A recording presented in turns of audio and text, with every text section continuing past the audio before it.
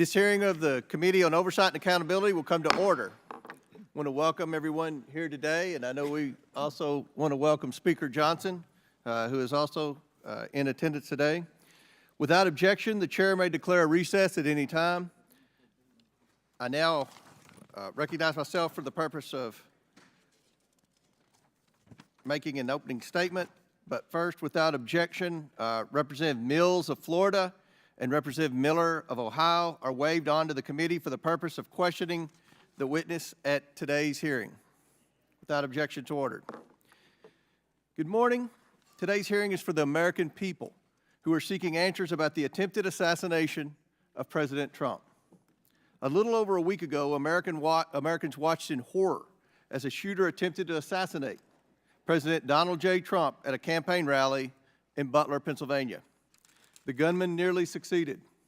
The bullet that struck President Trump's head was less than an inch from taking his life. President Trump survived, but one rallygoer, Corey Comparator, tragically did not.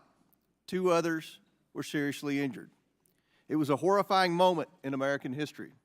The horror was exceeded only by the bravery of the law enforcement agents who threw themselves in harm's way when shots were fired. The bravery of a crowd unwavering in its refusal to panic, and the bravery of a bloody President Trump refusing to run. While we give overwhelming thanks to the individual Secret Service agents who did their jobs under immense pressure, this tragedy was preventable. The Secret Service's protective mission is to protect U.S. and visiting world leaders and safeguard U.S. elections through protection of candidates and nominees. The Secret Service has a zero-fail mission, but it failed on July 13th and in the days leading up to the rally. The Secret Service has thousands of employees and a significant budget, but it has now become the face of incompetence. The committee has a long track record of providing oversight of the Secret Service. Our predecessors, both Jason Chaffetz and Elijah Cummings, among others, worked together to issue warnings and recommendations to address obvious shortcomings in the agency's makeup and operations. Unfortunately, those warnings and recommendations have gone unheeded. A former president and current candidate for president was shot in the head by a sniper within 500 feet of the podium. This is unacceptable, and we are concerned the Secret Service lacks the proper management to keep protectees safe from bad actors. Americans demand answers, but they have not been getting them from the Secret Service. We are instead learning about new facts about the events surrounding the attempted assassination every day from whistleblowers and leaks. Americans demand accountability, but no one is yet to be fired for this historic failure. Today's witness, Secret Service Director Kimberly Cheadle, is here under subpoena to answer questions about how the agency failed President Trump and the victims who attended the rally in Butler, Pennsylvania. It is my firm belief, Director Cheadle, that you should resign. However, in complete defiance, Director Cheadle has maintained she will not tender her resignation. Therefore, she will answer questions today from members of this committee seeking to provide clarity to the American people about how these events were allowed to transpire. We will ask these questions because the Secret Service and its parent agency, the Department of Homeland Security, have been unwilling to provide answers to the American people. DHS has sought to push this hearing to a different time. Secret Service has suggested the hearing occur without media presence, and both agencies have provided only shallow explanations to Congress about what happened on July 13th. Indeed, DHS and Secret Service's lack of communication with the Oversight Committee required me to issue a subpoena compelling Director Cheadle to attend today, and still DHS requested more time to prepare.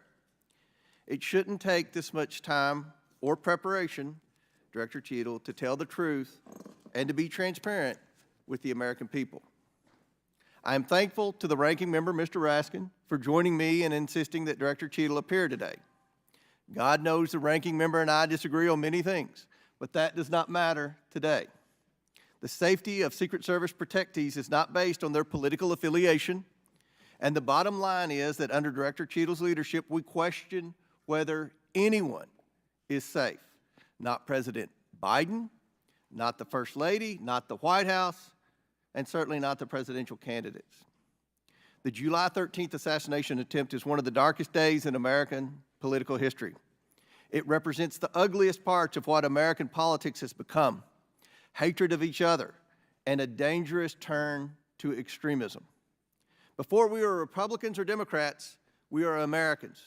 If we place our political affiliations above our duty and love of country, we cannot maintain a country. We must ensure our republic is strong, and our republic cannot be strong when our leadership, our elections, our institutions, and our candidates are threatened by extremism and violence. Today, Director Cheadle will answer questions about why she deserves to continue to play a critical role in preserving this country's safety and, at the very least, what led to the catastrophic, deadly events on July 13th in Butler, Pennsylvania. Again, I do not believe Director Cheadle deserves to maintain her position as head of the Secret Service, but members of the American people will make their own decisions based on her answers today. I urge Director Cheadle to be transparent and forthcoming in her testimony today. Americans deserve no less. We have a duty to find out how this happened and to ensure it never happens again.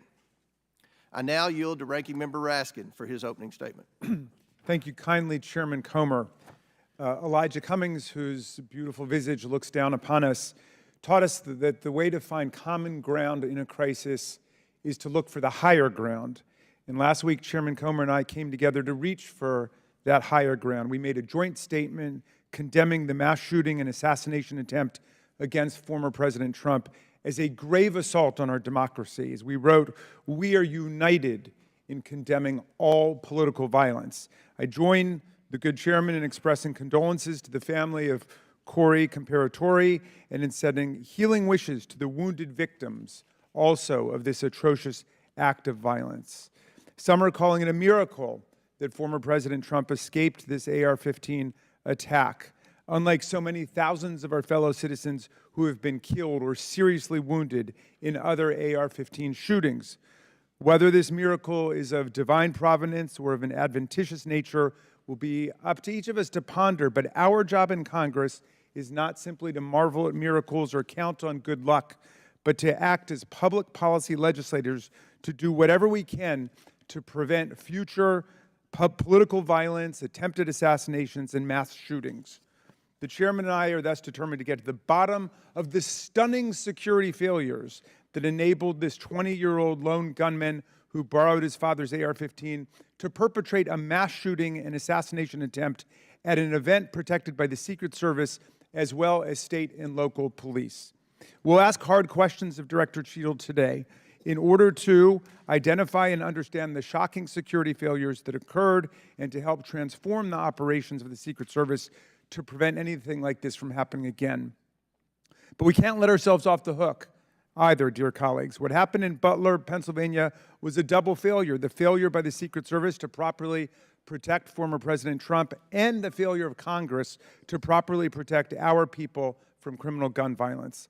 We must therefore also ask hard questions about whether our laws are making it too easy for potential assassins to obtain firearms generally and the AR-15 specifically.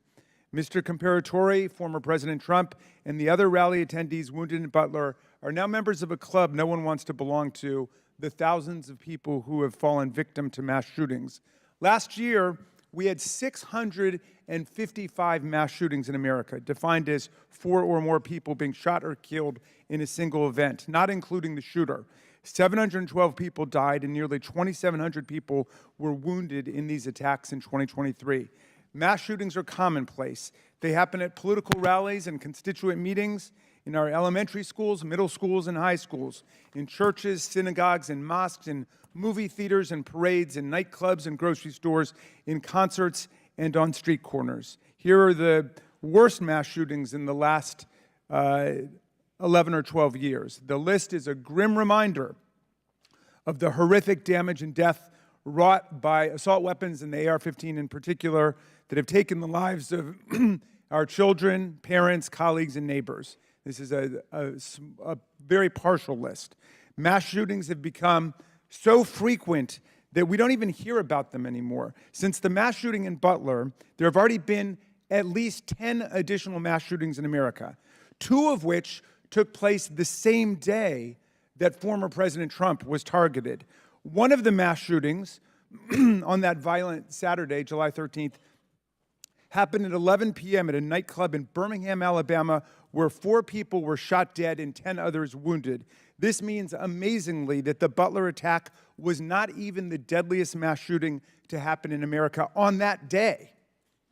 A weapon that can be used to commit a mass shooting at an event under the full protection of the Secret Service, together with dozens of state and local police, is obviously an intolerable threat to the rest of us who do not receive such protection and obviously does not belong in our communities. It's time to pass universal background checks and build on this administration's work to ensure that we permanently close the loopholes in the Brady law for gun show purchases, online purchases, and private sales to prevent those weapons from getting into the hands of people we know to be a threat to others.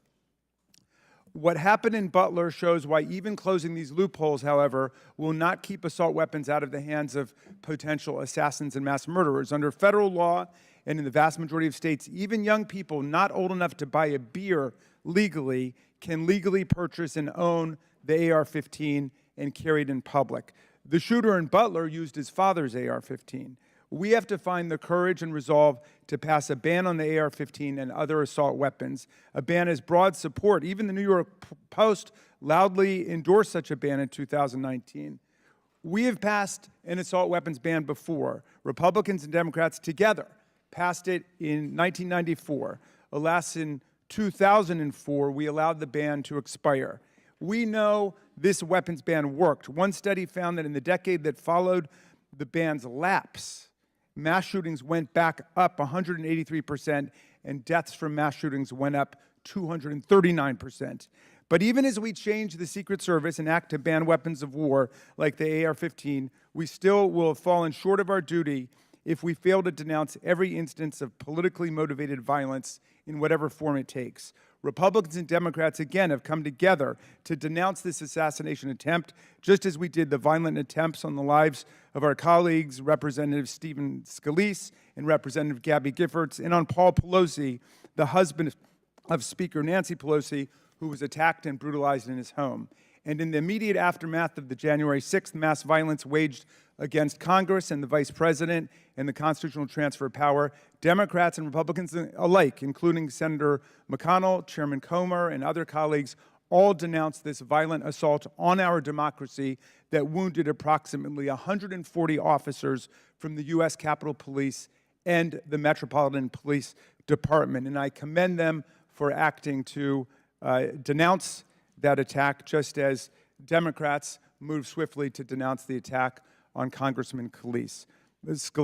Political scientists tell us that authoritarian attacks on democratic institutions begin with political parties refusing to disavow or openly embracing political violence. We have to reject that on a strong bipartisan basis, as Chairman Comer and I have done, even as we ensure our Secret Service is up to its vital task of protecting presidents and candidates, and as we work to ensure that America, the streets of our country, are free from the violence of weapons of war. Thank you, Mr. Chairman, and I yield back to you. Thank you. Gentleman yields back. Today, we are joined by Kimberly Cheadle, who was sworn into office on September 17, 2022, as the Director of the United States Secret Service.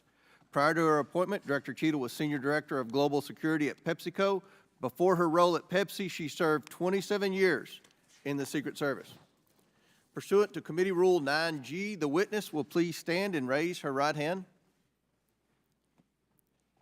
Do you solemnly swear or affirm that the testimony that you are about to give is the truth, the whole truth, and nothing but the truth, so help you God? Let the record show that the witness answered in the affirmative. Thank you. We certainly appreciate you being here today and look forward to your testimony. We normally limit testimony to opening statement to 5 minutes, but take all the time that you need. Obviously, the rules that we will abide by, when you're finished with your statement, we will then turn to questions. Each member will have 5 minutes. And just a note to the members, I'm going to strictly adhere to the 5 minutes. Once 5 minutes is up, I will hit the gavel. If the director is in the process of answering a question, we'll certainly let her finish her answers, and then we will move on. We're going to have about 100% attendance here today, plus a few additional add-ons. So this will be a very lengthy hearing, and we want to make sure every member gets their 5 minutes uninterrupted to be able to ask these important questions in this very bipartisan hearing today. I now recognize Director Cheadle for your opening statement. Thank you. Good morning, Chairman Comer, Ranking Member Raskin, and distinguished members of the committee. My name is Kimberly Cheadle, and I am the Director of the United States Secret Service. I appreciate the opportunity to appear before you today.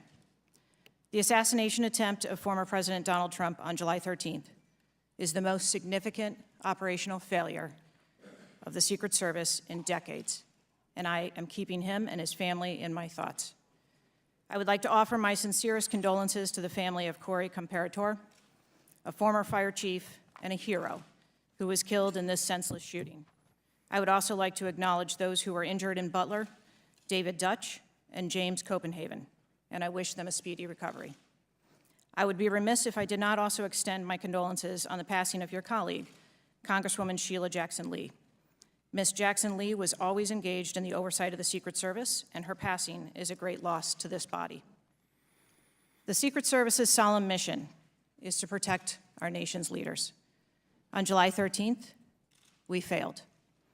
As a director of the United States Secret Service, I take full responsibility for any security lapse of our agency. We are fully cooperating with ongoing investigations. We must learn what happened, and I will move heaven and earth to ensure that an incident like July 13th does not happen again.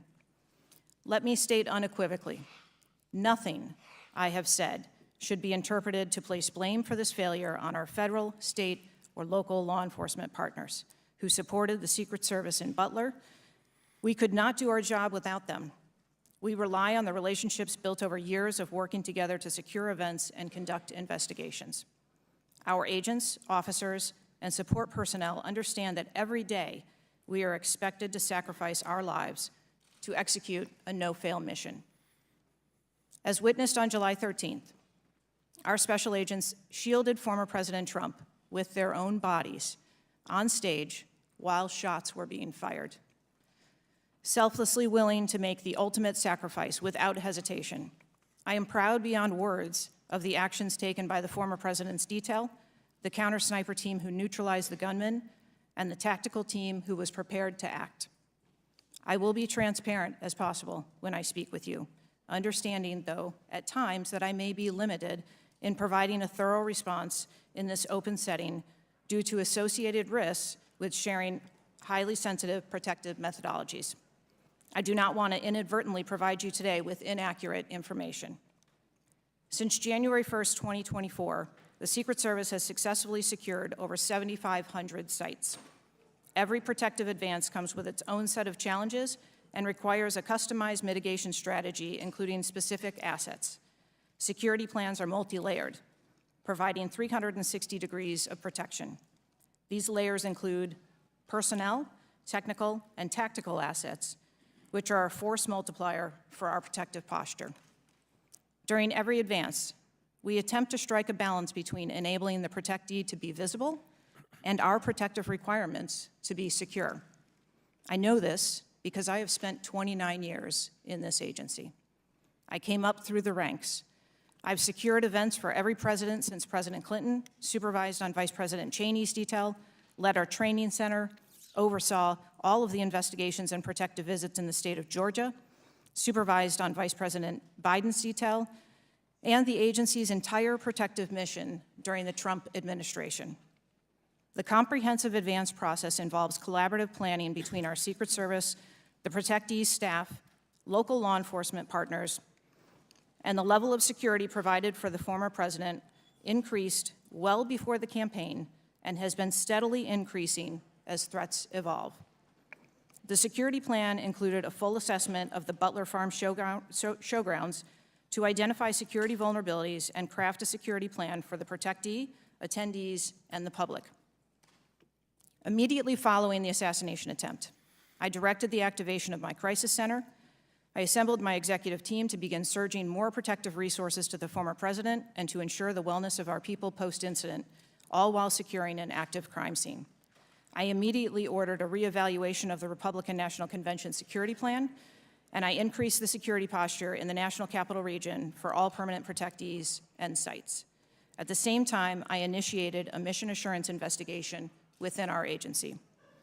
I have instructed my team that all necessary resources will be dedicated to investigating these matters. We will not rest until we have explored every option, and we will leave no stone unturned. But I want to be clear, I am not waiting for these investigations to be completed prior to making changes. Over the past 2 weeks, we successfully led the planning and execution of the 75th NATO Summit and the Republican National Convention. Over the next few months, we will implement security plans for the Democratic National Convention, the United Nations General Assembly, and have already begun planning and coordinating the 2025 inauguration. It is now more important than ever for the men and women of the Secret Service to remain resilient and to focus on what is necessary to carry out our critical mission. Our agency needs to be adequately resourced in order to serve our current mission requirements and anticipate future requirements.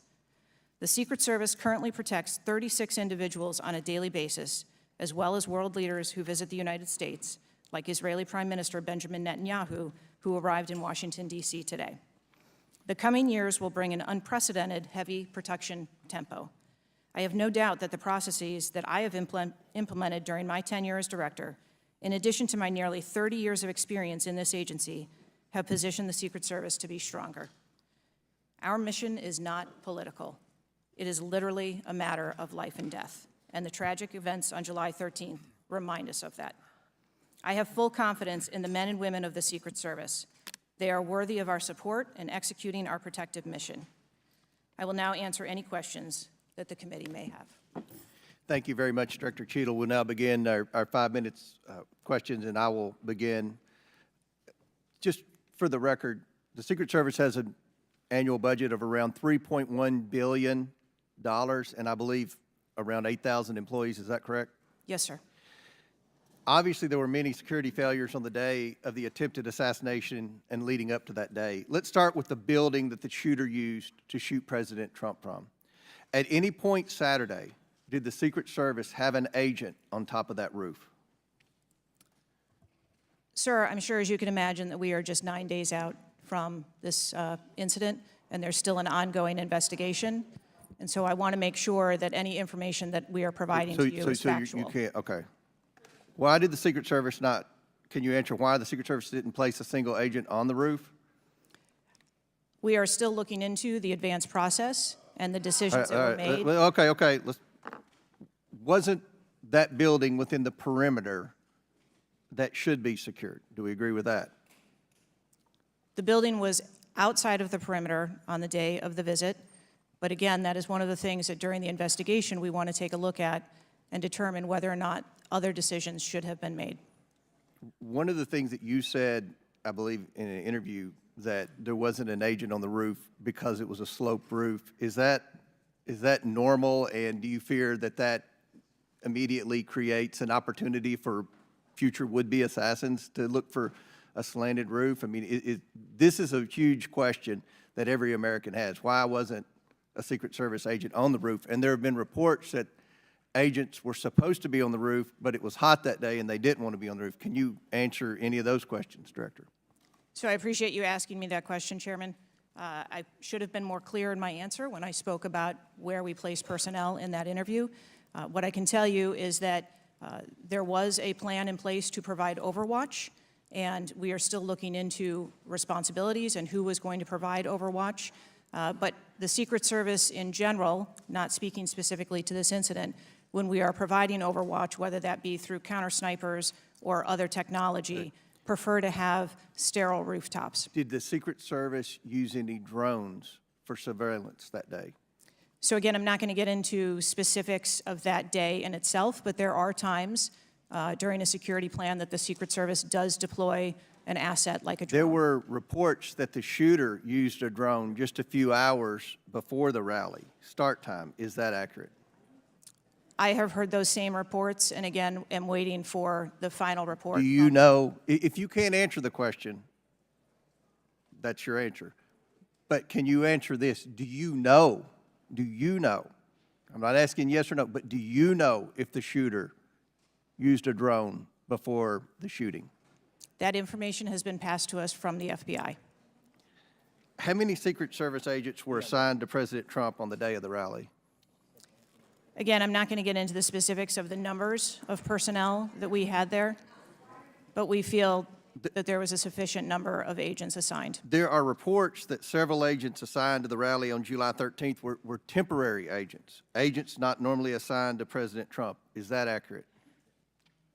What I can tell you is that the agents that were assigned to former President Trump are Secret Service agents that provide close protection to him, and that was what was actual on that day. How many temporary agents were there that day? Quite frequently, sir, during campaign events, the Secret Service utilizes agents from HSI or the Department of Homeland Security. You don't to know how help many, or you supplement can't answer? our plan. Have the investigators reconstructed the shooter's precise movements over the past days, weeks, and months? So, again, We need to have confidence that if the FBI is leading this investigation, that they're leading a credible investigation, because there's some of us sitting up here today that don't have a lot of confidence in the FBI. So I will repeat the question. Have the investigators reconstructed the shooter's precise moments over the past days, weeks, and months? I understand your question, Chairman, and I share your concerns about wanting to make sure that we have factual information. The FBI is conducting a criminal investigation. The Secret Service is conducting an internal investigation. There are a number of OIG investigations, and there is the external investigation that the President Last question for me. Before July 13th, had the Trump detail requested additional resources? What I can tell you is that for the event on July 13th, the details that were the assets that were requested for that day were given. Okay. My time has expired. Chair now recognizes Ranking Member Raskin for 5 minutes. Thank you, Mr. Chairman. It's been reported that before former President Trump got up on the stage at around 6 p.m.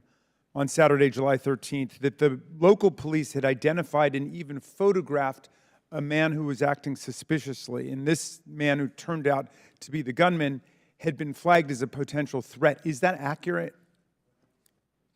What I can say is that the individual was identified as suspicious. So he was known to be suspicious before former President Trump took the stage. That is the information I have received. Why was he allowed to take the stage with a suspicious person having been identified in the crowd?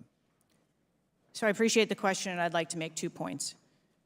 If the detail had been passed information that there was a threat, the detail would never have brought the former president out onto stage. That is what we do, and that is who we are. We are charged with protecting all of our protectees. So you distinguish between someone who is suspicious and someone who's threatening, is that right? I do. There are a number of times at protective events where suspicious people are identified, and those individuals have to be investigated and determined what is it that identifies that person as suspicious. So did you deny a request for additional resources that had been made by the Trump campaign? There were no assets denied for that event in Butler on the 13th. I see. So you're saying there were requests made for additional assistance for other specific events rather than for the campaign as a whole. Is that right? I'm sorry, I'm not understanding. Well, you seem to say that there were not additional resources requested for that event. And forgive me for being unfamiliar with this. Is it requested event by event, or is it requested just in general for the campaign?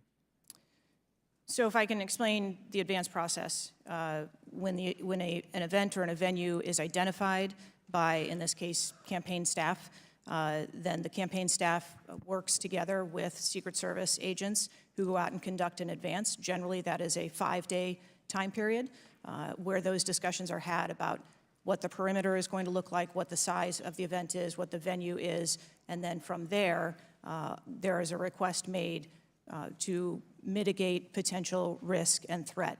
And I'm saying that on that day, the requests that were pushed forward were granted. So the Secret Service did not know that the gunman actually had a weapon before President Trump was allowed to get up on the stage?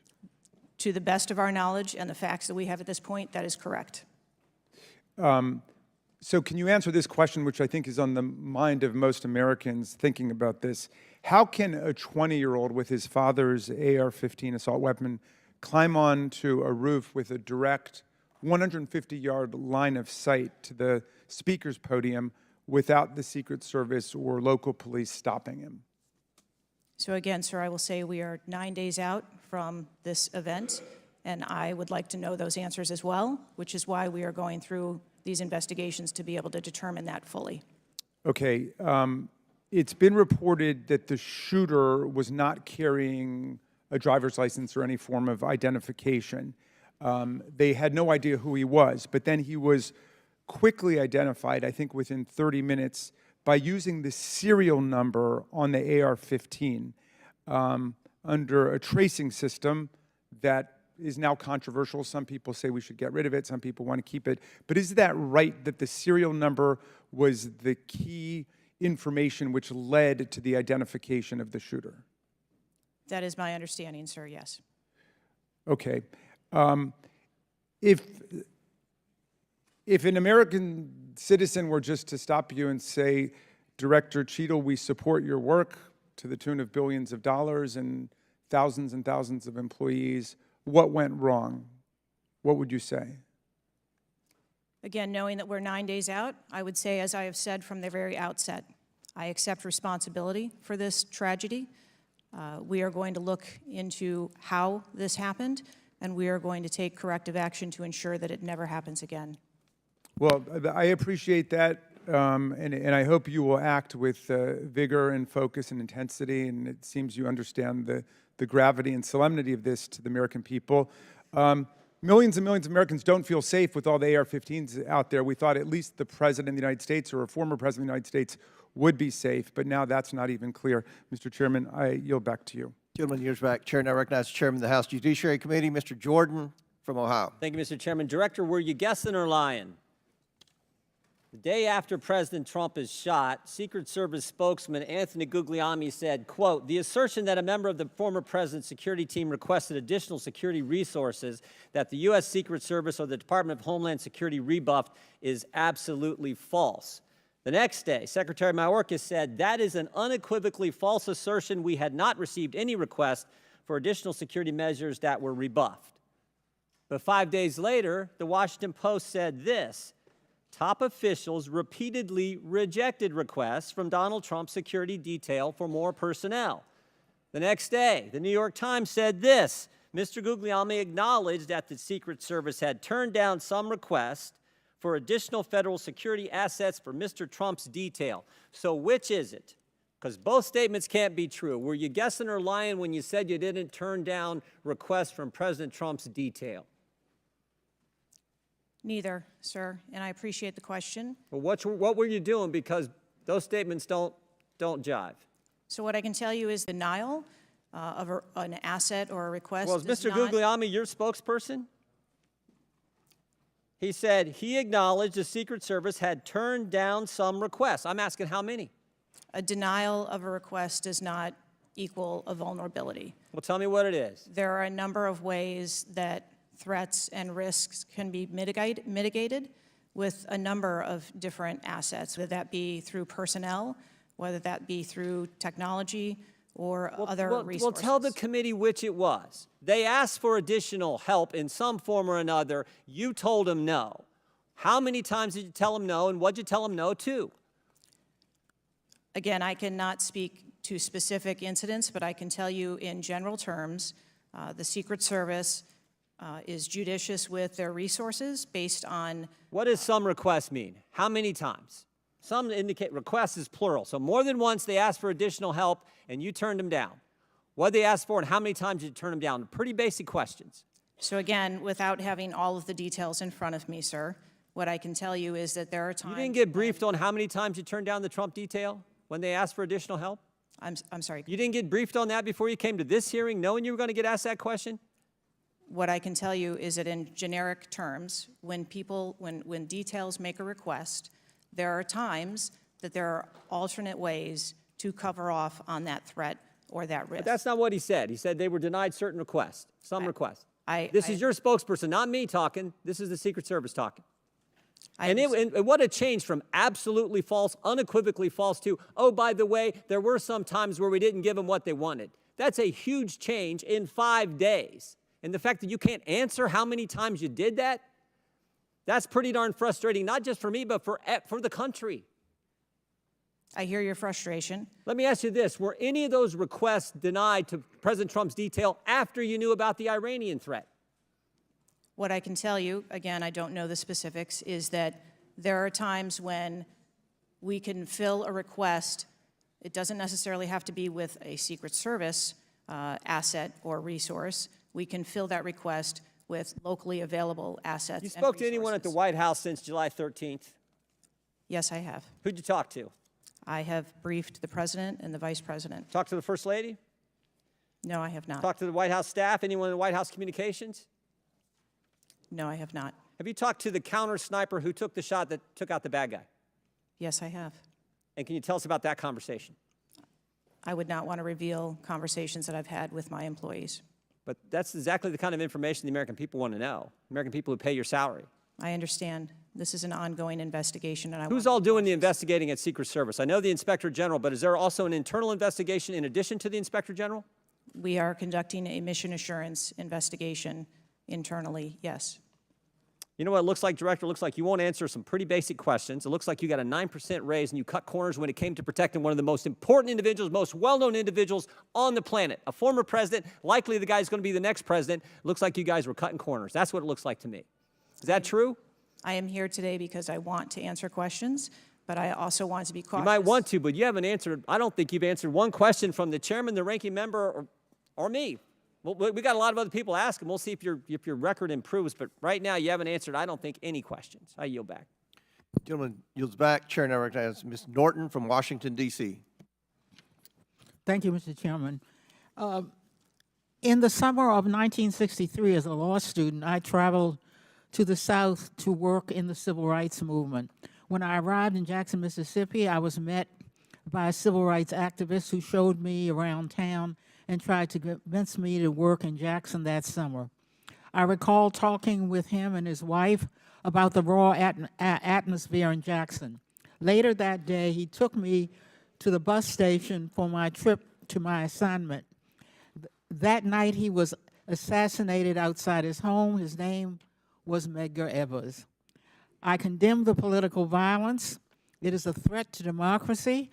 I want to discuss one of the roots of political violence, guns.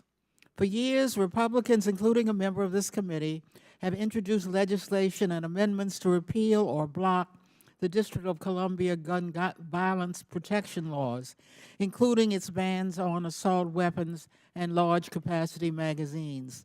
The shooter at the Trump rally used the mass shooter's gun of choice, an assault weapon, specifically an AR-15 style rifle, and presumably a large capacity magazine, which is defined in D.C. as a magazine that can hold more than 10 bullets. Under current D.C. law, D.C. does not recognize concealed carry permits issued by other jurisdictions, but it does issue concealed carry permits to both residents and non-residents.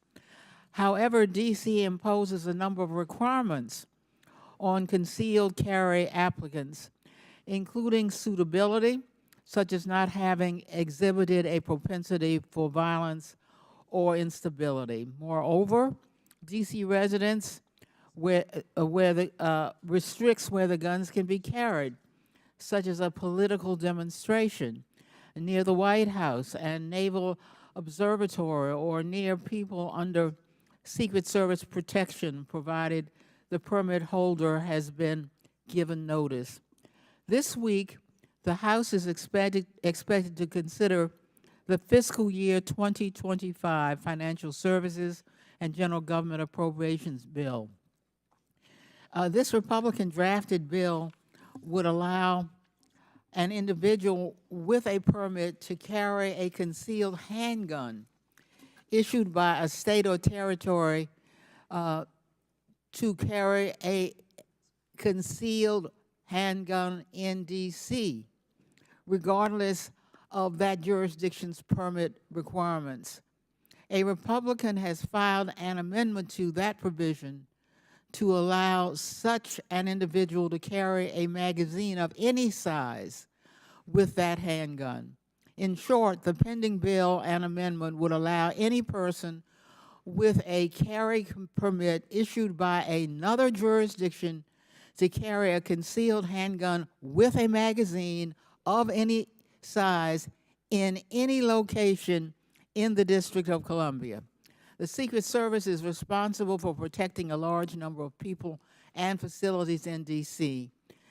Director Cheadle, would Secret Service protectees in D.C. be safer or less safe if people who have exhibited a propensity for violence or instability could carry a concealed handguns in D.C.?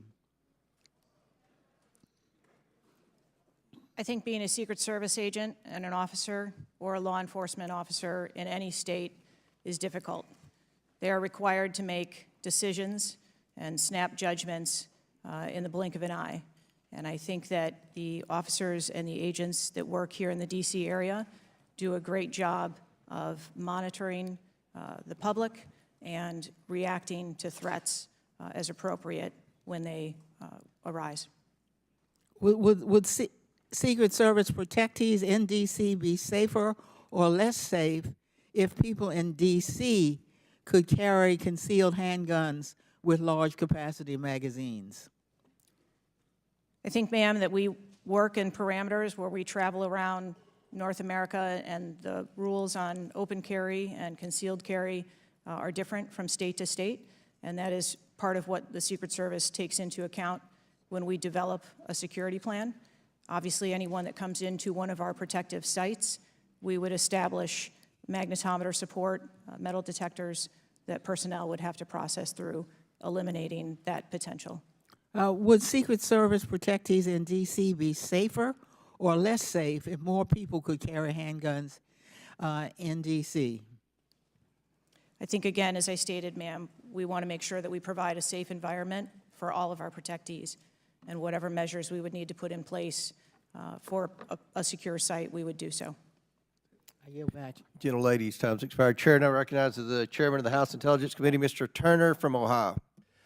Director Cheadle, your opening statement indicates that the Secret Service constructed a security plan for the site in Pennsylvania. I'm assuming that security plan would also include the security footprint for the site, but it also would be based upon a threat assessment for the risk threats associated with Donald Trump and the crowd in attendance. Would it not include a threat assessment?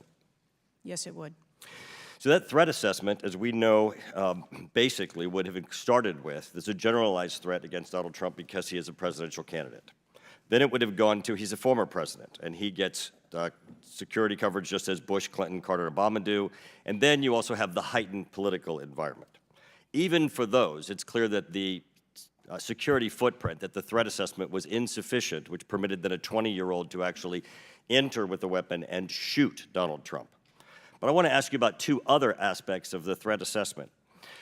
It is known and public that Iran is a threat risk for Donald Trump. They're a threat risk for John Bolton, former Secretary of State Pompeo, and Donald Trump, because they have indicated they want to assassinate them as a result of retaliation for the killing of Soleimani. That is both, for Iran, a generalized threat. They're targeting these individuals, but also most recently, a specific threat to Donald Trump himself. Now, I want to enter into the record by UC a Department of Justice Public Affairs release, a CNN article, an article from Fox News, and an article from CBS, all of which acknowledge Without objection to order. that this threat exists for Donald Trump from Iran, and that there are specific threats, most recently, that have been acknowledged. Director Cheadle, have you read the intelligence of the generalized threat to Donald Trump by Iran as a result of their desire to retaliate for the killing of Soleimani. I have. Have you read or been briefed about the intelligence of the specific recent threat to Donald Trump from Iran? Yes, I have. Director Wray, when we were getting our briefing, indicated that he thought the threat assessment should have included this threat from Iran. Is it your testimony today that the threat assessment, since you've read this intelligence, was sufficient to protect him from this threat from Iran? My testimony today is that the information that we had at the time was known. Was it sufficient? Director Cheadle, was it sufficient for the Iranian threat that you said you have read the intelligence briefings for? That information was passed to... Well, I'm not asking the Hotel? bureaucratic issue of who did it get passed around to. Director Cheadle, was it sufficient for the specific and generalized threat to Donald Trump's life from Iran? Yes, I do believe it was. Director Cheadle, is an Iranian assassin more capable than a 20-year-old? Sir, I think we've acknowledged that there was gaps and a failure that day. When I raised this issue with Director Wray, he was incensed. He was shocked that the threat assessment of Iran did not seem to be, as we and I discussed, baked in to your security footprint and your threat assessment. And he went on to say that the generalized threat that he has told the whole country that we are under from a potential terrorist threat. He has said we're under the highest threat level since 9/11, that the lights are flashing red. And he has specifically indicated that people have crossed the southern border as a result of the Biden administration's policy, and that there are in our country today terrorists and individuals who are affiliated with terrorist groups and organizations. That would be a heightened threat environment, Director Cheadle, would it not? Yes. In his public statements, he has said he is making these statements because he wants people to take them into consideration in threat assessments, specifically. Now, that would be a threat not just to Donald Trump, but it would also be a threat to the crowd there, wouldn't it? Yes. Are ISIS terrorists and al-Qaeda terrorists and international groups and terrorists more capable than a 20-year-old in pulling off either a mass shooting or an assassination of Donald Trump? Sir, again, there was clearly a breakdown and a failure that day. Have you read the intelligence of the terrorists that are currently in the United States that Director Wray speaks, and those individuals that are here that are affiliated with terrorist groups and organizations that are in the process, as Director Wray said, of representing a significant threat of a terrorist attack occurring in the United States? I have read reports that apply specifically to the Secret Service's mission.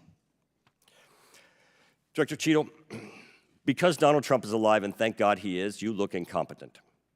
If Donald Trump had been killed, you would have looked culpable. No aspect of this that indicates that there has been any protection to Donald Trump. The threat was identified before he took the stage, and the shooter was only killed after Donald Trump himself was killed. Not only should you resign, if you refuse to do so, President Biden needs to fire you, because his life, Donald Trump's life, and all the other people which you protect are at risk because you have no concept of the aspect that the security footprint needs to be correlated to the threat. I yield back. Chair now recognizes Mr. Lynch from Massachusetts. Thank you, Mr. Chairman. Director Cheadle, there were multiple security failures at the former president's rally in Butler, Pennsylvania. First of all, there was a failure to isolate the podium from exposure to direct fire. Do we know who made that decision to allow that rooftop to remain as an unprotected area? Do we know who came up with that security plan that omitted that? Sir, I don't have a specific person to identify for you. Okay, well, that's what I'm looking for, so let's move on. There's also a breakdown in security and failure to confront the shooter over an hour before the former president began his remarks, when the shooter was identified as a person of interest. What particularly allowed agents or law enforcement to identify him as a person of interest? So I appreciate the question, and again, I will say that we are 9 days out, and There are a multitude of interviews that are still taking Okay, place. so did he have a rangefinder? There were some reports that the individual had a rangefinder. That would certainly raise my suspicion. Did he have a rangefinder? Yes, he did, but may I explain that at a number of our sites, especially when you're at outdoor venues, a rangefinder is not a prohibited item. It is sometimes an item that is brought in by individuals if you're going to be in the back. Did anybody confront him on that? Anybody ask him questions? What are you doing with the rangefinder? Anybody confront him on his presence where he was in proximity to the president? So again, to my knowledge, I believe that that was the process that was taking place, was to locate the individual. Did they confront him? Did they go up to him? Did they talk to him? I do not have those details at Okay, this time. those are important details. There was also a failure to communicate between law enforcement to act quickly upon information provided by either local law enforcement or rally attendees that the suspect was positioned on the roof. There were minutes of delay before any meaningful action was taken, even though he was several hundred feet from the podium, and this was obviously minutes before the shooting. Let me ask you, there was considerable delay in removing the president from the podium after the shooting began. He got shot in the air. It was still over a minute before he was removed from the stage. Meanwhile, this shooter had multiple clips, several clips. He got off 8 shots, and he had the capacity and the ability, if he was not neutralized, to basically mow down that whole Secret Service detachment as well as the president. What, from your own investigation, caused that delay under the circumstances? What I can tell you is that when the agents identified that the shooting was taking place, in under 3 seconds, they threw themselves on top of the president. I understand that there was heroism there, no question about it, no question about it. But protocol would indicate, and these are, the opinions of various former Secret Service agents, people who have done this work in the past, that over a minute of exposure on that podium with a shooter with a high-capacity weapon who had already wounded the president and could have got off, we don't know how many more rounds, and yet the president remained exposed, even though he was joined in that exposure by the Secret Service in their heroic acts. It just, I don't know if there's a good explanation for that. Our personnel created a body bunker on top of the president. I get that. Shielding him. Yeah, this was an AR-15 style weapon that would have made pretty quick work if he was determined and able to do so. This is not the first investigation that we've had of the Secret Service during my time here on this committee, and the last one we had, our previous investigation determined that the Secret Service was experiencing a staffing crisis that poses perhaps the greatest threat to the agency, and that's a quote. Is that staffing crisis still in place? Is that still something that you deal with on a daily basis? As of today, the Secret Service has just over 8,000 employees. We continue to hire, knowing that we need to ensure that we keep pace with What would be the full complement of And gentlemen, time's expired, but please answer the question. yeah.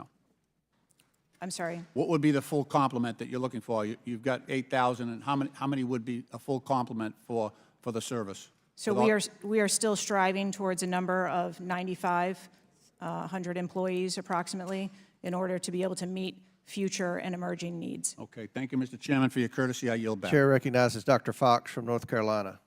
Thank you, Mr. Chairman. Director Cheadle, what grade would you give the Secret Service's performance in Butler, Pennsylvania on July 13? As I've stated, ma'am, this was clearly a failure. I would grade the agents and officers who selflessly threw themselves in front of the president and neutralized the threat an A. I think that we need to examine the events that led up to and prior to that day. You stated in 2021 that the Secret Service has a zero-fail mission. It's clear that the events of July 13 show a cascade of failures that cost Corey Comparator his life, nearly cost former president his life, and injured David Dutch and James Copenhaver. When an agency fails spectacularly at its mission, those responsible must be held accountable, and the problems must be fixed so they cannot happen again. Why should the American people or the officials you're responsible for protecting have confidence in your ability to lead the Secret Service after such a spectacular failure? I appreciate the question, and I am committed to finding answers so that we can make the agency stronger after this. You said on July 15 that the buck stops with me. How are you taking accountability for the Secret Service's failures during the July 13 assassination attempt on President Trump? I have taken accountability, and I will continue to take accountability. I am responsible for leading the agency, and I am responsible for finding the answers to how this event occurred and making sure that it doesn't happen again. So I would like to explore how you got the job as director of the United States Secret Service. Is it typical for the director of the Secret Service to be recommended for the role at the behest of a president's family and senior staff, perhaps at the request of Jill Biden or Anthony Bernal? I got the job as a director of the Secret Service because I spent 27 years in an agency with a mission that I absolutely love. I started my career in Detroit. I worked my way up through investigations and protection. Was there competition for the position? You would have to ask those who were involved in the interview process. But you think you are the best person in the country to head the Secret Service? I think that I am the best person to lead the Secret Service at this time. The Secret Service receives billions in funding each year, as has been explained by my colleagues here. In fact, you've had an increase in real terms of 55%. As you're no doubt aware, staffing levels for those assigned to protect the president, former presidents, and other senior officials has decreased by about 350 between 2014 and today. Clearly, a lack of financial resources not to blame for the staffing shortage. In 2022, the Secret Service saw nearly half its workforce leave in 1 year, and during the same year, it was ranked dead last among law enforcement agencies in the best places to work in the federal government. Can you explain why your agency was so poorly rated and why so many staff left in just 1 year? So with all due respect, I dispute the statistic of half of the employees leaving in 2022. I think that has been inaccurate data that's been reported out there. But what I can tell you is, as I have returned as the director of the agency, we have had an increase in hiring and staffing and an increase in resources, and we are committed to continue to hire so that we can be staffed appropriately to meet the dynamic mission that we have. Well, you may want to dispute it, but it's out there. My understanding, given the high-profile failures and rotten culture at the Secret Service during your nearly two-year tenure, why should the American people have any confidence in your ability to lead the Secret Service to perform its zero-fail mission to protect our senior leaders? The Secret Service has an incredible culture. Our men and women place service over self. They come in every day willing to risk their lives for our protective mission, and they work investigations that thwart people who would do harm to children, child exploiters. We have an incredible mission, and our culture is we will get the job done no matter what. Well, those on the front line certainly have a great culture, and they were willing to risk their lives for President Trump. But I'm not sure the leadership at the agency has this right kind of culture. I yield back, Mr. Chairman. Chair now recognizes Mr. Conley from Virginia. Thank you, Mr. Chairman. Well, I hope the American people do appreciate the incredible daily risks Secret Service agents take on our behalf. You mentioned there are 36 regular clients you've got that you protect constantly, but I was participating in the NATO summit just 2 weeks ago. We had 32 heads of government and heads of state, plus visiting heads of state and heads of government. Presumably, you provided protection for all of them. That is correct. Just saying. Help us understand, however, I will stipulate that there's an ongoing investigation. You don't want to go into too much detail on that until you've been able to ascertain all the facts and analyze what they mean. You can understand, however, the anxiety we and the American public have about how could this happen and how can we ensure it can't recur. Now, there are some things my friends on one particular side of the aisle don't really want to talk about, like AR-15s and access to them by a 20-year-old, or anybody for that matter. Presumably, Director Cheadle, the ubiquity of weapons, guns in America, especially assault weapons or semi-automatic weapons, that's helped your job and the mission of your agencies, right? It's made it less complicated. Isn't that true?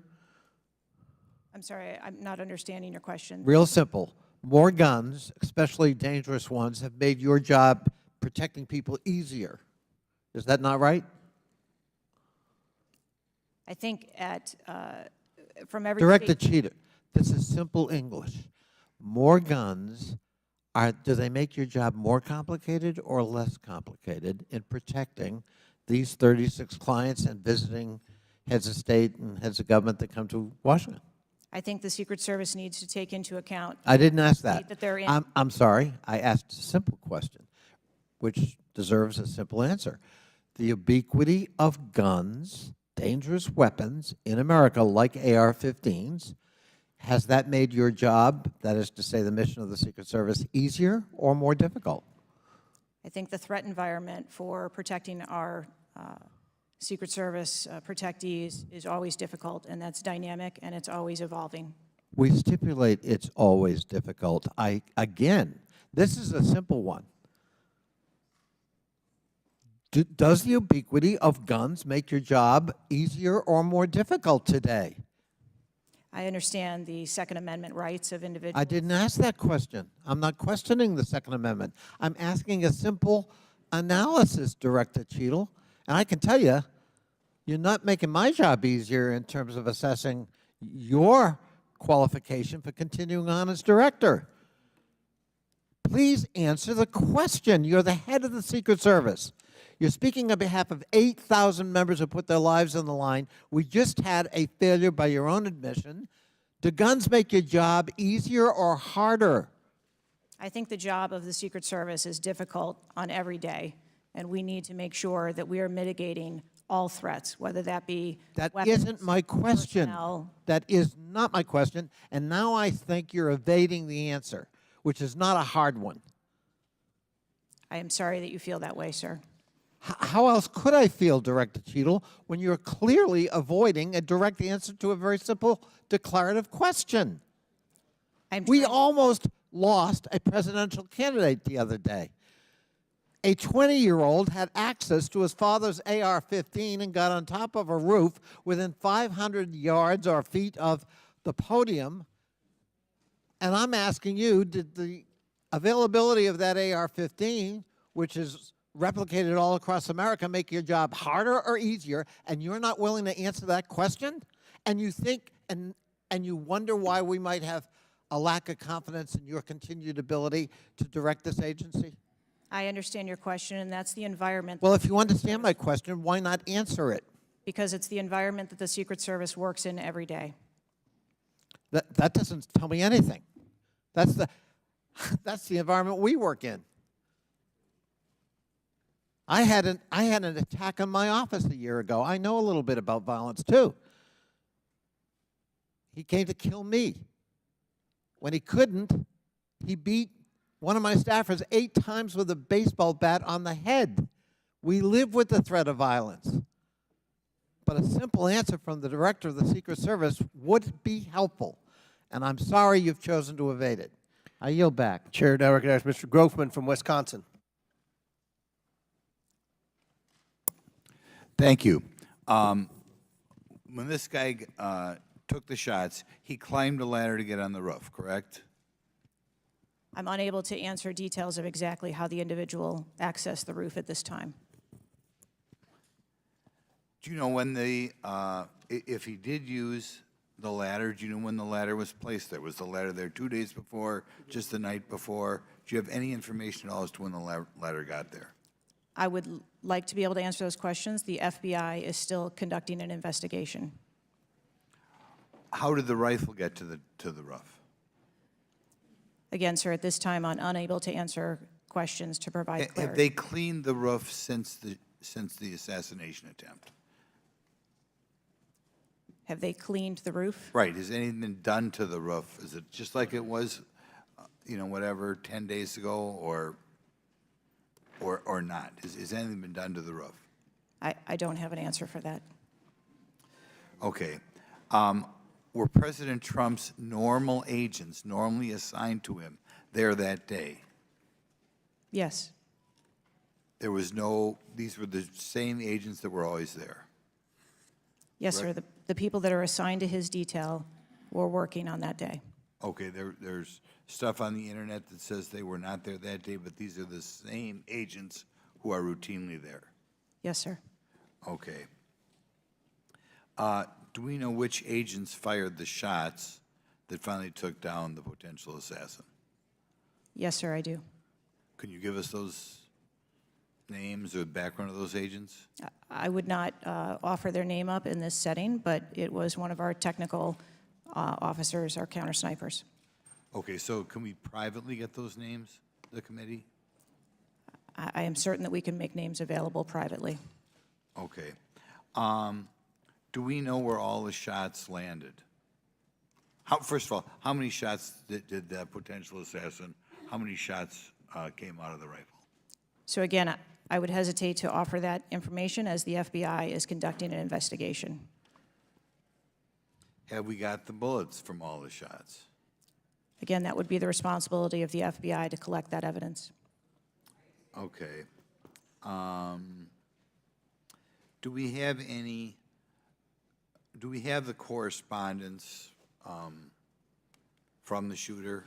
Has that been recovered from his phone, whatever? Again, I would have to defer you to the FBI for details on that investigation. Okay. You've spent some time trying to change the makeup of the Secret Service. Okay, you feel there are, whatever, too high a percentage are men. Does this affect at all who you are hiring for the Secret Service? I've spent my time as the director trying to increase the number of people that we hire in the Secret Service so that we have the best and the brightest, and that's been my concentration as the director. Okay, you ever not hiring men because of your desire to hit certain targets?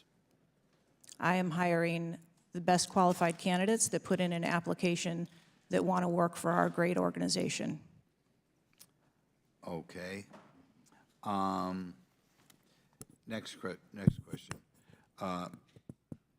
The shooter obtained a direct sight of President Trump from the position on the rooftop. I assume that is not something that should ever happen. It should never happen. Do you want to elaborate a little on how that happened, or what you wish you had done differently, or would do differently next time there's a Trump rally? Again, sir, the facts of this particular event are still unfolding. 9 days, there have been a number of reports that have been out there, so I do not want to provide information that perhaps would contradict something that has been erroneously reported or is not factual. But there clearly was a mistake, and we will take every effort to make sure that this never happens again.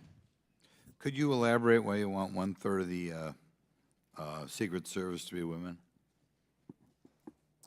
I've never stated that I want 1/3 of the Secret Service to be women. 30% or something? You had some target, no?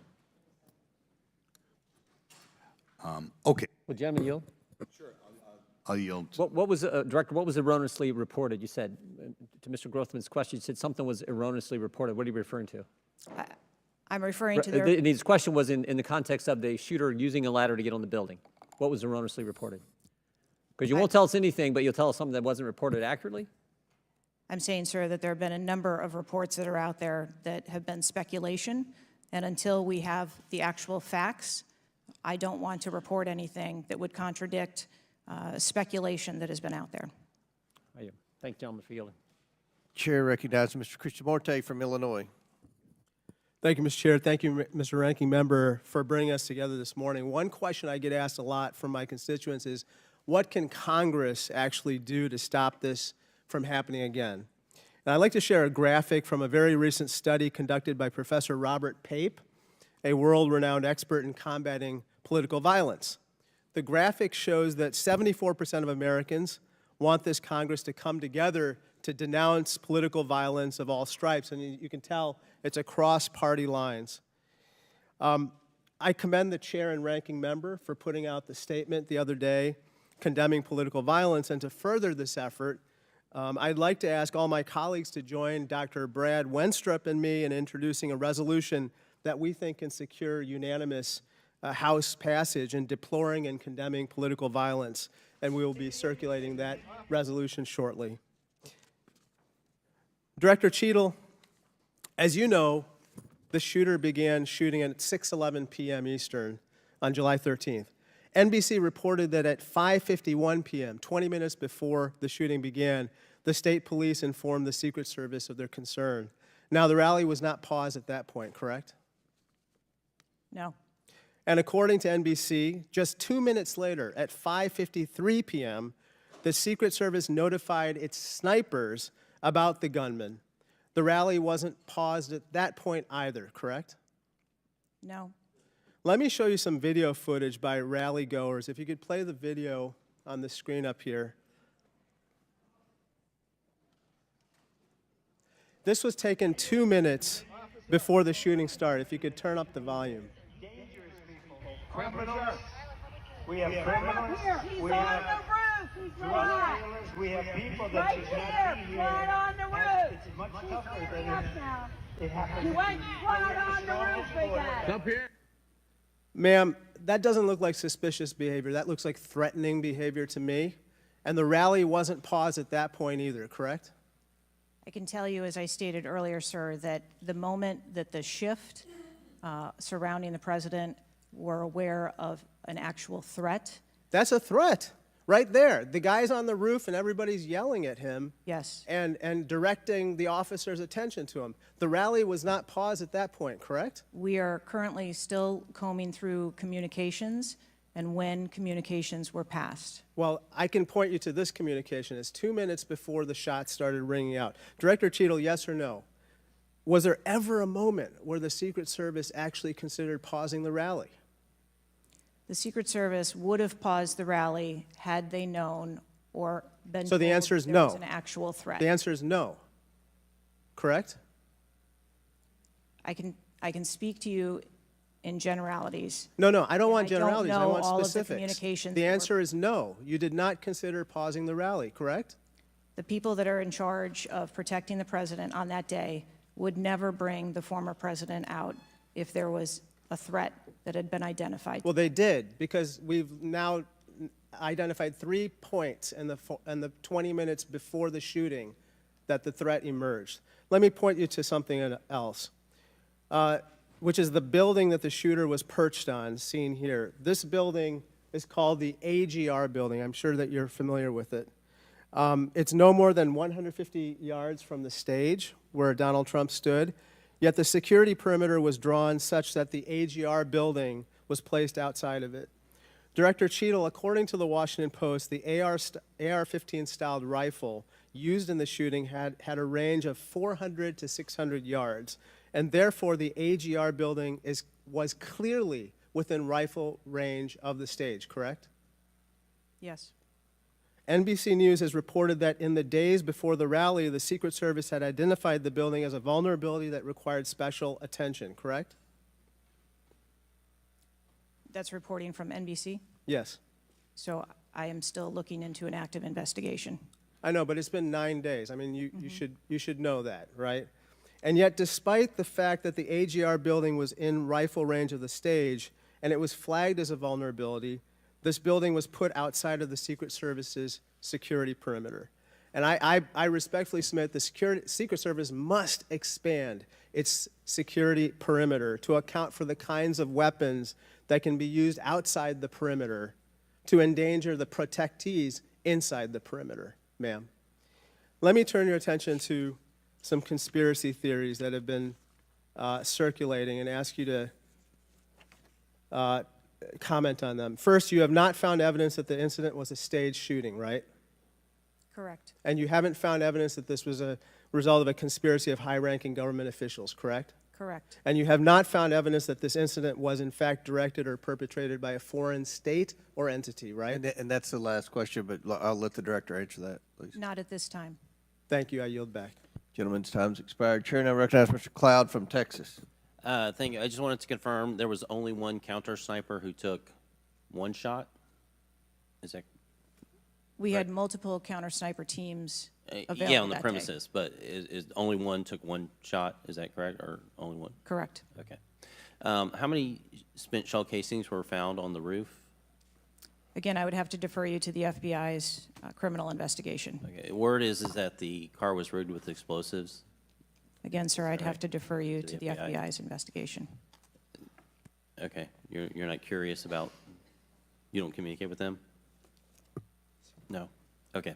CNN reported that the Secret Service did not sweep the building the shooter was used to shoot President Trump and other attendees. Is that true or false?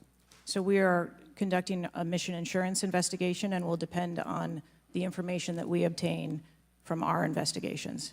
Okay. The Secret Service knew there was a suspicious person anywhere from 8 minutes before President walked on stage to 30 to 60 minutes. We have different reports. Was President Trump or his team notified of the threat? I think there's a difference and a distinction between suspicious person. and threat. Yeah. So we are going back and looking at communications to know when the information about a suspicious person was passed to Secret Service personnel. Okay, but was President Trump or his team notified? Again, we are going back and looking to make sure that we have the exact information of when those notifications were made and who those notifications were made to. Okay. I think it's troubling for a lot of us that the number one question everyone in America is wondering is why was the roof left open? And after 9 days, we should at least maybe have a little bit of that information. And when you come to this committee hearing and you don't have anything to say about that, it's very, very troubling. Did you review the security plan for this event? I personally do not review security plans for events that take place across the country. Any of them? We have a number of events that Who's take the place. top level official who reviews the security plans? There's a number of people that review security plans. Who's as they ultimately unfold. responsible for signing off on a security plan? It's a conjunction of personnel. There are people on the ground, there are supervisors on the detail, there are people at headquarters. So there's not one person who says, okay, this is good, it's copacetic, we're going for it? I think much in the way that we build our security plans, where they are No multi-layered. doubt there's teams working different aspects of it, but ultimately, isn't there an individual who signs off on the plan? Much like how we design our security plans, they're multi-layered, there are multiple layers. So there's of no people. accountability? There is accountability, sir. There's, this is whether it's the FBI or Fauci or anything, it's time after time after time, these multiple layers of accountability turn into layers of plausible deniability, and agency after agency after agency. That's got to be fixed, because you keep coming here and expecting, yes, you're saying I'm responsible, and you're accountable for it, but then there's nothing. What do you mean by that? I mean, you're saying you're going to keep your job, right? I assure you, sir, that if we determine through the course of our investigation that someone or people need to be held accountable, we will do so. What level of, if President Biden, God forbid, had been shot and killed, would you think that was worthy of resignation? I would do the same thing that I'm doing here, where I would want to make sure that we are conducting an investigation, that there is continuity in that investigation, and that we could find the You answers do not to think what the happened. assassination of somebody under your detail is worthy of resignation? I think that this event was tragic and deserves answers. The thing that you've said so far is that you want to make sure that this never happens again. The thing is, everyone in America knows that's not the job description that you're tasked with. The job description you're tasked with is to make sure it never happens, period. One of your goals in the strategic plan is to champion diversity, equity, inclusion, and accessibility. You've accomplished the accessibility part.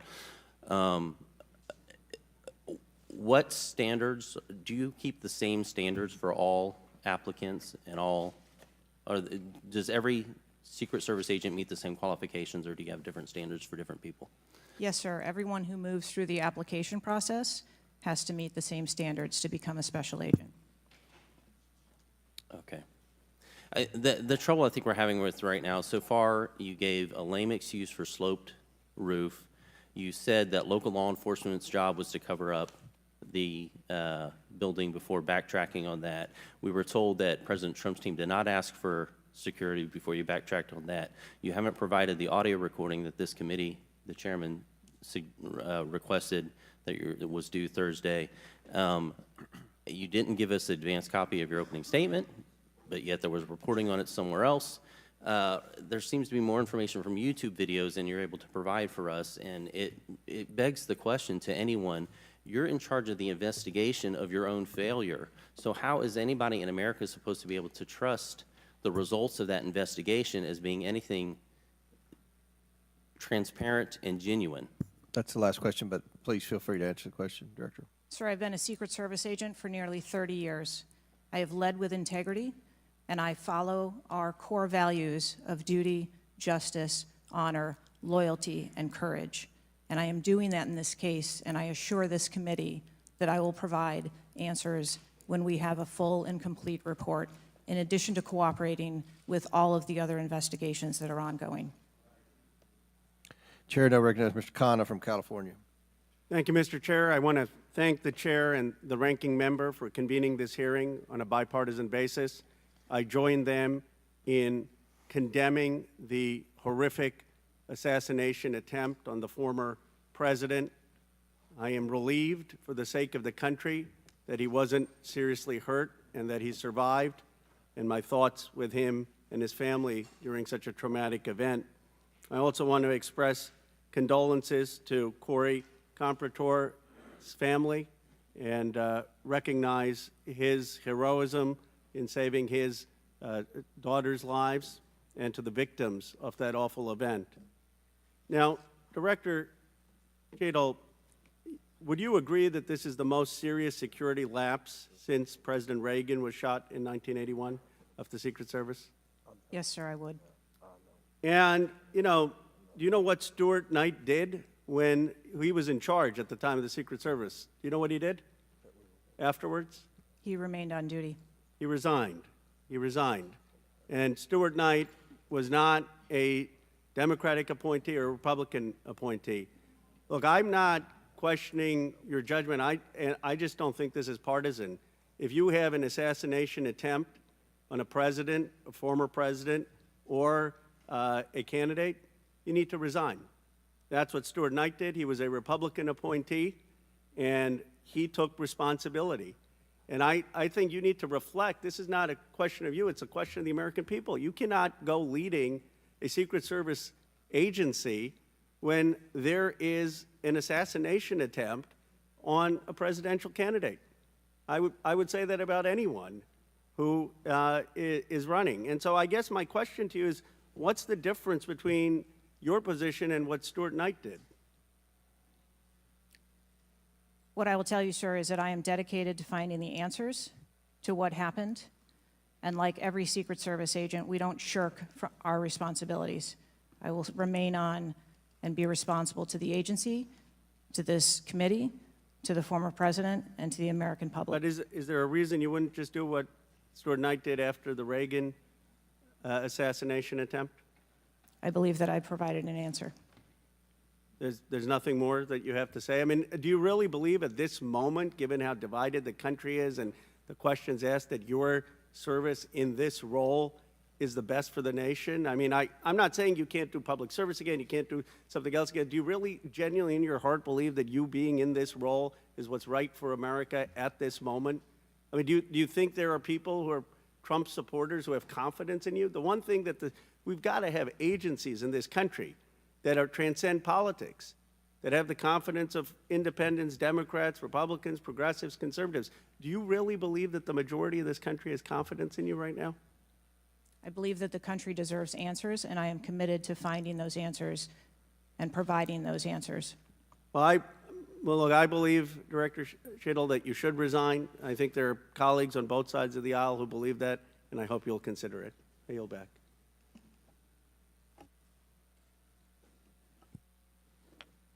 Chair now recognizes Mr. Palmer from Alabama for 5 minutes. Director Cheadle, did local law enforcement ESU teams have compromise authority to engage a perceived threat? Yes. Why do you think they didn't use it? I believe that they follow the same use of force that our You agency... don't, when you have compromise authority, you don't have to get permission if you perceive a threat. And there were not just the ESU units, but there were local law enforcement that had line of sight on the shooter before the shots were taken. So one of my questions is there was supposed to be a briefing with the Secret Service sniper units, your counter assault team members, with the contract team, with the local ESU teams. That didn't take place. Why was that? So I have been told that there has been a briefing. There was a briefing that took place. I've been told that there wasn't one. And again, we are still looking into the facts of the investigation. So Let me ask you this. When were you informed that there was a credible threat against President Trump, former President Trump? When did you learn of that? Sir, the former president has a number of threats. I didn't ask you that. There was a credible threat from Iran. When were you informed of that? Answer the question. We have been monitoring the threats You for knew the former president. You knew before the rally, okay? All right? The site security plan is generally drafted by the site supervisor and the site agent, probably out of the Pittsburgh district office. Did they take into account the credible threat against President Trump? Our personnel take into account the threats that are Then out why there. would they leave a building? And I will correct the distance that's been quoted. It was about 140 yards with clear line of sight to the president. Why was that building not occupied on the roof? I mean, you could have put Barney Fife on the roof and kept somebody from getting up there. So why wasn't that done? The plan that was developed that day encompassed a number ma'am, of security mitigations. The issue is the site supervisor, the site agent, and the special agent in charge, who I think signed off on the plan, did not include that in the inner perimeter, and they didn't have a plan to secure the building. As I understand it, the Butler County ESU unit was situated on the second floor of a building next to that, but they didn't have a clear line of sight of the roof. The angle was too severe. The photograph that was taken of the young man, of the shooter, when he had the rangefinder, was taken at 5:15. It wasn't until 5:38 that photograph was transmitted to the Secret Service sniper units. I don't understand the lack of interoperability here in the communication process. I don't understand why people didn't perceive that as a credible threat. The video that Mr. Christopher Morphy had shown there was clearly a credible threat. So how is it that all of these mistakes could be made? How many explosive devices were found on or near the site? Again, I would have to defer you to the FBI. Madam, I believe they were in his car, and I think there might have been one near a main gas line. It wasn't just the fact that he had a rifle. It was the fact that he had the ability to inflict enormous harm, enormous numbers of casualties, had those devices exploded. I want to know also, when when your agents conduct a site review, are they fully informed of all of the threats that are being made against the principle that they're protecting? What I can tell you is that when our agents go out to conduct an advance, their whole goal is to ensure I the safety understand and what their security. goal is. The failure to secure that building not only put the former president's life in danger, it put the lives of individuals in the crowd in danger as well. I mean, the Reagan shooting, there were other people shot at that time as well. And the Secret Service members' lives were in danger. So I don't understand how you can continue to stay in the position you're in when this was a failure of historic magnitude. 43 years without anything like this happening. And you failed, in this case, in a spectacular way. Mr. Chairman, I yield back. Gentleman yields back. Chair recognizes Mr. Mfume from Maryland. Thank you, Mr. Chair. I want to commend you and the ranking member on your joint statement and for holding this hearing that we might all at least attempt to try to get some answers. Some of us, Ms. Cheadle, grew up in an era not too unlike what we see today in terms of political violence. And some of us remember the November 22nd, 1963 assassination of President Kennedy. Some of us, like myself, remember 2 days later when Jack Ruby on live TV shot and killed Lee Harvey Oswald. We've seen over and over and over since that time these kind of attempts, whether it was the assassination of Martin Luther King or Bobby Kennedy, or the attempted attack on George Wallace in Laurel, Maryland, the shooting in 1981 of Ronald Reagan, our friend and colleague Steve Scalise shooting here in D.C., and the unfortunate attack on Paul Pelosi, and now this matter regarding former President Trump. Let me try, if I might, to take another walk at this. People just assume that whoever is in charge takes full responsibility when there's never been, at least on this magnitude and scale, this sort of failure. So when members ask you, are you going to resign, and you say you have no intention to, they are perplexed, like many people who watch what's going on. And there's some things I just don't understand. Why was the building, the ARG building, placed outside of the perimeter when clearly it was close enough for someone to launch an attack? So again, sir, we are looking into all of the details of how the advance was comprised, but I can tell you that there was overwatch on that building provided that day. By a drone? I'm not going to get into the specifics of technology or assets that were used in well, this forum. I think it's fair to say the overwatch failed because the shooter got up on the roof and stayed there for a while, and people had pointed him out. So do you think that your overwatch was a failure in that case? I think that we need to know the full details to understand how this occurred. And why was the rooftop left naked to begin with? Can you tell us that, considering it was within the line of sight and so very close? Again, I can't speak to the specifics of this particular event site, but what I can tell you is that when the Secret Service develops an advance plan, they take into account a number of factors when they're building their advance. If there are buildings or areas of concern, and overwatch is one of those mitigations that they want to put in place, then they will cover off areas of responsibility. I understand that, but the shooter came to the attention of your agency 52 minutes before the former president got to the stage. Did anybody get assigned to watch or cover that individual who had already been seen with a advanced finder on him and other suspicious matters? Was anybody assigned to track him? So what I'd like to clarify is that a suspicious individual I got that part. was It's brought not a threat. to the attention I know. of our personnel. And again, having a rangefinder at an outdoor event. Well, let me ask you this. When the suspicious person was brought to the attention of the Secret Service, was anybody in the detail ordered to follow and stay with that suspicious person just because they might become a threat? So we have a number of teams that are on the ground. And again, we are trying to verify the timelines of when those notifications were made to our personnel so that they could assume the responsibility of trying to track that individual.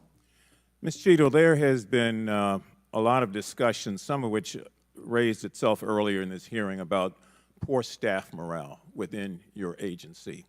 And I have the July 17th report of Government Executive, which is a credible reporting service for the federal government, for employees. And the 2023 ranking of places to work within the federal government showed, and this is through the Office of Personnel Management, that the Secret Service came in 413th out of 459 sub-agencies and agencies. Can you explain that? Certainly. What I can tell you is the Secret Service is a difficult job. It challenges our employees daily. It's holidays, it's weekends, it's no leave periods. But, Madam, people come to work knowing that. You do explain that when you hire somebody. They know that. It's the same with other agencies. They miss holidays, they come to work at odd hours. But to be one of the worst places to work within the federal government, 413 out of 459? I just need an explanation. What do you think as the director there? I think that this And that's the last question, but please answer Mr. Mfube's question.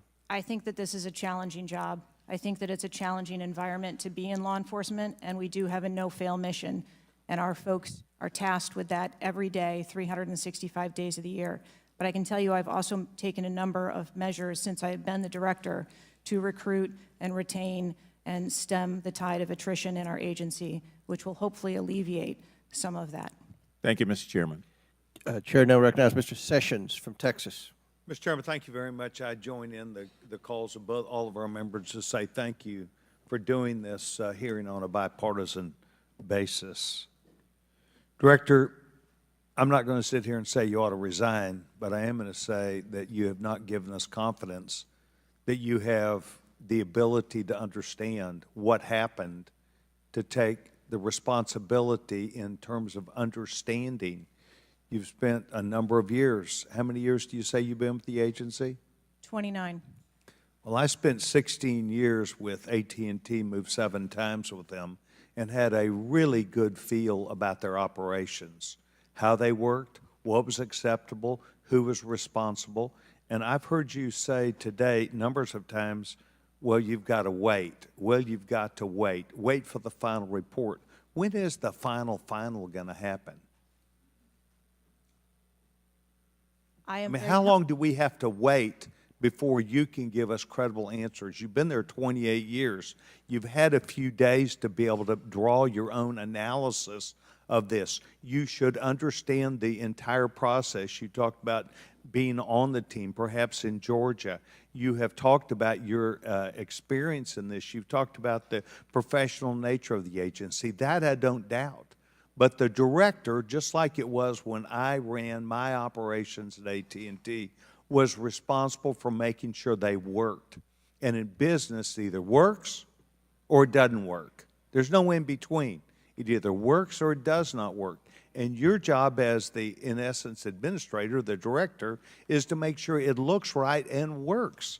And I've not heard you say one thing about my analysis is, I have asked these questions. It's always, I've got to sit back and wait for someone else to decide that. So I'm going to ask you a question that maybe you can answer. Have any employees been disciplined for their role in Butler, PA incident? No, sir, not at this time. I am asking those questions. So no employee has been disciplined and no employee has been placed in any position that would place their job in jeopardy nor their standing in the agency. We are still in the process of That's interviewing not what people. I asked. You're the person that runs the place. You're the person that knows right from wrong, good from bad. You've had a number of days, and now you come before this committee knowing you're going to be before us, and you've got to slough it off to someone else. Do you see where there was something that went wrong as a professional at an agency with 28 years, or do you have to count on someone else to give you the final report? I see that something went wrong, and I've acknowledged that something went Then wrong. what went wrong? I Was need the to- special agent in charge not doing their job? Was the shooter was the shooter given extra time? Was the sniper doing their job? I mean, these are things that people who've been around for 28 years can analyze quickly. I watched it live on TV, and then within minutes saw a number of facts and factors that would have and should have been known by people who were there. You've got 28 years. You're showing up here telling us and the American public, well, I've got to wait for the final answer. What is your evaluation? I'm asking those same questions. Well, no, you're before the And I committee. Tell us what went wrong. A special agent in charge, the person who was there. Tell us, and don't try and play a shell game with us. Do you have the ability to effectively, as the director of this agency, to understand what went wrong and at least tell us, I do or don't know what I'm doing? And we come away with, and I'm not asking for you to resign. I'm asking for you, if you've got this experience, then you should be able to say to us, we know what we did wrong. It was a failure in our system, and we're immediately making these corrections. That's why you're having a difficult time with this group of members of Congress, because we saw it too. We've seen the things, but you are the 28-year expert. You are the person that, and only you, that can make the changes. And I hear you say, well, I've got to wait for a final report before I, at 28 years experience. That is why we think what you're doing, the answers you're giving us are not correct, and you are not using your professional expertise. Mr. Chairman, I will allow her to respond. I am asking those same questions, sir, and I assure you, when I have a full and complete report of exactly what happened, there will be accountability, and we will make changes. Before I recognize the question, just out of curiosity, Director, it's been 9 days. Every American wants these questions answered. Do you have a ballpark estimate of when what Mr. Sessions asked you would be able to answer? So I can tell time-wise? I can tell you on our mission assurance internal investigation, we are targeting to have that completed within 60 days. There's also an external investigation that is going to be taking place. There are a number of Office of Inspector General investigations as well, and we are working in concert. And then, of course, there is the Department of Justice, FBI, criminal investigation. Chair recognizes Ms. Ocasio-Cortez from New York. Thank you, Mr. Chairman. Director Cheadle, respectfully, what you had just laid out about 60 days. We are currently in the midst of an especially concentrated presidential campaign in the moment. That is also paired with, of course, elections happening across the country that are happening in about 100 days. So the notion of a report coming out in 60 days when the threat environment is so high in the United States, irrespective of party, is not acceptable. And I think it's very important to understand that. This is not theater. This is not about jockeying. This is about the safety of some of the most highly targeted and valued targets internationally and domestically in the United States of America. So the idea that a report will be finalized in 60 days, let alone prior to any actionable decisions that would be made, is simply not acceptable. It has been 10 days since an assassination attempt on a former president of the United States, regardless of party.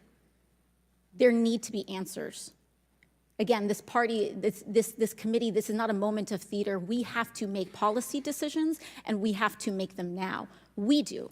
And that may be and that may require legislation. That may require policy that we must pass in the immediate term.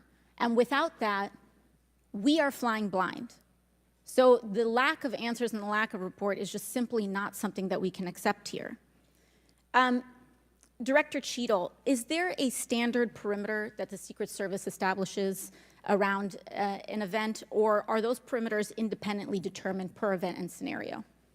There is no standard. Every event and every venue is different and treated as such. So each event has a different perimeter that is established depending on the logistics of that event. Now, you established earlier that the building upon which the shooter operated from was outside of that established perimeter, correct, for the Butler, Pennsylvania event? It was outside of our secure perimeter, yes. Now, that building was, I believe, 500. How far away was that building from the president? It was approximately 200 yards. 200 yards. Now,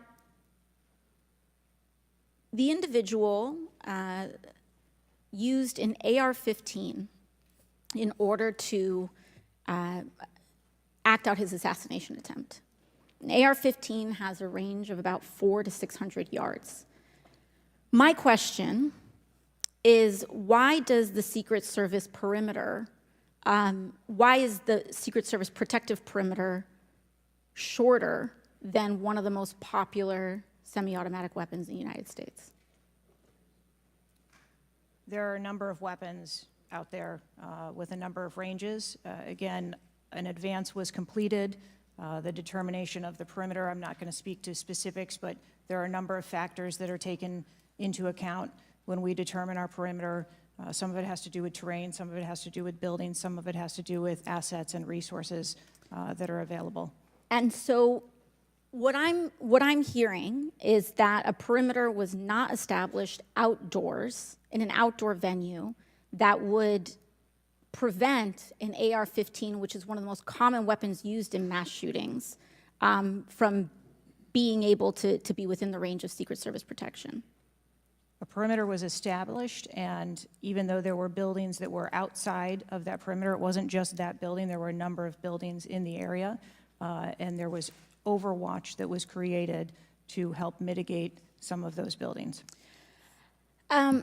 Respectfully, Dr. Cheadle, as well, as a person who has experienced an enormous amount of threat incidents, including incidents that have never been reported publicly, there is a common pattern that happens here, whether it's Secret Service, FBI, Capitol Police, local departments. After a critical security failure, we often hear there will be an independent investigation. That independent investigation gets set up. Usually the expectation is between 2 to 3 months after the incident, and then nothing really occurs from there. The report is usually not satisfactory to the questions that are usually being raised here, and most importantly, corrective action is rarely taken. If I were to state anything that I think is profoundly important, is that we need to have answers to the public. Ideally, I would encourage you and the agency to be more forthright with the members that still have yet to have their questioning, because the public deserves to have full confidence, and the stakes are too high. The violence that could break out in this political moment, regardless of party, in the event of someone getting hurt, constitutes a national security threat to the entire country. Thank you, and I yield back. Could I go back to something you Yes, said? please, feel free, Director. Ma'am, if I could just speak to something you said at the outset when you started your questioning. I want to assure you and everyone on this committee that I'm not waiting for a report to take action. We have been conducting analysis all along, and we have been adding additional features to our security details since this incident occurred. And I'd hope you can highlight and illuminate what some of those are in the event of other members questioning as well. Very good.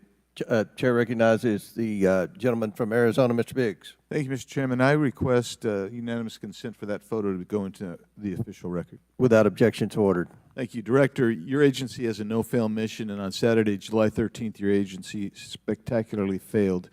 The failure resulted in the death of Corey Comparator and serious injury to 2 other rally attendees, David Dutch and James Copenhaver, besides the injuries to President Trump. It is unfathomable that a 20-year-old on the radar of Secret Service and local law enforcement before President Trump went on stage was able to climb onto the roof of a building with a rifle and fire off multiple rounds before he was neutralized. Was Mr. Crooks acting alone? Again, I would have to refer you to the FBI's investigation. Was he just a lone gunman? I would have to refer you to the FBI's investigation for motive. What did the Technical Services Division determine was going to be the event perimeter? Those are questions that we are asking, and we are I mean, you're sitting here today. Come on, Director. Everybody said this. You knew you were going to be asked that question because it's been asked multiple times. So this is an easy one. What did they determine was going to be the event perimeter? So you should know that. I mean, this is not, gee, I got to wait till someone else tells me. What was it? Again, I don't want to speak to specifics of the event. Okay, that took place. this is a specific. I understand. This is a specific that you ought to know. As someone who said the buck stops with me, I'm going to stay in my job, I'm going to give the answers to the American people, and I know what happened, except for you're not going to tell us. And you're not going to tell the American people. And you yourself said in an interview that foments this notion of conspiracy theories. Guess what? When you sit here and repeatedly tell people, hey, I have to wait, as it frustrated everybody on this committee, guess what? It undermines your credibility and whether you're really going to get to it. So I'm going to ask you again, what did the Technical Service Division determine was going to be the event perimeter? We are still gathering reports. We are interviewing individuals. You know what it is, though. No, you're just not going to tell us, right? When I have those details, I will most certainly share those. Was the gun already on the roof, or did the shooter carry the gun up with him? I do not have that information at this time. Well, when was the last sweep of that roof done prior to the rally? I do not have that information at this time. So how many holds, I mean, so most of us here have been in events, and Secret Service has been there, there's been security, and I can't tell you how many times we've said there's going to be a security hold right here. So we're going to wait. And we wait to 1 or 2 or 3 minutes. And yet we're hearing from you, apparently, that there were no holds in place. So ever instituted here with President Trump's going on stage. And you said, and this is, I think, connected with this, you said they hadn't adjudicated the shooter to be a threat. He was adjudicated to be a suspicious person, even though we've got some dynamic video that Mr. Krishnamurthy put on the video for us. So I guess my question for you is, and I think you answered this, I just want to see if you're consistent with what you said about an hour and a half ago. What do you do if a suspicious person is identified by the agency? So at a number of our events, it is not unusual. I know it's not unusual. What do you do? Those individuals that are identified as suspicious, we will send teams out Was a team sent out here then? There were teams that were sent to identify and interview that individual. They were sent to interview the individual who's scampered up in camo on top of a roof within 130 yards of his target. And did your team get there? When did your team get there to conduct that interview? I don't have the details on the timeline. It is my understanding. So if you did send, if they did send a team and they're going to interview him, and you described that earlier as an investigation, why didn't they put a security hold on President Trump going on stage at that rally?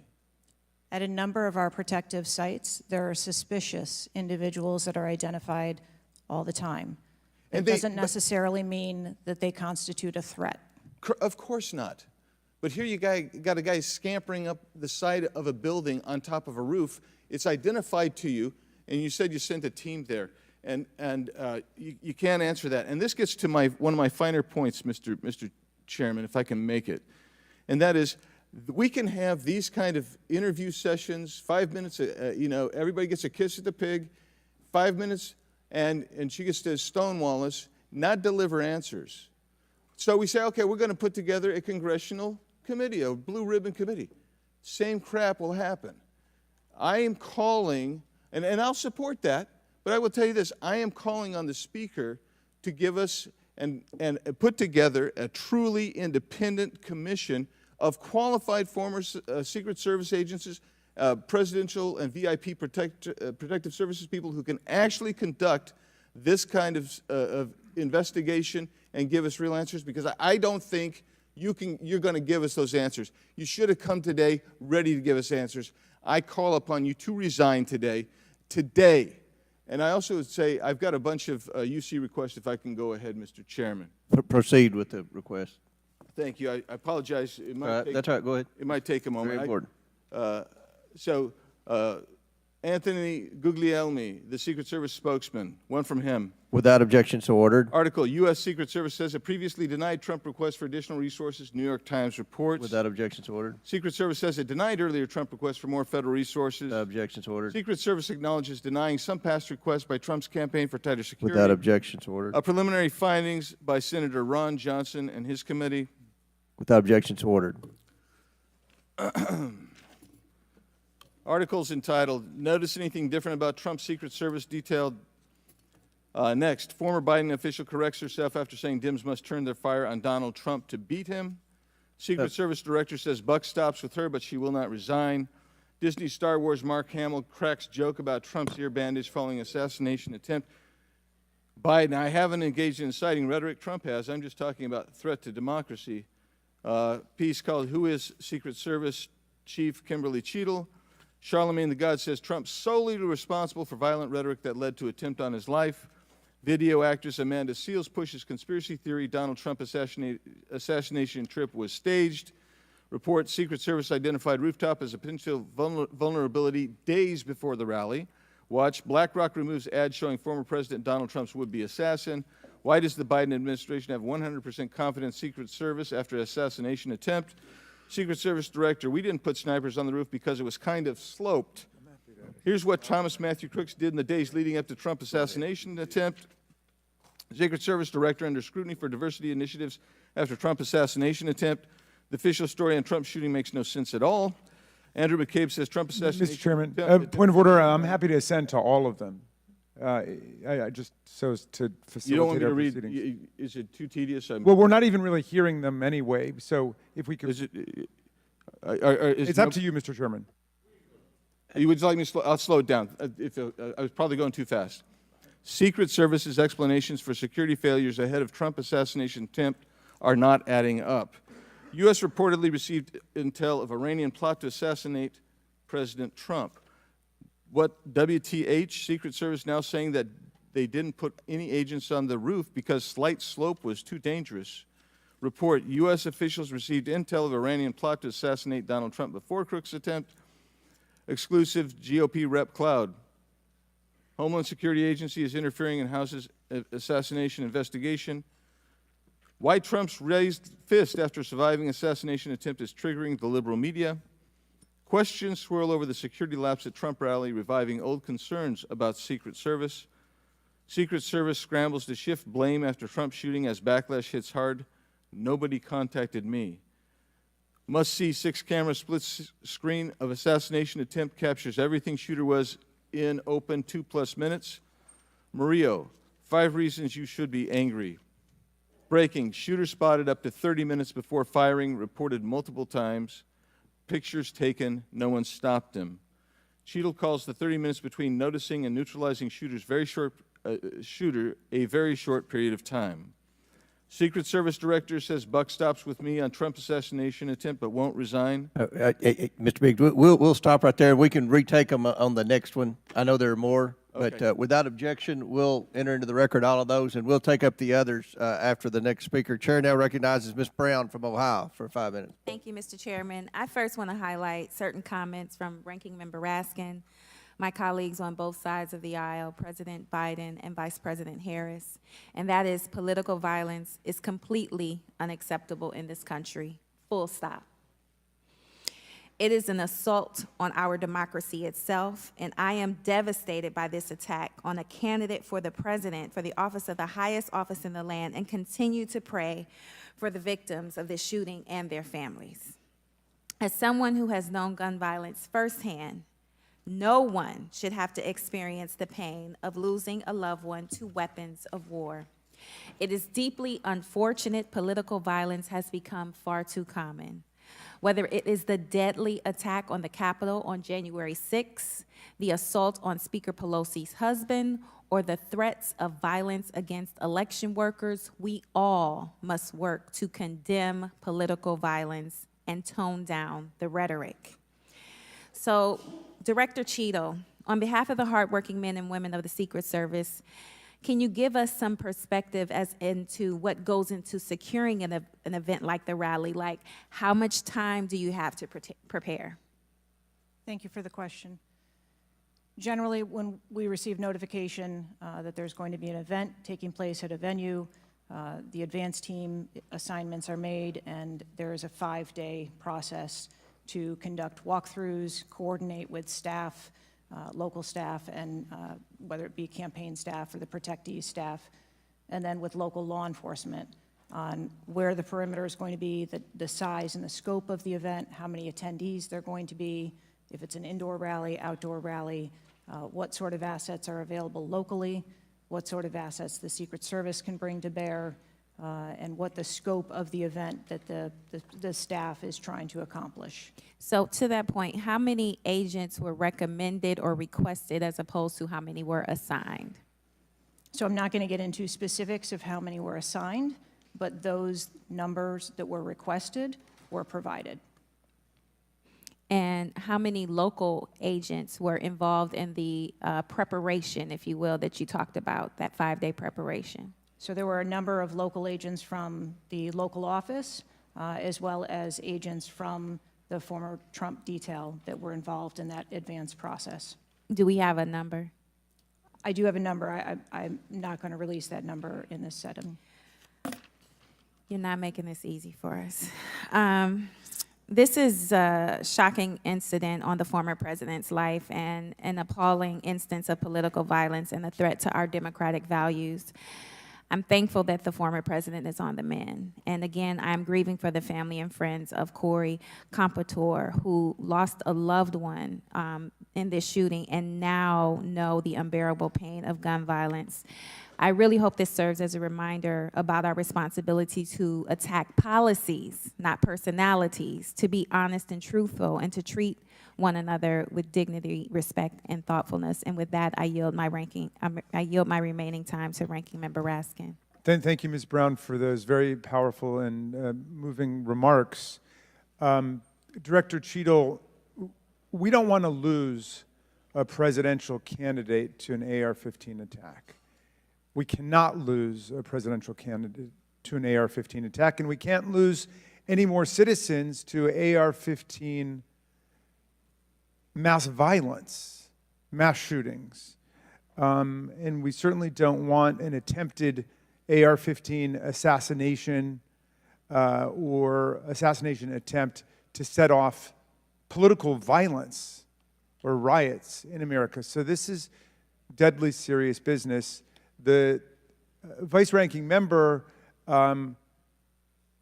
pointed out that a report in 60 days won't do it for us because we have a responsibility. Members of Congress have a responsibility to take action now if there's anything we can do to prevent this. So my question for you is, what is informing your operational decisions right now that you've invoked?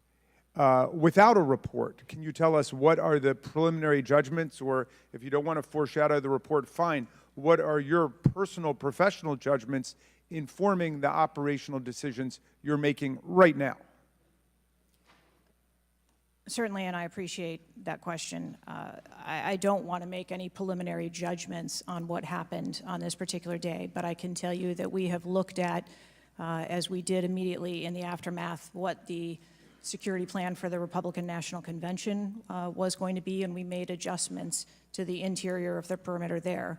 We looked at the protectees that we have here in the Washington, D.C. area and our protective sites, and we did make some adjustments to their security posture. And as we continue to move through the next several weeks, even yesterday with the announcement of the president no longer running, we have made adjustments to the vice president's detail, We are already prepared for an eventual VP nominee, and we continue to make those assessments. I think it just shows how dynamic the environment is that this agency works in every day. So you've made the same kinds of common sense judgments and intuitive recommendations that members of the public and members of Congress are asking about right Yes. now? Yes. Okay, thank you. I yield back, Mr. Chairman. Thank And the before I gentlelady. recognize Ms. Mace, I have to say, Director, we're pretty close to the halfway point during this. You answered more questions with an ABC reporter than you have with members of Congress. We have a lot more questions. The American people are demanding that we get answers to those questions, and that's what the purpose of this hearing is today. So I'm sure a lot of the questions that have already been asked are going to be asked again, and hopefully we can get some answers to those questions. I strongly implore you to answer those questions. You're here with a subpoena, and we expect you to answer the questions. Chair now recognizes Ms. Mace from South Carolina. Thank you, Mr. Chairman. Director Cheadle, the American people are watching, and they're wondering if there are any questions you can answer honestly today. So, Director Cheadle, I have a series of questions, very specific questions. I want very specific answers. Most of my questions are going to demand a yes or no answer. Do you understand? I do. Okay, my first question. Both sides of the aisle today have asked for your resignation. Would you like to use my 5 minutes to draft your resignation letter, yes or no? No, thank you. Was this a colossal failure? It was a failure. Yes or no? Was it a colossal failure is the question, yes or no? I have admitted this is a terrible. This is a yes or no series of questions. Was this a colossal failure, yes or no? Yes. Was this tragedy preventable, yes or no? Yes. Has the Secret Service been transparent with this committee? Yes. Would you say the fact that we had to issue a subpoena to get you to show up today as being transparent, yes or no? I have always been Yes eager to or no? come You didn't and want to talk answer to the committee. question. We had to issue a subpoena to get you to show up today. That is not transparent, by the way. You stated earlier, Secret Service is not political. Is that correct? Yes. Okay. Would you say leaking your opening statement to Punchbowl News, Politico's Playbook, and Washington Post several hours before you sent it to this committee as being political, yes or no? I have no idea how my statement got out. Well, that's bullshit. So, Mr. Chairman, I would like to ask unanimous consent to enter into the record articles by Punchbowl News, Political Playbook, Washington Post, all done at 5:24 a.m., 6:12 a.m., 6:34 a.m., a solid 3 to 4 hours before this committee got your statement. Without objection, so ordered. Okay. Is the Secret Service fully cooperating with our committee? Yes. Okay, you say you're fully cooperating with this committee. On July 15th, this committee sent you a list of demands of information that we wanted. Has the Secret Service provided this committee a complete list of all law enforcement personnel that were there that day? Have you done that? Have you provided a list to the Oversight Committee? Yes or no? I will have to get back to you on that. That is a no. Have you provided all audio and video recordings in your possession to this committee, as we asked on July 15th? Yes or no? I would have to get back to you. That is a no. You're full of shit today. You're just being completely dishonest. Mr. Chairman, Completely dishonest. Mr. Chairman. Chairman, I want to. Come on. We have to maintain decorum in this committee, no matter how have you provided upset we any get. and all memos to this committee that we've asked you on July 15th? Have you provided all memorandums within the Secret Service? I would have to get back to you on that. That is a no. You are being dishonest or lying. Like you're being dishonest here with this committee. These are important questions that the American people want answers to, and you're just dodging and talking around it in generalities. And we had to subpoena you to be here, and you won't even answer the questions. We have asked you repeatedly to answer our questions. This isn't hard. These are not hard questions.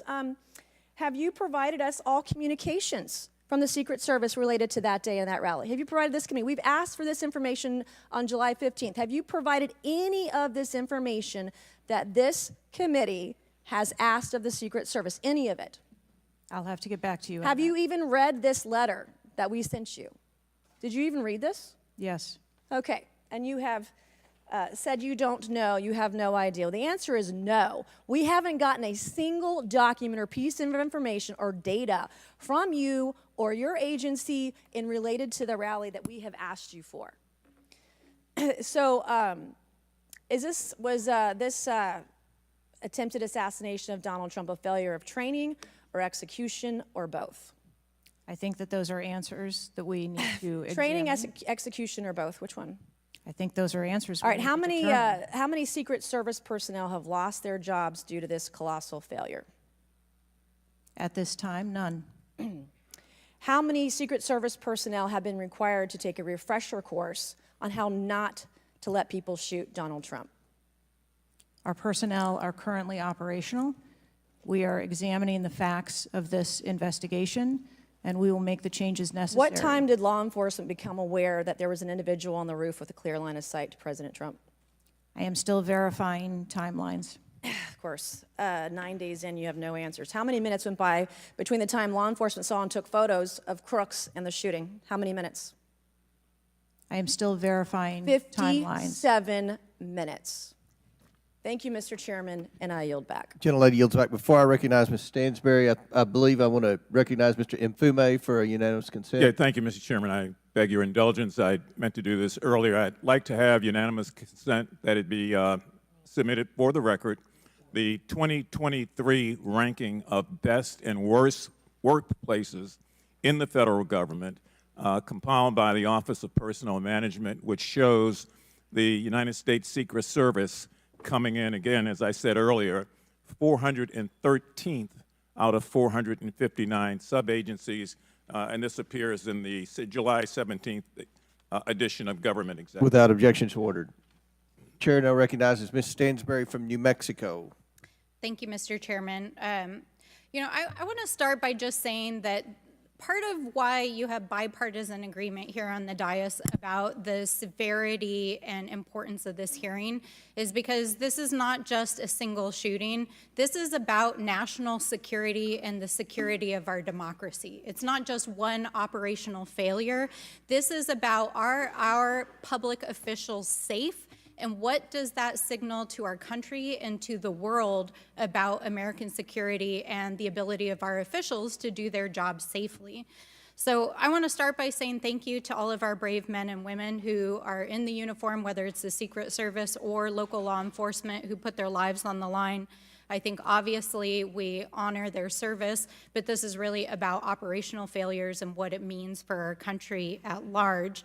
And I also want to reaffirm that we must condemn unequivocally political violence of any kind, not just political violence, and that it cannot be tolerated in this democracy. And also to offer my prayers for the slain Fire Chief Corey Comprator, and also prayers for those who've been injured. Now, I think, you know, the tone of this hearing is, how is it that a 20-year-old young man with a gun that was legally purchased by his father could, on the day of a rally, go to a gun shop, legally purchase ammunition, show up to a secured site, and then not only attempt an assassination of a political figure, but kill and injure 2 others? How could this happen? I'm not asking yet. I think we've had a lot of testimony here today. I want to talk a little bit about the timeline. Now, here's what we know, and I know, Director, you were also on the call that we had a few days ago with the FBI and other law enforcement, so I respect that you are not able to share, based on your testimony, some of the details that are currently being investigated, but I know you were on the call because I heard you on the call and you heard them too.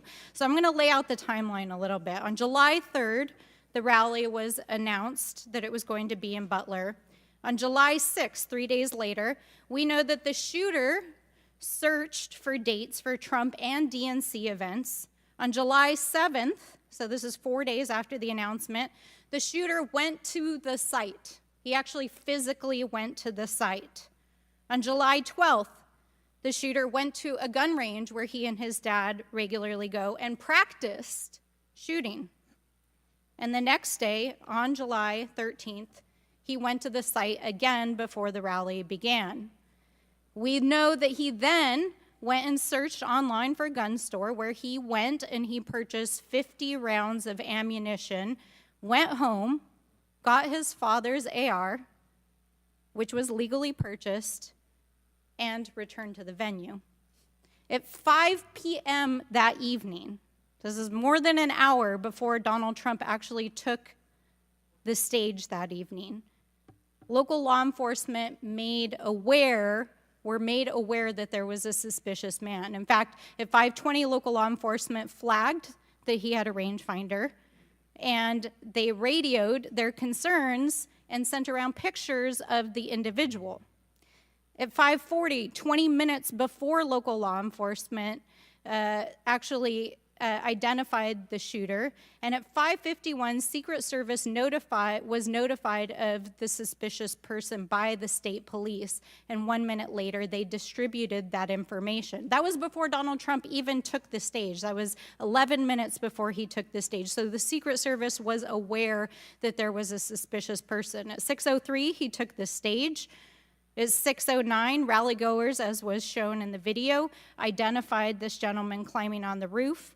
At 6:11, 3 shots were heard, 3 rounds of shots, and of course, the president and the other victims were shot.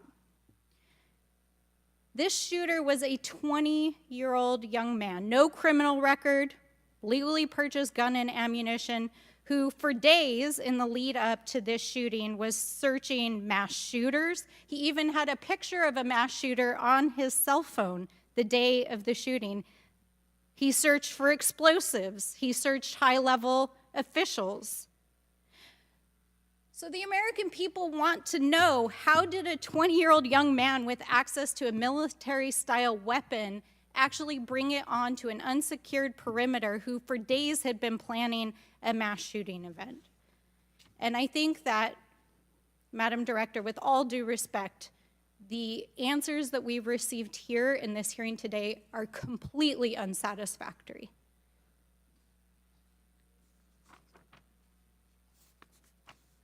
How could this happen?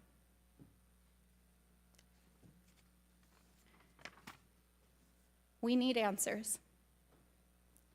We need answers not just for the family members of the gentleman who was killed and those who were injured, but we need answers for our democracy. Because as others have stated here today, we are in a highly politically charged environment right now. We are only weeks away from one of the most significant presidential elections in American history, and it is clear that our public officials' safety has not been secured. And it is not just a matter of one shooting, it is a matter of national security. So I hope that you will take our comments to heart. I hope that there will be accountability, and we need answers. And with that, I yield back. Chair now recognizes Mr. LaTurner from Kansas. Thank you, Mr. Chairman. Director Cheadle, I have a question just right off the bat. Something that you've bragged about repeatedly is that you've increased protection for the 36 individuals that the Secret Service is also entrusted with. Is that correct? I think I stated that we currently have 36 protectees, and that we continue to make evaluations on where those levels of protection are provided. You've mentioned specific increases in protection that you've provided for some of those individuals, correct? Correct. Based on what?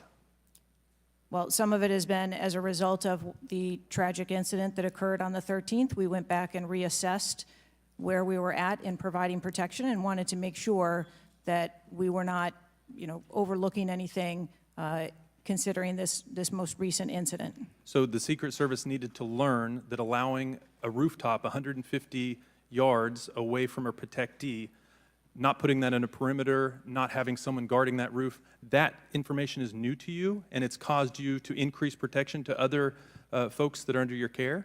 I think it is prudent, after any incident that occurs, to go back and take a look at your current practices and see if there is anything that needs to be done differently. It's inconsistent, because what you said earlier to Mr. Turner was that the protection that you were offering to President Trump was in line with the current threats, him being a former president, him being a nominee of a major political party, the threats from Iran. The protection that you're providing him was adequate. Do you stand by that statement? Yes. Okay. Do you think it's a problem that the Americans' trust in the federal government is an all-time low? Do you think that's a problem? I think that it's unfortunate. I don't know why you're quibbling with my word. Is it a problem or is it not? I think the American public deserves to have trust in their federal government. Okay. I don't know why you're being difficult. I'm just, it's a simple question. Are you concerned about the increasing prevalence of conspiracy theories going on out there right now? Yes. I am too. You've been incredibly inconsistent with your answers before this committee today and what you were willing to reveal. You've acknowledged that the shooter was identified with a rangefinder, that President Trump's detail was sufficient for the threats he faced from Iran, that certain details were erroneously reported, in your words, but you haven't been willing to provide any information about the decision to place the building in question outside the perimeter, the explosives placed in the shooter's vehicle, the use of a drone by the shooter, or when exactly the Secret Service identified the shooter as a threat rather than merely suspicious. What is your standard today for what you are willing to answer and what you are not, because you've been inconsistent? I'm certain that you can understand that some of the information that's been provided to you thus far has come from the FBI's investigation and has come from information that we have released. I want to make sure that information that is being provided to this committee is consistent and is factual. But the question about the drone that the chairman asked at the beginning of the hearing, he said, do you know this information? And you acknowledged that, yes, you do know the information, you just don't want to tell us. I guess my question is that if you wanted to wait till the end of the investigation to draw conclusions, which you've acknowledged you're not, you're drawing conclusions right now and making changes. But if that was your standard, that you want to wait till the end of the investigation to draw conclusions, okay, at least you would be consistent in that. But what we're wanting to know today, and what would dispel some of the conspiracy theories out there, what would increase trust with the American people, is for you to let facts out, for you to tell us what you know. And I want to understand from you, why is that a problem? Why is it inconsistent with a quality investigation to release to the American people today at least the information that you know for sure? Because you certainly know for sure more information than you're willing to give us today. I have released that there was a failure and that there are gaps that we need to make sure that they don't happen again. That's not acceptable. That's not enough. That doesn't quell any conspiracy theories out there. In your 27 years of experience, would you have been concerned about an elevated location within 150 yards of a protectee that did not have a Secret Service presence? Just based on your experience. What I can tell you is that every site and every venue No. I'm asking for your experience. Looking at this situation, would that have been of concern to you? Or would you have agreed that it's fine, it doesn't need to be covered? What I have explained today You're is not that going to answer. there was... Is it true that at 5:45 p.m., approximately 18 minutes before President Trump took the stage, the Beaver County Emergency Services Unit noticed the shooter on the roof and photographed him? Is that a fact or not? That is the information that I have from the FBI's report, yes. You haven't been willing to share whether or when this was communicated to the Secret Service, so I'd like to get into the difference between suspicious activity and threatening activity.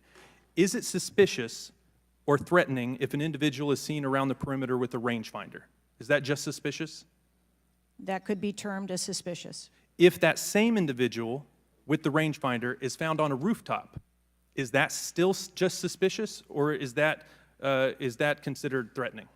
That could be termed still as suspicious. All right, my time is over. Mr. Chairman, I yield back. Thank you. Chair now recognizes Mr. Frost from Florida. Thank you so much, Mr. Chair. And obviously, I want to start by stressing that political violence is always unacceptable, and acknowledging that this is still an ongoing investigation. But oversight hearings like this are essential components of an investigation, and I want to thank the chair for pulling this together. Madam Director, I appreciate you for being here. The events of July 13th raised serious questions about the efficacy and thoroughness of the security protocols in place. The gravity of the fact that an unsophisticated gunman was able to secure his perch and take a shot at a former president despite multiple layers of security and intelligence are not lost on me. Before I came to Congress, I used to work advance for a major political candidate and have interacted with many different law enforcement agencies on large political events like the one that just happened. How many times was the Secret Service alerted about a suspicious person at the July 13th campaign event prior to the first shot being shot?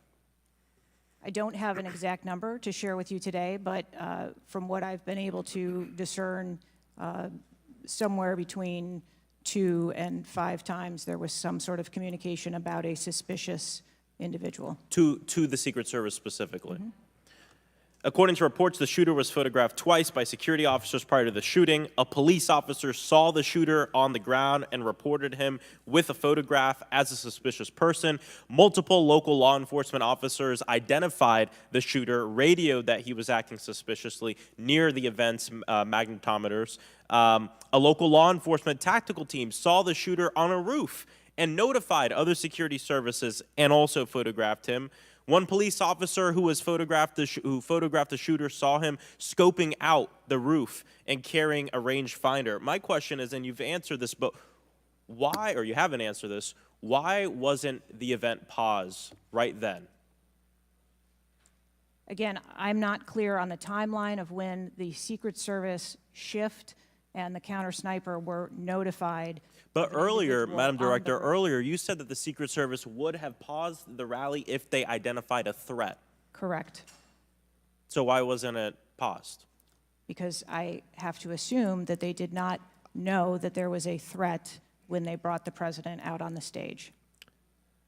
I feel like this is a breakdown in communication between local law enforcement, you all, and other actors at the rally. And again, as someone who's worked on these, I understand that there's multiple people with multiple with the ability to make different decisions on the ground. I've taken over the last week, I've spoken with a lot of folks in local law enforcement in my district and across the country that I've worked with before, and other people have brought up concerns around being able to communicate with with Secret Service during these big events and having their flags taken seriously. I do believe that if Secret Service believed that there was a legitimate threat, that they would have paused the rally. My concern is before that something was flagged and it wasn't taken as seriously as it should have been taken. So I think this shows an issue with communication. And I want to know, Madam Director, what you intend to do to fix that, not in 60 days, but now. We are in the middle of a presidential election, obviously a former president who had an assassination attempt, another rally goer who was killed due to this gun violence. We now have a presumptive nominee of the Democratic Party who's also historic, first black woman to be running for president. And so I am worried about everybody's life. What do you all intend to do to fix this communication breakdown and making sure that you actually take what local law enforcement, local folks are saying more seriously? We take what local law enforcement relays to us seriously. Let me just be clear on that. As far as the communication. But not this time. We always trust our law enforcement partners and have a great relationship with them. We are looking at whether or not there was a communication breakdown. If that was the case, we will take steps to ensure that we correct that because, to your point, we cannot have a communication breakdown. Madam Director, does you mentioned that the perimeter of the event did not include the rooftop where the shooter was. Does your responsibility and the Secret Service's responsibility to protect a principal stop at the perimeter of an event? Our responsibility is to ensure the safety and security of the event itself and the protectee who is attending that event and the personnel who are protecting. So you would say the fact that the rooftop was outside the perimeter is not an excuse for what happened, saying that it was outside the perimeter of the event? I am not offering that as an excuse. Okay. Thank you. I yield back. Gentleman yields back. Chair now recognizes Mr. Fallon from Texas. How did a 20-year-old loner with a week's notice pick the absolute best location to assassinate President Trump when the entire Secret Service missed it?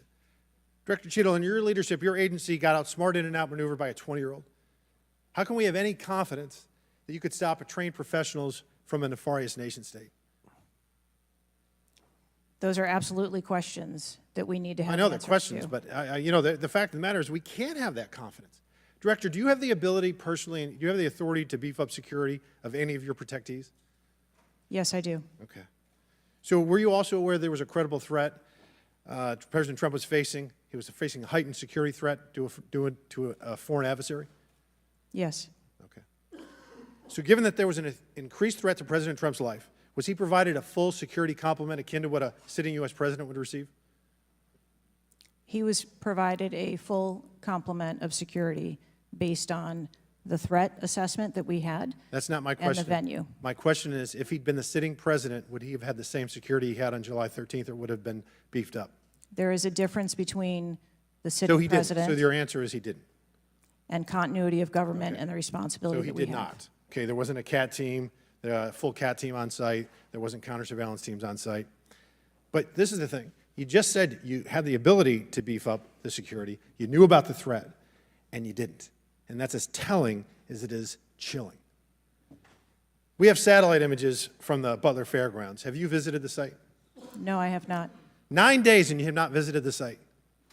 You should have been there that night. Did you talk to, that evening, did you talk to the team, the heroes that surrounded the president? Did you call them that night? They were still operational working. So that's for an answer is protection no. Did you call them the next of the day? president. Yes, I spoke with. You called them the very next day, not the day of, or was it 72 hours after? I don't know the timeline, but I spoke with Okay, them because you're under oath. immediately following. I think it was 72 hours after. You waited 3 days. What is immediately clear is that there are a number of structures that need to be secured. Of these, Director, other than the first, immediate 4, what's the most dangerous site that should have been secured? Because Security 101, you got to mitigate the high ground. Yes. Okay. Do you know what the next most dangerous site, what was the closest structure to the president, other than the 4 immediate ones that you had your counter sniper teams on? There are a number of structures around that event site. You know who the shooter knew? The shooter has visited the site 2 more times than you have, and he had a drone, and he picked the AGR building. So you said, do you remember in an ABC interview you did that you didn't have people on the roof of the AGR building because you were worried about safety because of the slope? I recall that statement. Okay. Does the Secret Service have written policy you can share with us about slope roofs? No. Okay. So why'd you act like there was one? Because is it your practice to comment on enormous events of enormous national implications when you're ignorant of the facts? That's rhetorical. So here's this thing with the slopes. You go all up to like 1812, you can go to a 112, which is about as flat as you can get without it being completely flat. And you're saying that there was a danger, safety concern there, but the problem is, Director, you put your counter snipers on a 312 roof, which is steeper than the 112. And by the way, the 112 is ADA compliant. You can build a ramp for a wheelchair on a 112 roof. So these are nothing but pathetic excuses, and they make no sense, and they're a bunch of cow dung. All the law enforcement I've spoken with over the last 9 days are amazed that the AGR rooftop was not secure. And you want to know why? Because it's dangerous. I have never had any long gun training in my life. I own an AR-15, and last time I shot it one time my whole life. It was 6 years ago. That is until Saturday, where we recreated the events in Savoy, Texas, where we recreated what happened in Butler. I was lying prone on a sloped roof at 130 yards at 6:30 at night. And I knew that he had a scope. I didn't know what kind, red dot or magnified. So I shot 8 rounds from both. You know what the result was? 15 out of 16 kill shots. And the one I missed would have hit the president's ear. That's a 94% success rate.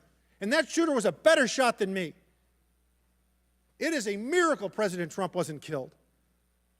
Corey Comparatore's life is over because that damn shooter made it on the roof. And it wasn't the roof that was dangerous. It was a nut job on top of the roof. You know what else is dangerous?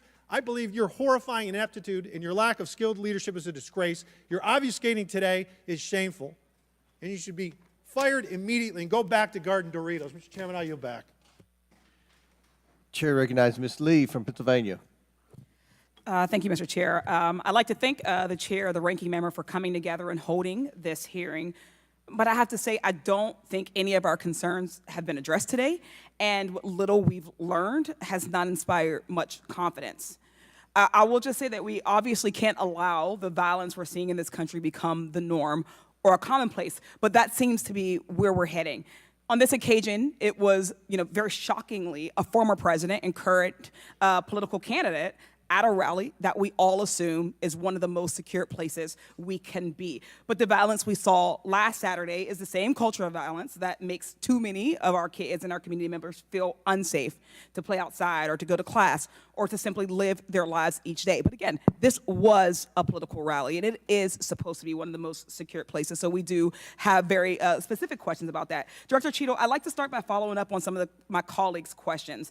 My colleagues, Mr. Krishnamurthy and Mr. Frost, highlighted a number of points that showed the shooter presenting an active threat. So I'd like to ask you, Director Cheater, to clarify what the protocol is for postponing or canceling an event based on a threat, and how the events on July 13 didn't meet those standards.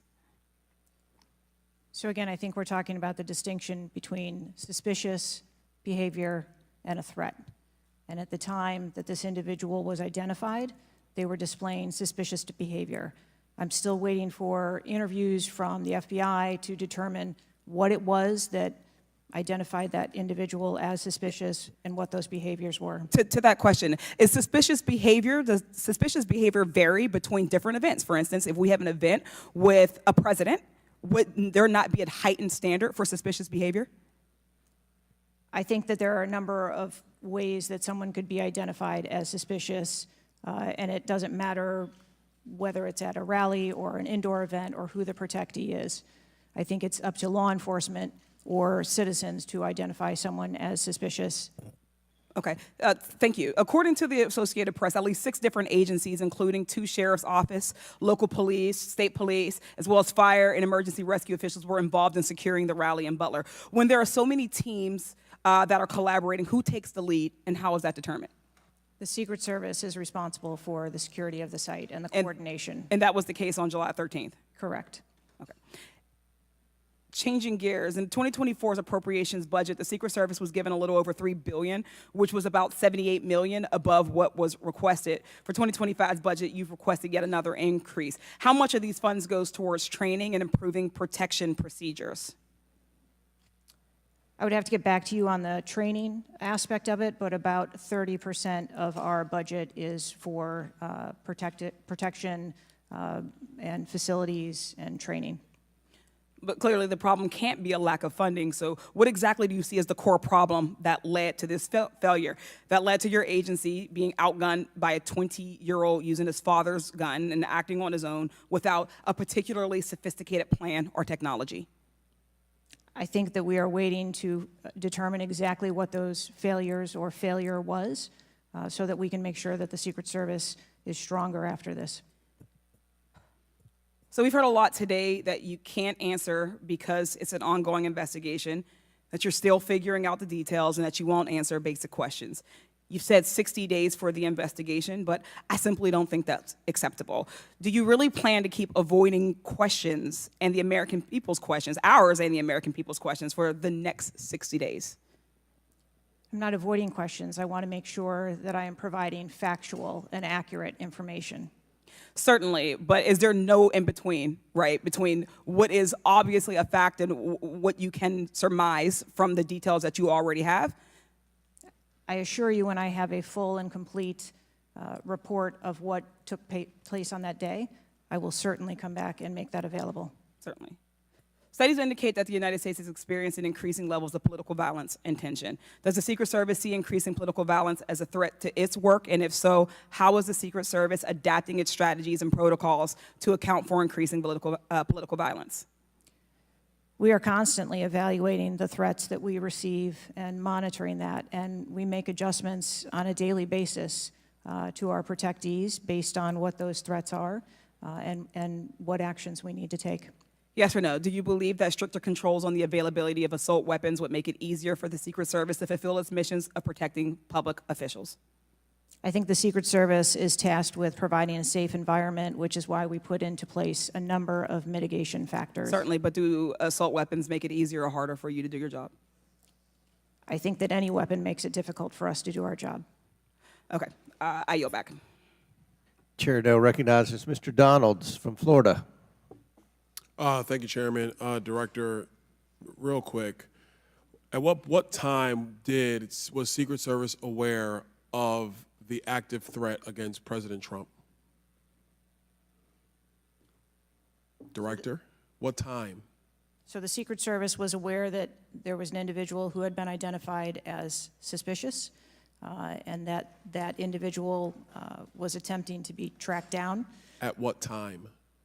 I don't have a specific timeline other than to tell Director, you, it's been 9 days. I understand At what that. time?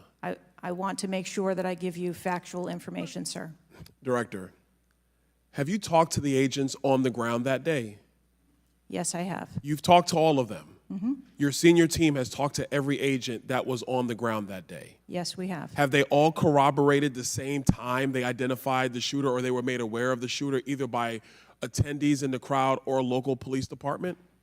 There are a number of reports of when those times were made. Was it those 5 minutes notifications. before the first shot rang out?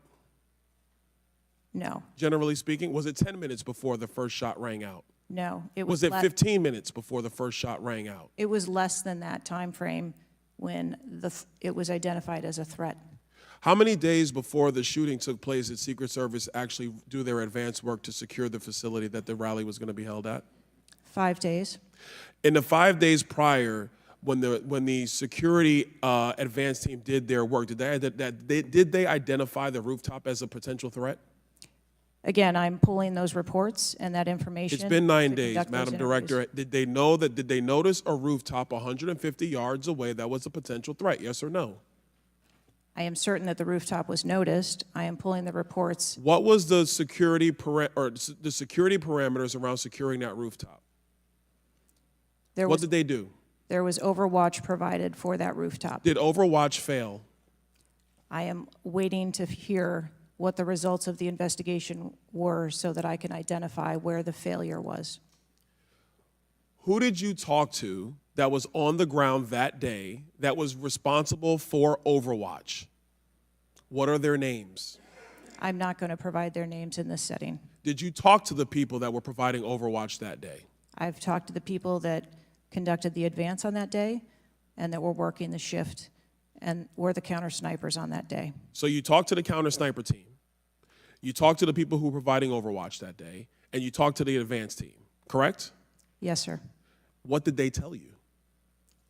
We are putting together a comprehensive report so that I can identify exactly where the gaps and the failures. When the counter sniper team was on the roof and they identified that there was suspicious activity on the roof in question, what was the chain of command's orders around the person on said roof? Because I'm quite sure somebody saw under your organization, the Secret Service, I'm quite sure somebody saw the shooter on the roof. So what was the communication through the chain of command to deal with said person? What I can tell you is that when the individual was identified by the counter sniper, they took one shot and neutralized that individual. But that was after the shooter already took a shot, is that correct? That is correct. So what you're saying now is that the Secret Service did not see the shooter on the roof until after the shooter took a shot? I do not have all of those details at this time. If you don't have those details after 9 days, Director, then what you're telling me is that you guys didn't see it. Is that correct? I am telling you I don't have all the details of the sequence at this time. Director, it's been 9 days. Either you have the information or you do not. Is that correct? We are still in the process of conducting interviews and an investigation. Some of my colleagues have texted me over the last couple days, bipartisan, about whether you should lose your job, and I've been quiet on that question because I wanted to see what you were going to do today. In my opinion, you do need to be fired immediately, and it is because this is gross incompetence. And the fact that it's been 9 days, and these are simple questions to answer, I'm quite sure if I asked any one of my kids if they got in trouble and I told them to give me the details, I would get more answers from them than I'm getting from you right now. And that's what's frustrating on a bipartisan basis, on a nonpartisan basis. This is a joke. And Director, you're in charge, and that's why you need to go. Mr. Chairman, I yield back. Chair now recognize Mr. Goldman from New York. Thank you, Mr. Chairman. Director, I want to follow up and just understand a little bit why there is so much information about this out in the public, including some from you and your communications team, and yet you're here pursuant to a subpoena under oath in front of Congress, and you're unable or unwilling to answer some of those same questions. Can you just explain why you are answering so many fewer questions here than you have to the media? I'm answering the questions that I'm able to answer based on the fact that there are multiple ongoing investigations. But you have answered some of these questions previously, correct? To the public, to the media. Which questions? Well, did you have an interview with ABC News? Yes, I did. Okay. And did you explain the interaction between local law enforcement and the Secret Service, and that local law enforcement was responsible for securing the perimeter of the building where the shooter was? I said that the Secret Service is responsible for designing and implementing and executing the security plan, and that we rely on the assistance of our local law enforcement partners to assist us with that plan. Let me ask you something. Were you given any instructions about what you can and cannot answer here today? My ability to answer questions is solely reflective of the fact that there are multiple ongoing investigations, and I want to make sure that I provide accurate information that doesn't conflict with any of those investigations that are going on. So is it your view that you can't talk about anything that happened that day until those investigations are completed? My view is that I want to make sure that this committee and the American public gets correct and actual information. And so is it your view that that can only happen after the completion of the investigation? It is my view that when the investigations are complete, that we will be able to share that information. And how about before that? If I have factual information that I can share before that, I absolutely will. I'm guessing you have factual information as to when the suspicious photograph of the suspicious person was relayed to the Secret Service. There's a timestamp on that text message or whatever it was, correct? Sir, I'm sure you can understand that when you're dealing with text messages, emails, and other communications, the timelines don't always match up. Not really if they're time-stamped, but let me move on. Because you have acknowledged that this was a major security failure. Is that right? Yes. Do you acknowledge that it was a major security failure not to secure the rooftop of the building that the shooter shot from? I believe at this time that the rooftop was provided Overwatch.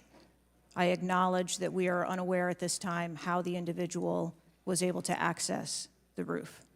Overwatch meaning from other counter sniper, other higher points? Correct. And so was it a failure then that when that shooter was on the rooftop that Overwatch did not identify him before he fired his shots? I don't have the timeline of how the individual accessed the roof, where they accessed the roof, or how long they were on the roof. Let me ask a couple things quickly. You have testified here about all the resources that the Secret Service needed to deploy to protect the NATO summit and all of the leaders here. Is that right? Yes.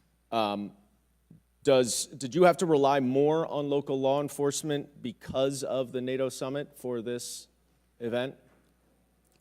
The Secret Service routinely works with local law enforcement at every event. It doesn't matter whether it is a NATO summit, NSSE, the RNC in No, but that's not my Milwaukee. question. Obviously, there's a natural give and take as to, I'm sure, how many agents you deploy and how much you rely on local law enforcement. Did you have to rely more on local law enforcement because there were fewer Secret Service assets available because of the NATO summit? No. I hope we get answers before the completion. I don't like the fact that the media has received far more answers than Congress has. If this is a function of getting your ducks in a row, I assume you have access to a lot of these reports and a lot of this information, and you should have come prepared here today. And I would just want to flag, Mr. Chairman, before I yield back, that I want to just point out one thing that my colleague from Texas was talking about. When he said he recreated this shooting twice with an AR-15, and he had a 94% success rate, 15 out of 16 shots. I don't know why that doesn't convince him that we should get rid of AR-15s, but clearly we need to do something about the prevalence of AR-15s and weapons of war on our streets. And I yield back. Chair now recognize Mr. Perry from Pennsylvania. Thank you, Chairman. Director, I guess 60 days is the time of the investigation. Is that the information that you've put out, or where did that come from, 60 days? Or is that just information that the committee members are talking about? I stated that earlier today. I've asked Okay, my 60 team. days. So are you receiving regular updates? You're in charge of the Secret Service. This is about your organization, what happened 9 days ago. Are you receiving regular updates from the FBI on their investigation? Yes, I am. So you know some things are true, some things are probably not true. We want to talk to you about the things that we're hearing about and find out if they're true. Have you've been in contact with the FBI, then you're getting updates on a daily basis, right? Yes. Based on what you said. Okay, so, and are you confident that the person in question, Mr. Crooks, was the only person firing that day against the president or the crowd? Is he the only one? I'm not asking you yet if he acted alone, but is he the only one, or can you say that with certainty to the American people? That is the information I have at this time, yes. Okay, does it appear he acted alone? That's the information we have at this time. Okay, now let's talk about the fact that he was noticed as a person of interest, of concern, suspicion, as you say. Your PI team, how do they stay in, there's a sea of people. How does the PI team get to that individual that's in question in the sea of people? How's that individual tracked? Our protective intelligence teams that work at our sites are paired up with a local police counterpart, and so they work in conjunction together. So they just follow them around, or let me ask you this. Looking at the site, you have multiple perimeters, right? You have the secure perimeter, the inside perimeter, you have multiple perimeters. Was the AGR so-called building the highest location affecting the site of the rally? Was it the highest location? I believe the highest location at the site was where our counter snipers were What about the water tower positioned. adjacent? What about how high is the water tower? I don't have the height on the water tower. Okay, seems like water towers are pretty high, at least in the photo. It looks like it might be, there might be actually be a building right behind the AGR building that is even higher than the building that Crooks fired from. You're familiar with cover, concealment, and defilade, right? You're familiar with those terms? Yes. So how would your sniper team or your PI team track the individual and give vectors to Secret Service on the PI team to get to that individual to question him? And how would you cover the defilade, the cover and concealment of low areas that you can't see from where your sniper team immediately adjacent to the president were sighted? How would you do that if you're not up on the high ground? So when our counter sniper teams go out and conduct an advance, they have a methodology and provide a grid system that our response teams are able to vector in if they see something that is troubling. So when Mr. Jordan asked about the assets that were requested, let me just ask you about assets requested. Were aerial assets requested for this event from either the Secret Service or state police or anybody else, drone, manned, otherwise? Aerial assets, were they requested? I can't speak to what the local Just asking police if they were may have requested. conversations with the local police, but I can tell you that the assets that were requested from the Secret Service for the site that day were all granted. But were aerial assets requested? I didn't ask if you used them or what you used. Were they requested? Overwatch was requested and that was Aerial. provided. Is that aerial? Because Overwatch could mean on the water tower or not on the water tower. Can you be specific, ma'am? I'm running out of daylight here. I understand. If you're asking me about specifics, whether or not there was... Is it not clear what I'm asking you? Were aerial assets requested by the president, by Secret Service, by anybody? Were they requested? The Secret Service, we felt that we had a good plan in place. Okay, fair enough. How about K-9 assets with bomb sniffing or explosive sniffing capabilities? Requested. I didn't say they were present. Were they requested? Those requests were fulfilled. They were requested and fulfilled. So was the crook's vehicle inside any of your perimeters? No, it was not. It was not. How did you, so, okay, so it was not within the, it was not, so what, was there a device located on Mr. Crook's body to detonate the vehicle? That is the information that I have. So what would be the point of detonating the vehicle if it was not inside the perimeter? I have no idea what Mr. Crook's motivation was. Ma'am, the fact that you haven't, I'll close with this, Mr. Chairman, haven't even visited the site, I understand there are other things going on, but the culture of your organization, the culture that doesn't, do you know how tall the president is? How tall is the president? President Trump, how tall is he?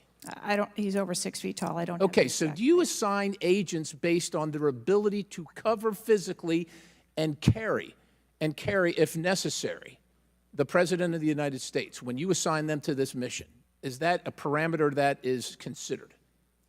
I assign agents to work our protectees that are capable and have been trained by the Secret Service. I understand they're trained, but if you're not tall enough, it has nothing to do with, we're not mad at you, but if somebody's 7 feet tall and you're 5 feet tall, there's going to be a delta there that is problematic in protecting the protectee. And I'm asking, is that a consideration when you, when these agents, not saying you, but when they're assigned to the protectee? The agents that are assigned to our protectees are perfectly capable. Okay, ma'am. So of the providing culture is what I'm protection. concerned about, because the primary objective here seems to be something other than securing the site, securing the principal, and securing the people at the site. And that's the concern based on the answers that you've given today so far. Without a yield, Mr. Chairman.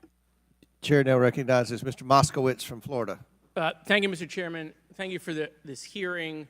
I want to thank the subpoena that you sent. I want to thank Ranking Member Raskin and your work, the letter you sent to the committee. And I also support the creation of a commission to get to the bottom of what happened. Director, I just want to give you an honest assessment of how this is going for you today. Did you happen to catch the hearing many months ago in education where there were a bunch of university presidents and Elise Stefanik asked a very easy question and couldn't get an answer? Did you see that hearing? No, I don't think I did. Okay, well, let me tell you, it didn't go well, and the short end of that story was those university professors all resigned. They're gone. That's how this is going for you. This is where this is headed, okay? This is, I don't know who prepared you for this. I don't know how many times you've testified in front of Congress, but a president was almost assassinated live on television, not just for Americans, but for the world to see. And this being your first opportunity, I understand there's an ongoing investigation. I understand there's things that you can not talk about. But the idea that we're getting less than you did on television is something that Democrats, Independents, or Republicans are going to find unacceptable. My high school, Marjorie Stoneman Douglas, was on the list of mass shootings that Representative Raskin held up. That very day, the school resource officer, a police officer, did not run into the building. He hid in the stairwell while the shooter was in the building. He stayed outside, never helped, okay? He also directed other officers who showed up on the scene not to go into the building. When it was determined that the failures in response and training, and that the sheriff fired nobody in his agency, Governor DeSantis then removed that sheriff. I supported the removal. So here's my question. You said there's going to be accountability. I understand you don't want to give us names. When you say that, are you telling the committee that once it's concluded, you're prepared to fire the people on the ground who made poor decisions that day? I'm prepared to take the actions necessary. No, that's nonsense, okay? Accountability, the failure was human. That doesn't mean they're bad people. It means they failed that day, and a former president was almost assassinated, okay? Are you prepared to fire the human failure on the ground? Yes or no? When you have the names of where those failures were, they're people. It's not like a piece of technology failed. It was people who failed that day. Are you prepared to fire them? I don't have an answer as to whether. Well, then how can there be accountability if you're not prepared to fire someone? And the reason why your name is going to be the person who's held accountable, the reason why members in this committee are calling for resignation and I join in that, or for the president to fire you, is because you're saying there's going to be accountability, but you can't commit that people are going to get fired. Let me ask this question a different way. If Trump had been assassinated that day, if the gunman had succeeded, okay, would you have come and tendered your resignation? I would still be sitting here because I would want to ensure the integrity of the investigation. Totally that would move understand. forward. That's a fair answer, that you would have set up that process. But would you have had the honor to come in front of the committee and say, a president was former president was assassinated on my watch, there should be new leadership? I think that I have admitted that there was No, that's what I'm asking. grave Would you have failure tendered your resignation if he had been killed? that occurred on my watch, and I am accountable for that. Okay, but would you have tendered your resignation if he had been killed? I think that I've admitted that I've taken accountability and will take responsibility. Okay. Well, let me ask I want to follow up on Representative Connolly's question, in which he asked about guns, and you were not willing to commit that makes your job harder. This is not about the Second Amendment. If there were over 400 million guns on the streets, if all of those guns were machine guns, would that make your job harder to protect people? Again, I think weapons that are out there. If all of make our those job guns were rocket-propelled grenades, would that make your job harder? Yes, sir. Yes. Okay, thank you. Perfect. This is not a trick question. Thank you. Okay. I won't ask the other 15 things I was going to do. I was going to do drone strikes, but it's okay. So that's all we were asking. It creates a challenging environment. It has nothing to do with the Second Amendment or people's rights, but it does make your job harder. So credit to Representative Connolly for asking that question. One last thing, Mr. Chairman, and I'll conclude. You know, there was a question asked, is an Iranian assassin more capable than a 20-year-old? And I have been tough on Iran. I probably have more resolutions on Iran than almost anyone in Congress. But I can tell you it isn't Iranians walking into schools and grocery stores and movie theaters and churches. It is 20-year-olds, right? And some of them are mentally unstable. And they have access to guns. And they're domestic terrorists. Someone talked about Christopher Wray. Christopher Wray has talked about domestic terrorism. And so, yes, we collectively come together on foreign threats, and I am not at all debasing the fact that there are foreign threats here and abroad, but there are domestic threats, and we have to get to the bottom of how we stop domestic terrorism, because it was a 20-year-old who walked into my high school and killed 17 people. He was plenty capable, and he was an Iranian. Thank you. Chair now recognizes Mr. Timmons from South Carolina. Thank you, Mr. Chairman. Director Cheadle, we've asked you a lot of questions and haven't really got a lot of straight answers. I have intentionally created a line of questioning that I think that you can answer.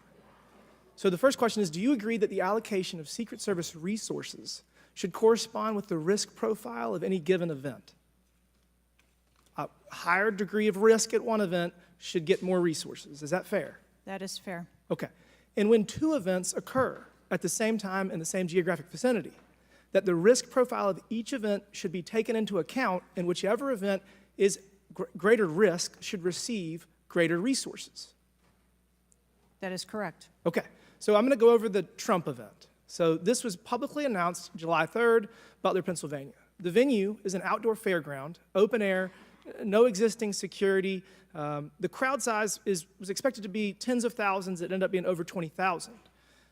There were general and specific threats from foreign adversaries. As the chairman of intelligence remarked, Iran has said they want revenge, as well as when President Trump was in office, he made a lot of people mad, terrorists to be included all over the world. And, you know, President Trump is the former president and the future president. So I would say that that is a fairly high-risk event.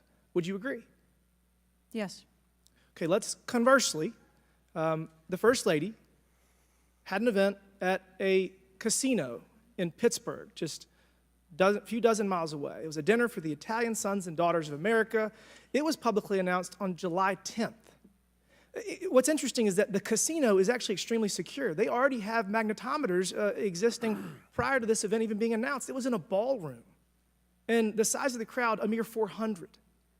There were no specific threats. There may have been general threats. And the asset is the First Lady. Those seem like there's a huge disparity relative to risk. Would you agree? Yes. Okay, thank you. multiple whistleblowers and various media outlets have reported that the Pittsburgh field office of the Secret Service allocated 12 additional post standers to the First Lady's event and 3 additional post standers to the Trump rally. Is that correct? There were no assets that were diverted from the First So no. Lady's This is a very visit. simple question. I'm not asking if anyone was diverted. Did the First Lady's event that was relatively secure, especially compared to Trump's rally, get 12 assets? And did the First Lady's event get 12 assets and Trump's get 3 from the Pittsburgh field office? That's a yes or no question. If you don't know, don't answer it. I mean, if you don't know, don't The number answer of it. personnel that were allocated to both of those events were comparable to the risk at both of those events. Wow. Really? So you think that the Pittsburgh casino, 400-person in a ballroom with ingress, egress through probably a very well-guarded parking garage was 4 times more dangerous than a 20,000-person rally in an open field with the former president, future president? You think that that's 4 times more dangerous, the casino event? I didn't say that at all. Well, they got 4 times the resources from the Pittsburgh field office, who was likely in charge of the final walkthrough for both events. I mean, we've continually highlighted the failures of the Secret Service at the Trump rally. And, you know, you have the former and future president getting shot. You have multiple injuries, 1 fatality. And I would have to think that if we had 9 more post standards, 9 more individuals that have the training and the integration into the Secret Service defense of Trump at that rally, that I have a feeling that Crooks would have had somebody come say hello to him before he fired a bunch of shots. Do you think that's possibly true? There were significantly more assets and resources available at the former president's event than there were at the First Who Lady's made the event. decision to deploy 12 post standards to the casino where the First Lady was having a 400-person dinner, and only 3 people from the Pittsburgh field office to the 20,000-person plus Trump rally? Who made that decision? There were additional Secret Service resources available at the former President Trump's event. Who made that the day. decision to deploy 12 to the First Lady's event and 3 to the Trump event? The allocation of resources is decided based on the availability of personnel and their location and where they are, but there were sufficient resources What did you just that say? were given to Did you just the say there were former sufficient president's resources? President Trump event got that shot. day. Someone got killed. There were not sufficient resources, clearly. There was And a it gap. doesn't take 27 years of experience to know that. And whoever made that decision, it probably wasn't you, needs to be fired. And then you need to resign because this is absolutely unacceptable and you've lost the trust of the American people. With that, Mr. Chairman, I yield back. Gentleman yields back. Chair now recognizes Ms. Tlaib from Michigan. Thank you so much, Mr. Chair. Thank you, Director, for being here. You know, when we hear the headline, a 20-year-old young man with access to an assault weapon commits an act of mass violence, I mean, we've heard this before, over and over again. But the unfortunate thing is that my residents don't get a committee hearing. We have not had one committee hearing about the over 260 mass shootings that we've had, killing hundreds of people, injuring hundreds, changing their lives forever. And don't get me wrong, to many of my colleagues, I mean, I watched, and even the pool of blood, the screams, it was horrific. But it made me think about the images I saw after mass shootings at schools, grocery stores. I mean, I think of Buffalo, New York at a supermarket where a racist gunman killed 10 shoppers with an AR. In El Paso, AK-47 style assault rifle killed 22. In Florida, in Parkland, Florida, 17 students and teachers murdered, again with an AR. In Pittsburgh, at a place of faith, Tree of Life Synagogue, 11 murdered. And don't get me about Newton, Connecticut, which still breaks my heart. 26 murdered, including 20 elementary school children. This year in Michigan, we've had, Mr. Chair, 2 mass shootings. 21 shot in Detroit. One of the most horrific shootings we've seen. 2 killed at a splash pad in Rochester Hills, Michigan. 8 shot there. Again, an assault weapon used. But the difference here is the former president gets a hearing, in his attempt to assassinate. But our residents don't get a hearing about mass shootings, about gun violence in our country. You know, Mr. Chair, I ask this wholeheartedly. You know, they don't have Secret Service to protect them. They don't. I don't have these mass agencies protecting our kids in the schools or the supermarket, movie theaters, or going to a block party in Detroit. I don't have that. We don't have that. But I can't believe we're just going to focus on that and not the fact that we're hearing yet again in the headlines a 20-year-old young man having access to an assault weapon, a weapon of war many of my veterans say they have to be trained to use. But he can get it, wasn't safely stored by the parent, grabbing that gun, and innocent lives were lost. Director, I know you got asked about this, and I think it's important, though, you know, for us to hear this. But how difficult is your job when there's such easy access to assault weapons in the streets? I think the job of a Secret Service agent and officer is incredibly difficult. I think the environment we deal with every day and the dynamics of the threat environment is incredibly difficult.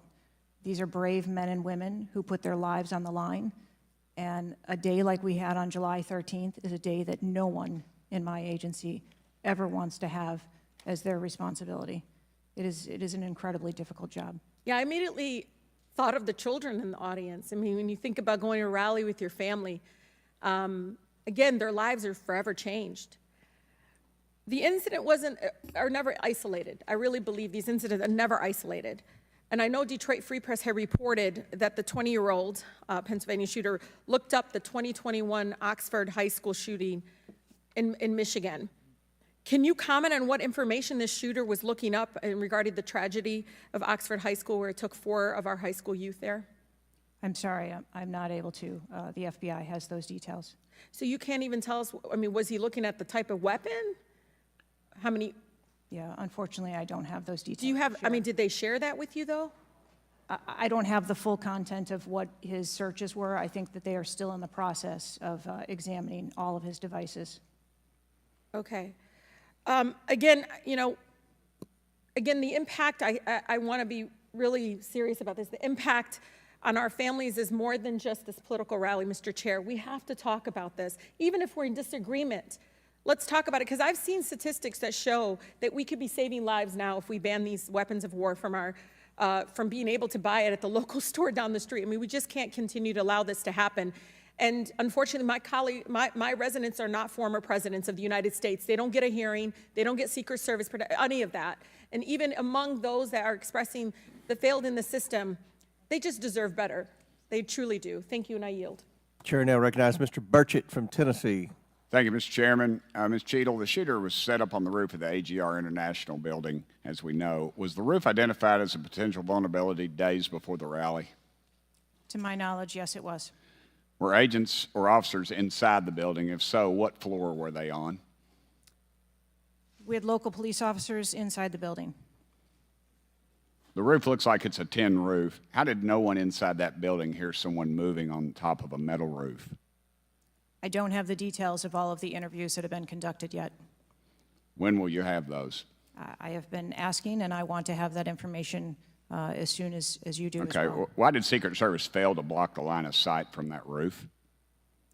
I think that the Secret Service put together a plan where they were counting that roof in as part of their overwatch, and that was the plan that they had put in place that day. If you weren't going to put a security personnel on the roof, why not at least use drone technology or aerial surveillance to monitor the rally?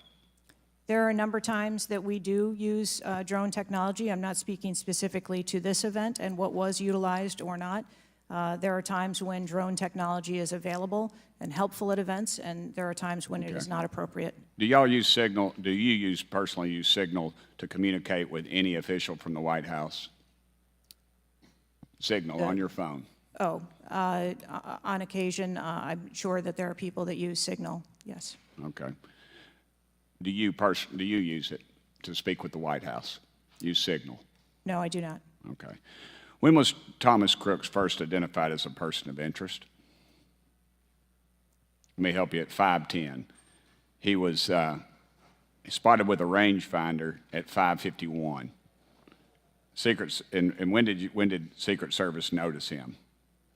Again, I don't have those specific timelines, but it was a relatively short period of time. Let me help you, 5:52. Ms. Cheadle, why was President Trump allowed on stage 10 minutes after the Secret Service spotted a suspicious individual?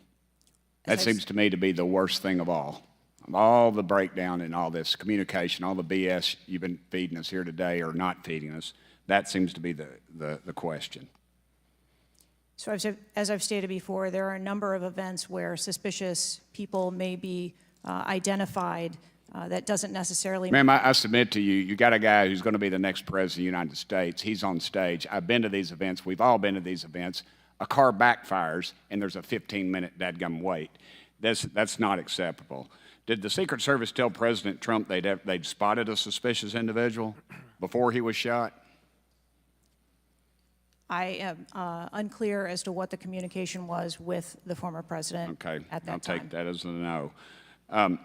Did y'all deny President Trump's request for more security, yes or no? And when was the most recent request for additional security? The rally request for security, all of those requests were fulfilled. And were there any personnel redirected to Jill Biden's rally? No. Who made the decision on the direction of agents at either one of those rallies? I'm unclear as to your question on the direction of the agents. I said, who directed those agents to be at Ms. Biden's rally or President Trump's rally? Those specific agents.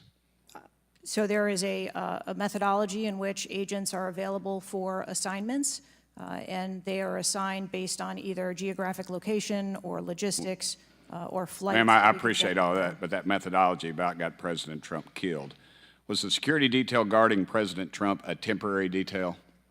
The personnel who are assigned to the former president's detail are assigned to him. Why was there a different detail on the opening night of the convention than the detail that was guarding him in Pennsylvania? The president has a very large permanent protective detail assigned to him. They work shift work, and so it could be that people you saw at the rally were not working the same shift the day that he was. I can assure you, ma'am, somebody that's a lot shorter than the president was not at the convention, and the people that were cowering down behind the mass of agents that were on top of the president were not in the convention hall. At least I didn't see them. You can't seem to answer a single question about an ongoing investigation, ma'am, and you don't know when the information will be released publicly. Are you waiting for the administration to sign off? No, I am waiting for the results of the investigation, at which time. Okay. Let me ask you one more question. You found explosives in the shooter's possession. Is that correct?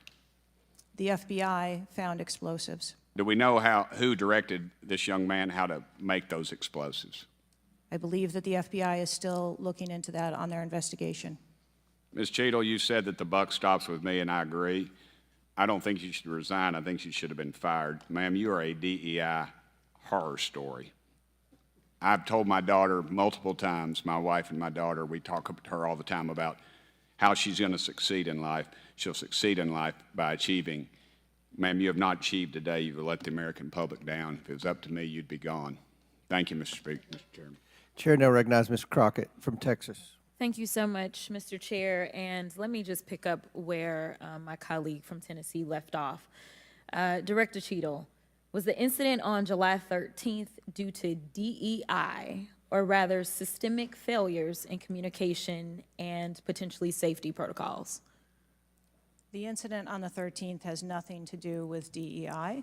The incident on the 13th has to do with a failure or a gap either in planning or communication. Thank you so much. In fact, I have a few articles that I will enter into the record once I wrap up that actually acknowledge a number of women specifically for their valor in their service, whether it's been in various levels of law enforcement. But, you know, I want to stick here for just a second, because earlier you had a conversation in which there was a discussion about training. And I want to talk about training, and I want to talk about the fact that there's been a little bit of dancing around as it relates to this being a suspicious person and this being a situation that was perceived to be a threat. And it seems as if there's a different analysis that takes place. One of my questions has to do with if you have any bias training that your officers undergo. And the reason that I ask that, because as a civil rights lawyer, I have learned so many times in having to deal with law enforcement that there usually is not a perception of a threat when it is a young white male, even if they are carrying a long gun. Yet a lot of times, at least in this country, when it comes to law enforcement, there is a perceived threat just by somebody having a little bit more melanin in their skin. So I'm curious to know, because a lot of times, one of the things that we have consistently pushed for on my side of things, and when I say my side, is once we are looking at a tragedy in which law enforcement made an error, is the bias training and whether or not our officers are getting it. So I'm curious to know, in some of the training that you talk about that is part of your budget, has bias training been part of that? Yes, it is. Okay, thank you. I know that today is a rough day, and on that day in Pennsylvania, it was a rough day. And the reality is that I understand it, and you may or may not know the answer to this question. In the space in which this event took place, it was an open carry space. Is that correct? That is correct. Okay. So I hail from the state of Texas, and interestingly enough, I was serving in the state house right after there was a mass shooting in El Paso. We had an opportunity to do right by our citizens in Texas, but we did not. Instead, they passed permitless carry. And what my colleagues kept trying to get you to answer, because we want to come up with solutions, we don't want to keep pointing the finger. And right now, you've got a bunch of fingers that are pointed at you. But our job is to solve problems for the American people. And to be perfectly honest, the numbers are clear.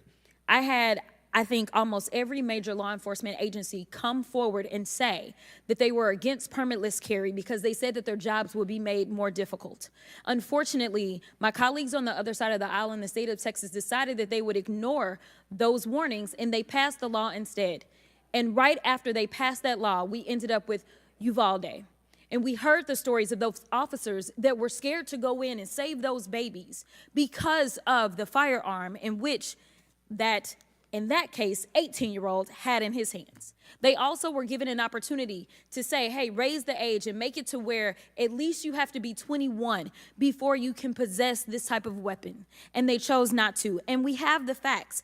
It shows, and I'll enter this into the record as well if there is no objection, deaths from firearms keep climbing in Texas decades after lawmakers began weakening gun regulations.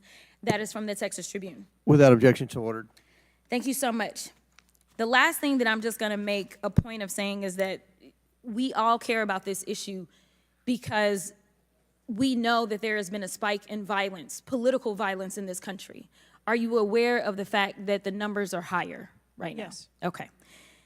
In addition to that, and I'm going to point a little blame at ourselves because right now you got all the fingers pointed at you.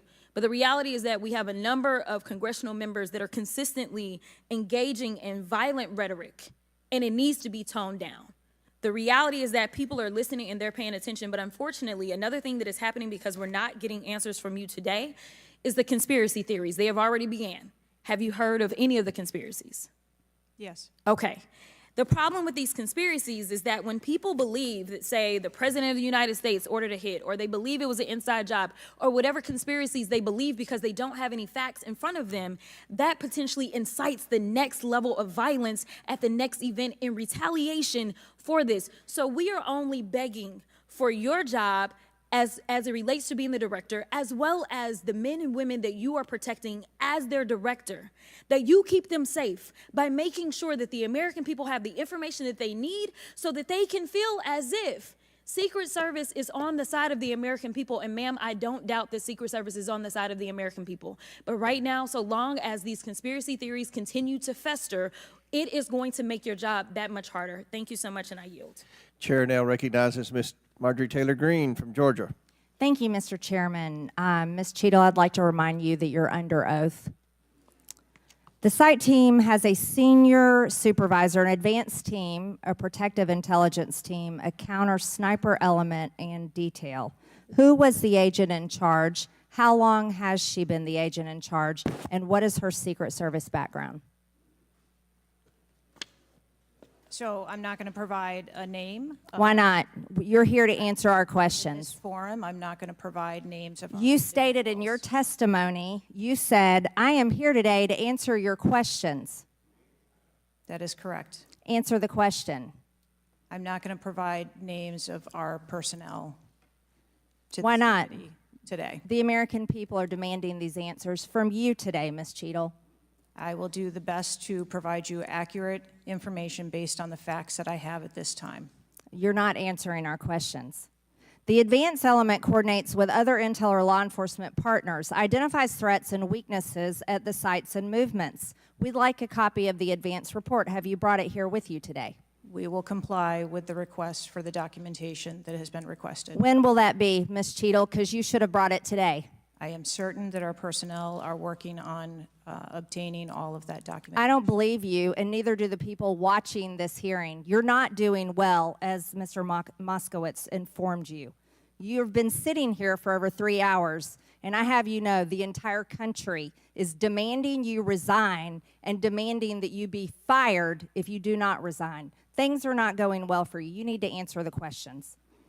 Was there a protective intelligence team, and what technical resources were utilized for that event, specifically drone or helicopter assets?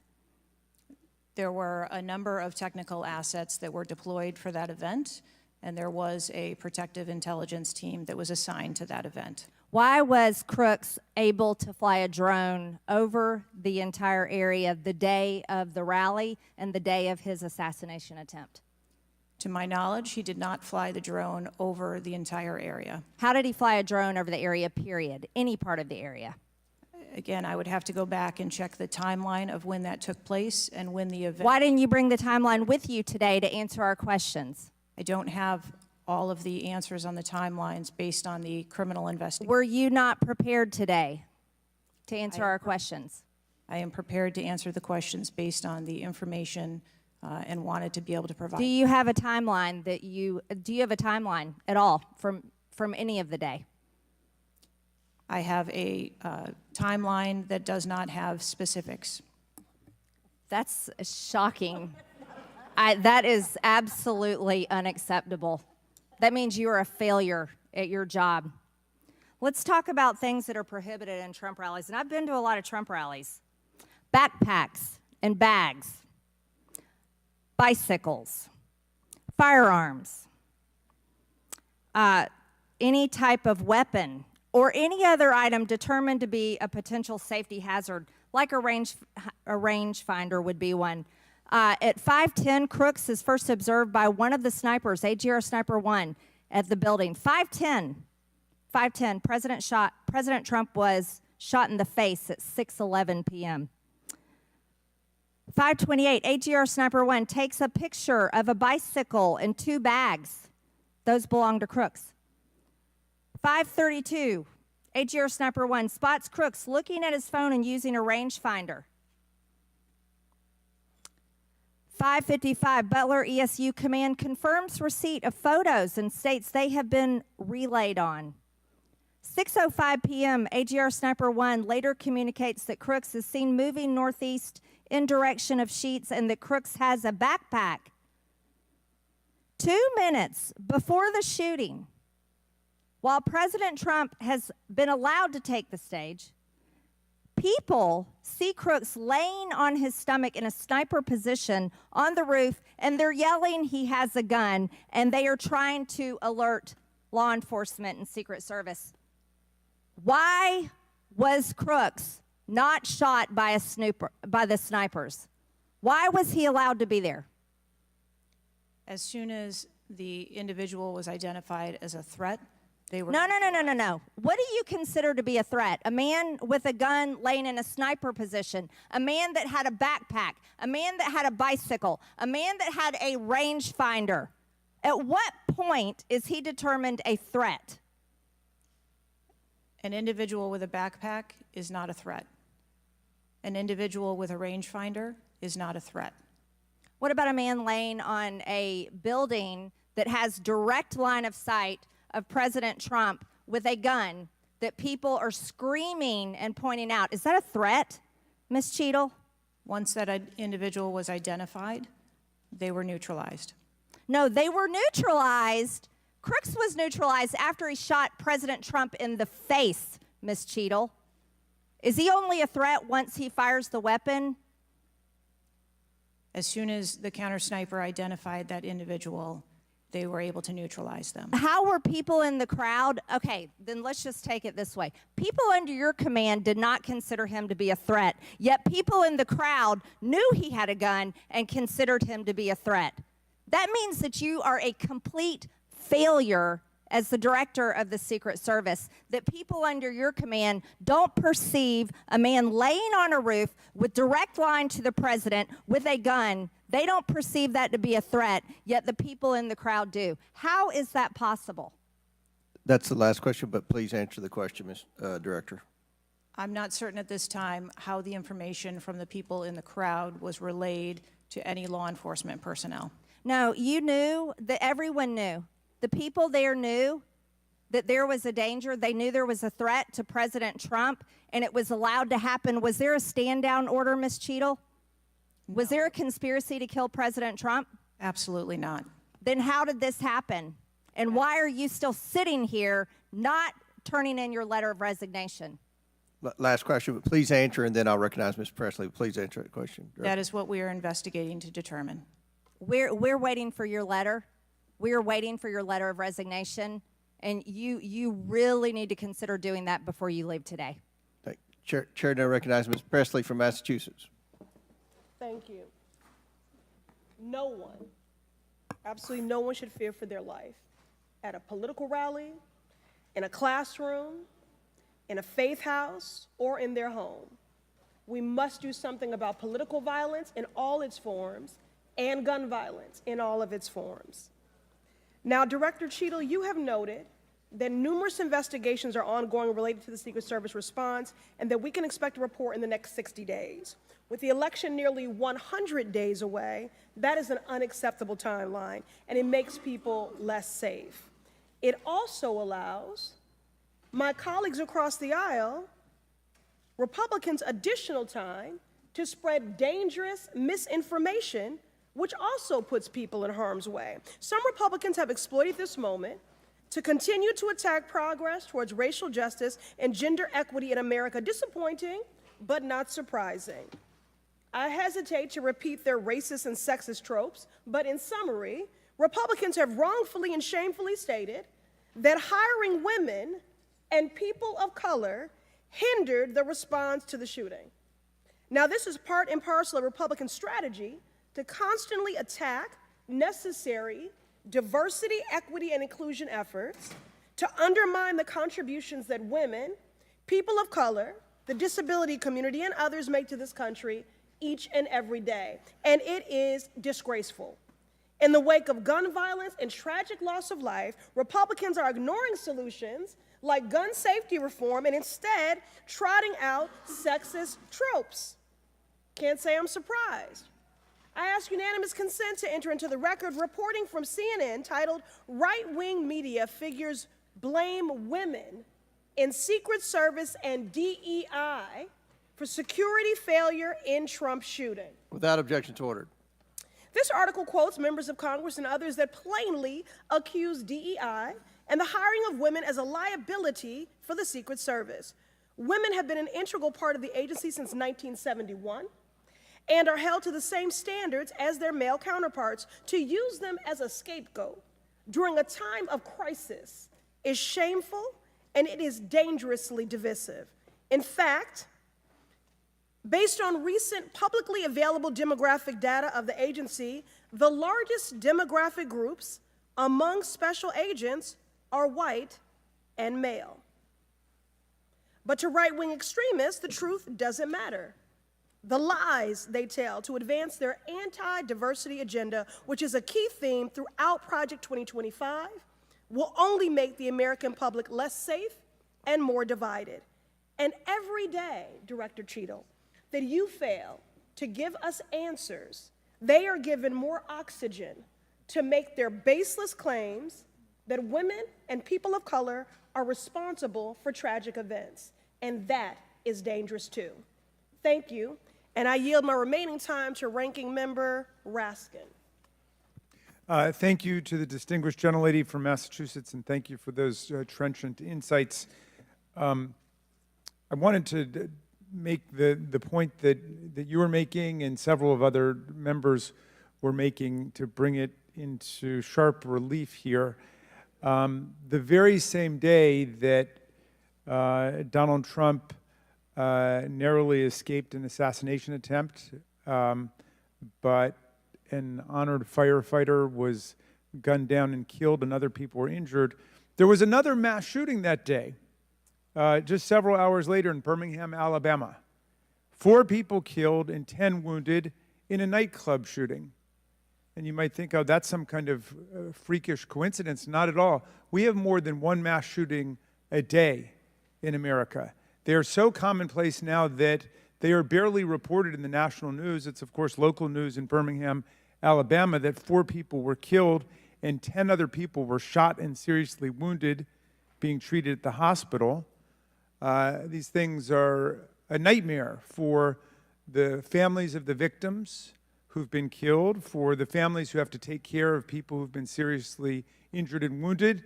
They are a major financial drain, publicly and privately, and yet we allow AR-15s to be purchased with abandon, promiscuously, all over the country.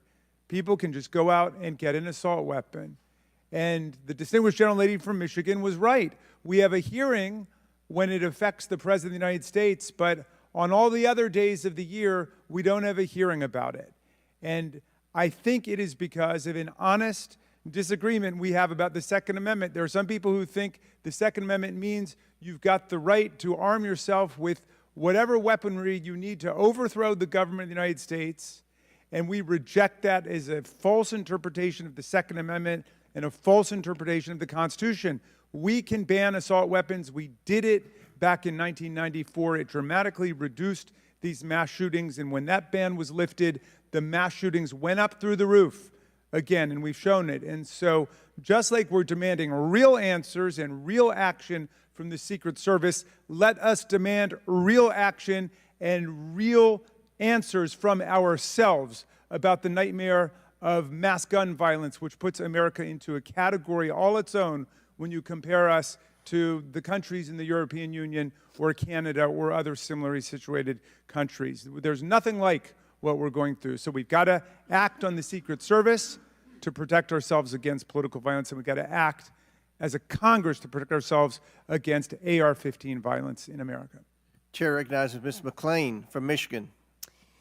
Thank you, Mr. Chairman. And first of all, I want to thank the Secret Service agents, those who work tirelessly to protect our presidents, and specifically those agents who did not hesitate to jump in front of President Trump. And my heart goes out to the family of the Comptoir family and the people at the rally who are still recovering. On the other hand, the Secret Service has a leadership problem, and it falls on you. And although I appreciate your hollow words that the buck stops here, I was actually hoping for some answers. Director Cheadle, you must answer to the American people if you want to stay in charge. It's really, really simple. You want to keep your job, right? Absolutely. Okay. The best way to keep your job is to answer the questions, not play this shell game, not sing the Slim Shady song, wasn't me. I mean, come on. How long did you prepare for this hearing? I've been preparing for this hearing over the weekend and into last week. Okay, 5 days, 6 days? As soon as I was notified. And how long was that? About this hearing. Okay, 4 days? I began preparing. 4 days, 3 days? I'm not sure the date that I got the letter asking me to be here. What are you sure of? Are you sure the color of your hair? Are you sure the color of your suit? I'm just, like, tell the American people, what are you sure of? You don't even know when you started preparing for the hearing? I mean, the biggest hearing of your life, and you have no clue? You can't remember when you started preparing for this hearing? Can you understand why those words seem hollow to the American people who are supposed to entrust their faith in you? I assure you, the moment I received notification. But you can't remember. You got a little Alzheimer's, dementia going? I mean, what, you can't remember. I have several active investigations going on and an operational agency to run. Okay. All right. But you want to take accountability, right? The buck stops with you, right? I am taking accountability. Super. Then let's start with trying to answer some questions. You keep referring to the FBI. When asked how many shell casings were on the roof, you referred to the FBI. When asked if there were explosives in the car, you referred to the FBI. When asked if Crooks was acting alone, you referred to the FBI. See a common theme here? I can go on and on. My question is, who at the FBI should I speak with? Wait for it. Wait for it. The FBI is responsible for the criminal Is there a name? I'm not certain. I'm not certain. Who at All the right, here we go. FBI I'm is not running the certain. I investigation. don't know. Let me ask a different question. Have you been in communication with the FBI? Yes, I have. With whom? I speak with the director and the deputy director. Okay. And what have they shared with you about this investigation? So I'll give you an opportunity to answer again. Did they share with you how many shell casings were on the roof? They have shared with me the evidence. Did they they've collected. share with you how many shell casing were on the roof? Yes. Okay, how many were there? I would refer to the FBI for their How investigation many were there? and their information that they need to share in their investigation. So they've shared the information with you, you just don't want to share the information with us, correct? We have concurrent investigations that are going on. So they have shared this information with you. You know the answer to the question. You just refuse to answer the question from the member of Congress who has subpoenaed you to be here. Is there a different answer to that question? I was always willing to come here and testify before this oversight hearing. Beautiful, then let's Wasn't do a- that. was Let's necessary. for once have your actions match your words. So you've been in communication with the FBI. You know the answers, and you refuse to tell us the answers. So I will ask you again. You know how many shell casings were on that roof. What is the answer to that question? I think it's pertinent What to talk. is the answer to that question? I think it's pertinent to talk to you about the information that the Secret Service has and that the Secret Service knows related I'm to the asking events you on an that day. answer to the question. If you're supposed to be in charge, if the buck stops with you, how come you can't share the answers? What are you covering up? What are you hiding, my friend? I'm not covering anything up. Then why can't you answer a simple question? I would leave it to the criminal investigation to answer questions related to that. When you talk to the FBI and you ask them how many explosives, well, let me ask you, did you ask them how many explosives were on the roof? Did they answer that question? Or in the car, excuse me. Did they answer that question for you? Yes. Yes. So you know the answer to that question that my colleagues have asked you. But again, you refuse to give us the answers. You're playing this wasn't me. Well, I submit to you, if you can't, and it's not a can't, it's a won't. It's not a can't. It's not a I don't know. It's a I choose not to answer the question. Well, let me tell you, Ms. Cheadle, if you're going to lead, you need to lead. If you want to be in charge, then answer the question or step aside and have someone with the courage and the guts to answer to the American people the questions that they deserve answers to. And with that, I yield back. Chair now recognizes Ms. Boebert from Colorado. Thank you, Mr. Chairman. I'm going to continue down that vein. You have been here sitting today, Director Cheadle, definitively able to dismiss erroneous information and speculation. However, you are refusing to answer questions that we now know that you have the information for. You are saying that you are wanting to answer questions that the Secret Service has information to. Well, ma'am, you are the Secret Service. You are the director. You have said that you are the best for the job. So, I'm going to ask you some questions now knowing that you do have answers from the FBI, whom you have been passing the buck to this entire day. And I'll start with something that, maybe the FBI doesn't know because it has to do with you personally. You said you spoke with President Trump after the assassination attempt, and I want to know, did you apologize to him directly for nearly having President Trump killed? Yes, I did. I appreciate that. I appreciate that you recognize that this was your failure. Now, since the assassination attempt, you are under oath, reminding you, have you communicated with anyone at the White House on an encrypted messaging app like Signal? Yes or no? No, I have not. Are you willing to surrender your personal phone for analysis? If I am required to do so. Okay. I will look into making that request because I would like to see your personal phone to see if you're communicating over encrypted messaging apps. Have you ever turned down enhanced security requests from Donald Trump's detail, his special agent in charge, Sean Curran? Have you ever turned that down? No, I have not. Have there been, has your team, has the Secret Service? Maybe not you personally. I believe, as I mentioned earlier, there are times when requests are made for And you have assets, denied them. They have been denied. and a denial doesn't Has the Trump necessarily campaign mean- made requests for additional assets that have been denied? Denial doesn't mean vulnerability. Have there been additional requests for enhanced security at Mar-a-Lago? We have made a number of enhancements to. You confirmed that there were bomb-sniffing dogs that were provided. You failed to confirm if there were aerial security surveillance assets that were provided. So yes or no, was that provided? At the rally? At the rally, yes, ma'am. We had Overwatch provided at the rally. You've confirmed that the assassin was identified as suspicious 57 minutes prior to the shooting. Was the suspicious individual ever approached by an agent? Was any contact ever made with him? Not to my knowledge. Is that the standard protocol for someone who is identified as suspicious? The protocol would be to locate the individual and. And you said that he was located 2 to 5 times approximately?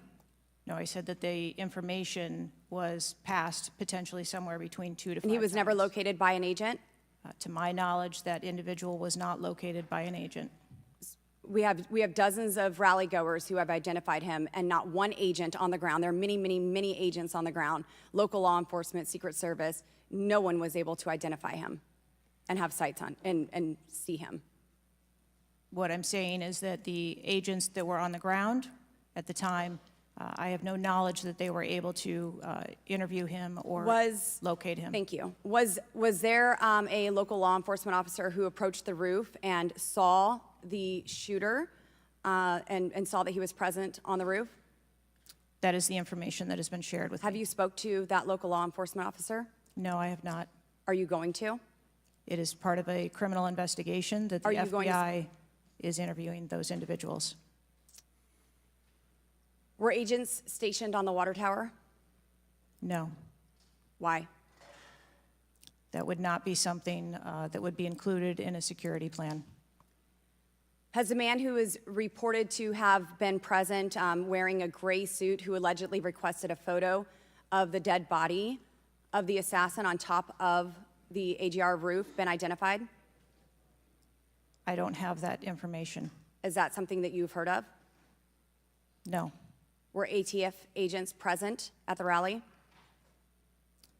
To attend or to work? To work. Not to my knowledge. How long did the counter sniper have crooks in his sights before the shooter opened fire on President Trump? I don't have that specific timeline. Will you be able to tell us if he communicated with other agents on what he was seeing through his sights?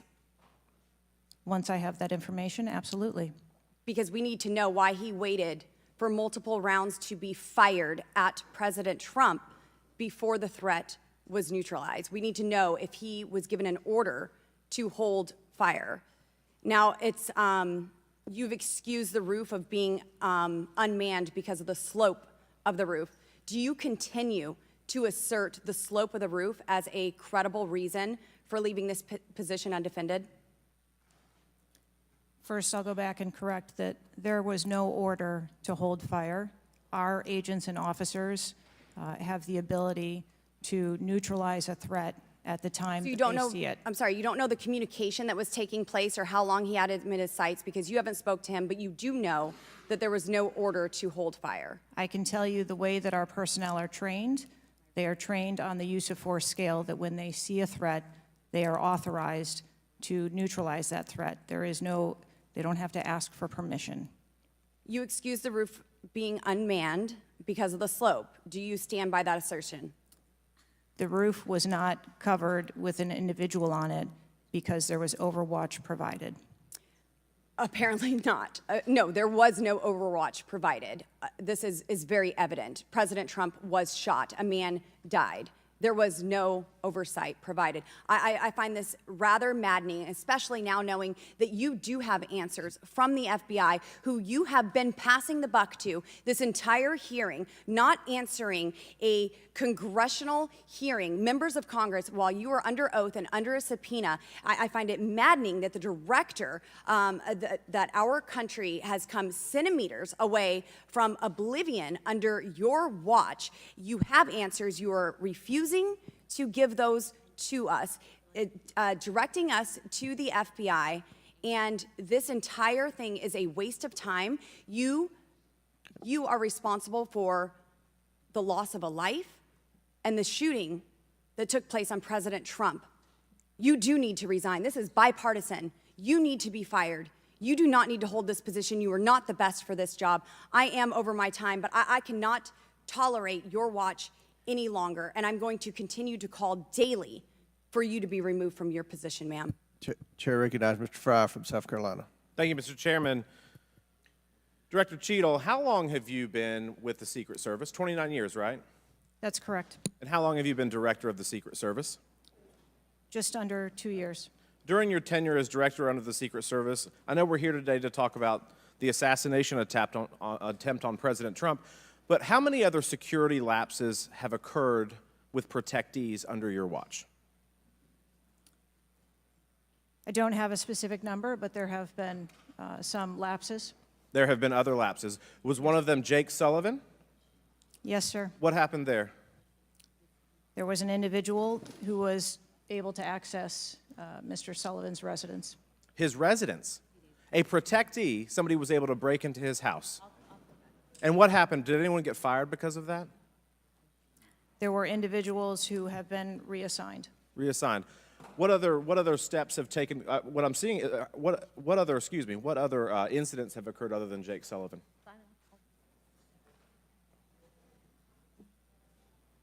Was there an issue with the Secret Service agent and Vice President Harris? I would not call that a security incident. Well, it seems to me, I mean, you have security lapses with President Trump. You have security lapses with Jake Sullivan. You have issues with your personnel related to Vice President Kamala Harris. There seems to be a repeated theme here. Would you not agree with that? I think that we are talking about separate categories of incidents. Well, I would disagree with that. I think there's a repeated theme when you've got protectees and you're not upholding your core mission. Let me ask you something else. Does the Secret Service routinely record communications between and amongst detail? Radio communications? Any communication? Email communications are captured, as well as text messages, and then depending on the detail, radio communications are recorded. Does the Secret Service have recorded communications from the July 13th event? We do not have radio communications from that day. But you have text messages? We do have emails and text messages. Emails, okay, great. Does the head of the Trump detail or someone else embedded in this detail have command decision-making authority, or do they need to seek authorization from someone outside that detail? The head of the detail has the decision-making authority for things that are necessary for that detail. Is that standard for protection details? Yes, it is. Okay. Let me ask you something. During campaign events, is it common for the Secret Service to utilize other agencies? Yes, it is. What other agencies would be providing assistance to the Secret Service? There are a number of other agencies that provide assistance to the Secret Service during campaigns. We utilize personnel from the Department of Homeland Security. We utilize personnel from the Department of Defense, and we utilize local law enforcement partners. Are you on the same radios? Do you provide the radios to all the assets that are taking part in protection of an event? We provide radios to the personnel from the Department of Homeland Security that are assisting us. But not local law enforcement? Local law enforcement is working on their own radios. Are you on the same frequency? We ensure that we have counterparts in the security room, and so the local law enforcement will place one of their personnel in the security room with our personnel so that we have interoperability communications. Let me ask you something just about the timeline, because I think this is really interesting that we can't nail that down. I mean, I think there are lay people out there with more knowledge about the timeline than you seem to come before a subpoena in front of Congress. Was Mr. Crooks observed at the AGR building prior to the shooting? He was observed on the grounds outside of our perimeter prior to the shooting. At approximately what time was that? You don't have to give me the specific minute, but at approximately what time was that? I believe it was about 45 minutes or so prior to. Did the sniper team take a photo of Mr. Crooks? The local team did, yes, So it was a local team and not a Secret Service sniper? that took the photo. Okay. And did he relay that photo to Central Command? Again, it's an active ongoing investigation, so I want to make sure that I'm factual with the route that photo took and who that was disseminated to and when. What time did when did Mr. Crooks' status go from a suspicion, a person that was under suspicion, to a threat? When did that happen? And maybe not even a specific time, Director Cheadle, maybe a certain event that happened that transformed him from a person of suspicion to a threat. When did that happen? To the best of my knowledge, based on what I have been told thus far, it's approximately 5 minutes to where individuals relayed that there was an incident an issue, being worked at the 3 o'clock of the president. So that was, but it was before the shots were fired? That is correct, but again, it was not phrased as a threat. It was just that something was being worked. Yeah, but my question is, when did he become, when did he transform from suspicion to threat? Because they're treated very differently. People can be suspicious, but they're not a threat until a certain point in time. So when did that happen? I believe that it was seconds before the gunfire started. Seconds. My gosh, we actually have a few questions that we got answered today. Listen, I'm going to wrap up here, Mr. Chairman, but here's the frustration that people have. The buck stops with you. You've said that yourself. But the problem in Washington, D.C., it is the only town in America that you can be so bad at your job that you actually get a promotion or don't get fired. You have not been able to answer the number of agents, whether or not requests were denied on additional security, whether or not law enforcement were able to engage before the shooting with the assassin, how he got on the roof, how the rifle got on the roof. You can't tell us how many shots he fired, whether the casings were recovered. You can't tell us anything about his cell phone. You can't tell us whether the rally was supposed to be postponed, given the intelligence that you were receiving. You can't tell us whether the car had a bomb. You can't even tell us his motive. And the American people are incredibly distrustful because it has taken 9 days to even get a scintilla of evidence out of you. Maybe if I was CNN or ABC or NBC, I would have gotten much more thorough and accurate information, but we have not received that in a subpoenaed hearing in front of this Congress. That is why the American people are frustrated, and I echo the bipartisan calls on this committee and all across this country that you should resign, or maybe when the president wakes up from his nap, he can fire you. Thank you, Mr. Chairman. Chair now recognizes Ms. Luna from Florida. Director Cheadle, can you please give me the names of the individuals who are in charge of your conduct for the rally? I'm not going to release names. Can you give me the today. titles? And how many individuals? No. Nothing? We had a full advance team that was responsible for advancing How many the site. people are the final approval authority? There are a number of people Can you that give me a are number? engaged in approving Can you the give me a plan. number? No, I do not have Okay. a firm number. Can you just confirm whether or not, I understand this is an open investigation, but in order to dispel conspiracy theories, have you guys been able to subpoena the shooter's Discord records, or has the FBI, to your knowledge? I believe that the FBI is working on those. Okay. Is it factual to say that you have not ruled out that the shooter was working with other people or persons? Again, the FBI is conducting the criminal investigation into Can the you, shooter. at least in an effort to dispel conspiracy theories, can you confirm or deny that? At this time, we do not have that there were any other people engaged. So you believe he was acting alone? I do. Okay. Have you been made aware of multiple eyewitness reporting that there was a second shooter on a water tower? I do not have any information related to any second shooter. Okay, the reason I asked that is because according to testimony from multiple witnesses, they did report that. And again, to my understanding, there were over 40 sniper teams that were briefed by the Butler ESU. And I want to make sure that people are aware, if you're saying that there's not another shooter, that we are able to clear that information, because from this whole entire briefing, it doesn't seem like much information has been able to get out to the American people. So I'm trying to dispel rumors, as I'm sure you understand.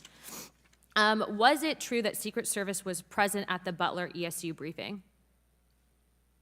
There was a briefing between the counter sniper teams that were working Secret on the Service ground. present?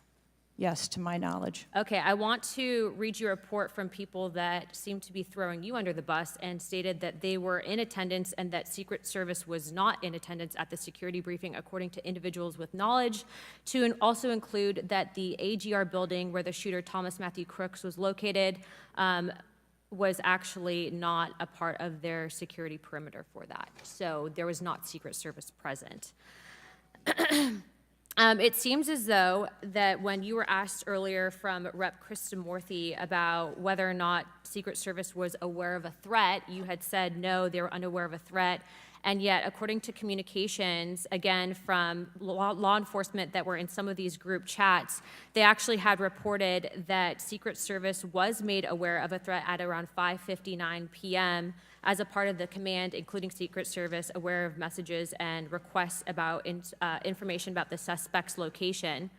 Can you please tell me if you have knowledge of that at all? Again, I think we're conflating the difference between the term threat and suspicious. But you guys did have knowledge at 5:59 p.m. according to those group chats, did you not? Of a suspicious individual. Okay.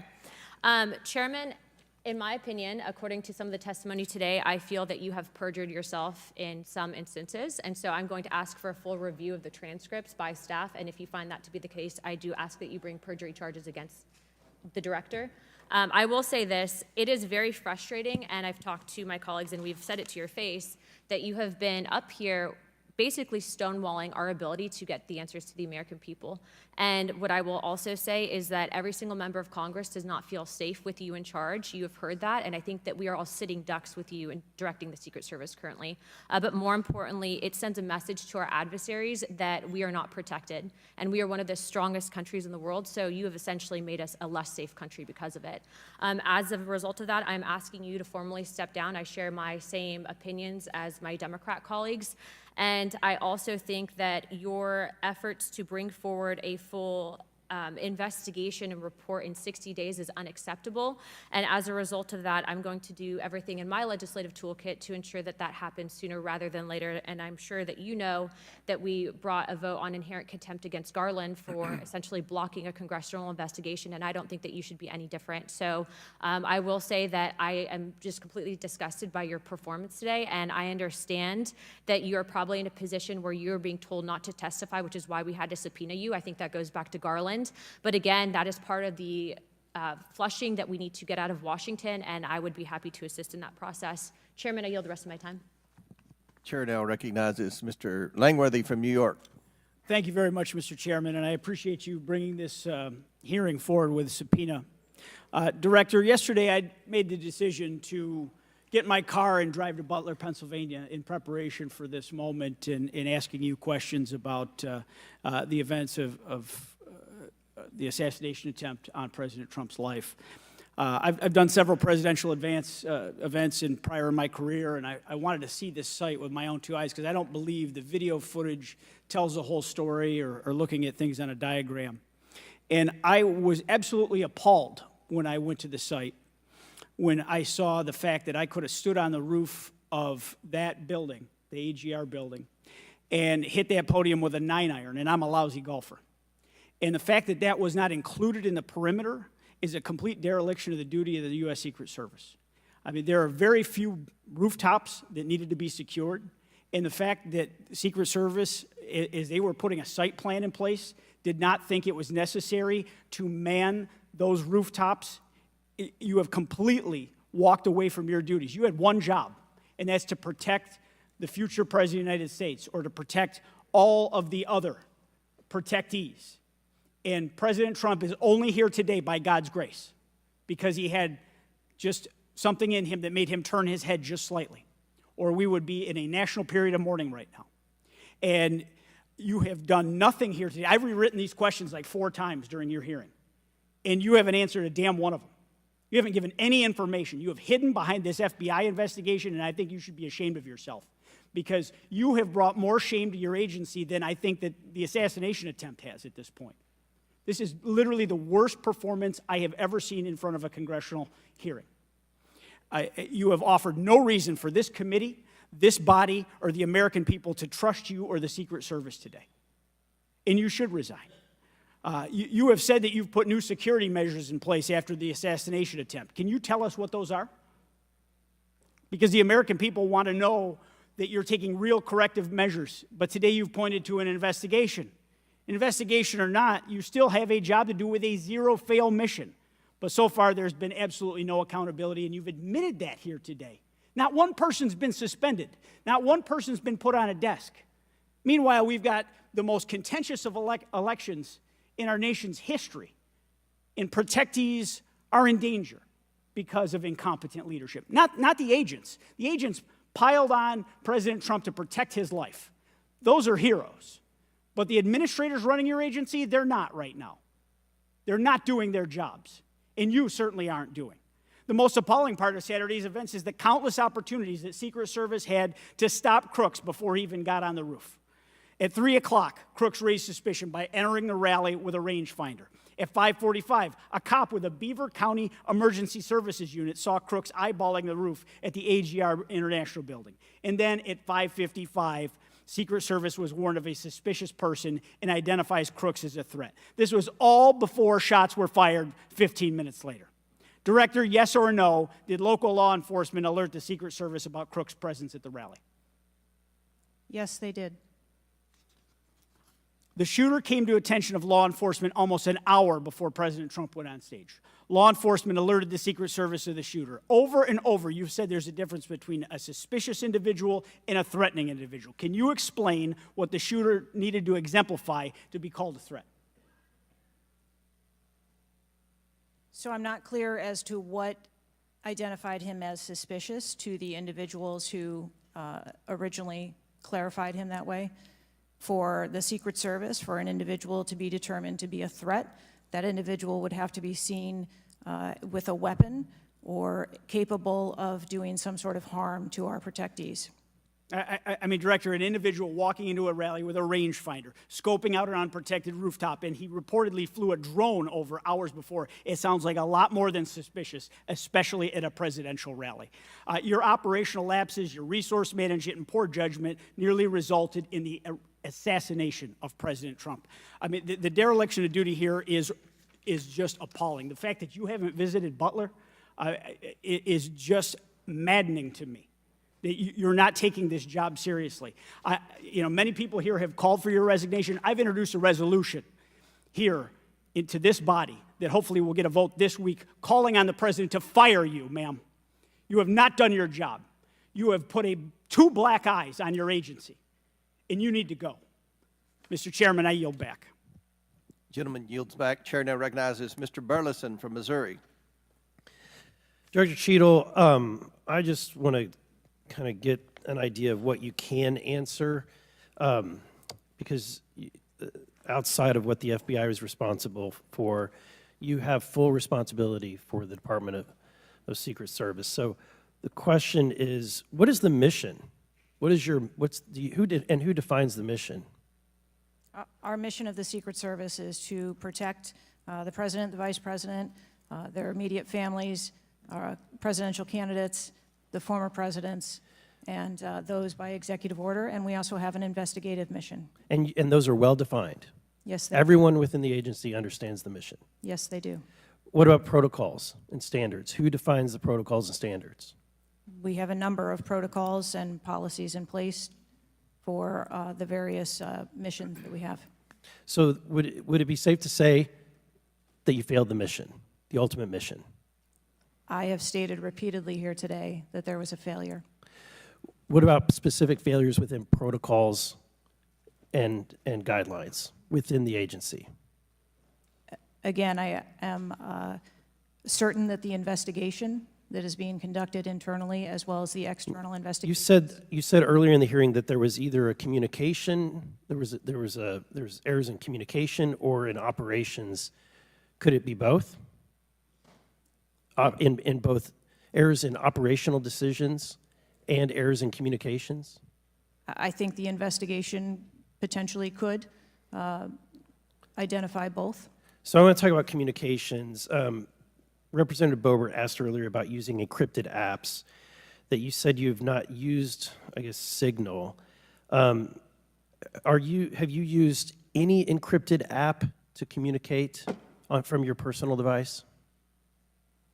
I do, on occasion, use encrypted apps to communicate. So you use some form of an encrypted app to communicate with people within the federal government, with local law enforcement?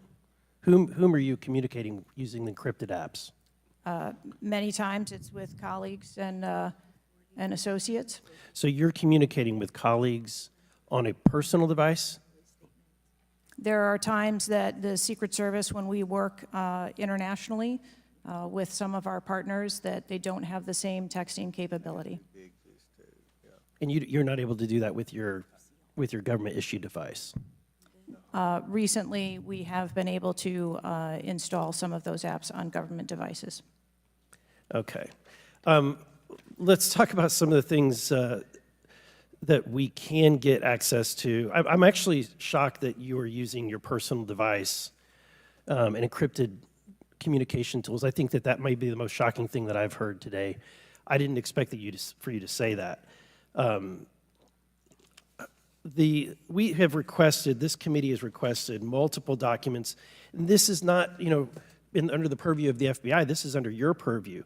We requested a complete list of all law enforcement personnel, including Secret Service, Department of Homeland Security, local law enforcement with the roles in protecting the president. And we requested that to be, for us to receive that by July 18th. Did you provide that? I believe that our agency is in the process of collecting all documents. So you did not, you have not provided it. How long does it take to determine who the personnel were that were on site? We are collecting a comprehensive list of all the documents that have been requested. We also requested all the audio and video recordings that your agency, not the FBI, but your agency has in possession related to the event. Did we receive those? Have you provided those at all? We are in the process of collecting all documentation requested. You're in the process, but you have not. Any memorandums or any internal communications related to the event? We requested that you provide that. Have you provided any of that? We are in the process of collecting the information that has been requested. Okay. So when can we expect to receive these documents? How long does it take to determine who was on site, who was being employed to be there to protect the former president? When can we expect that? How many days does it take to provide that information? We want to make sure that we have a comprehensive accounting of all of the documents that were engaged in that day, and we will make them available as soon as possible. I think transparency is the key here. It's shocking to me that we are communicating in a encrypted app to colleagues. I'm almost certain that violates some federal laws.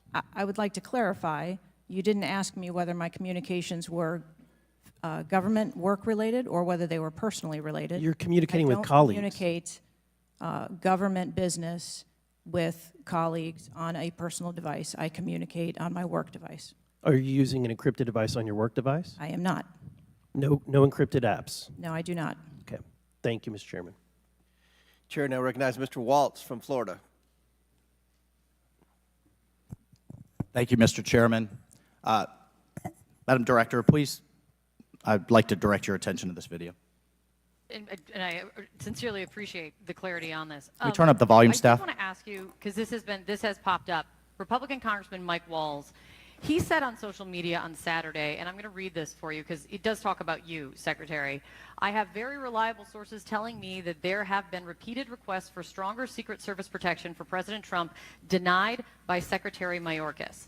Your department has already pushed back on that, calling that absolutely false, but he is putting this on you.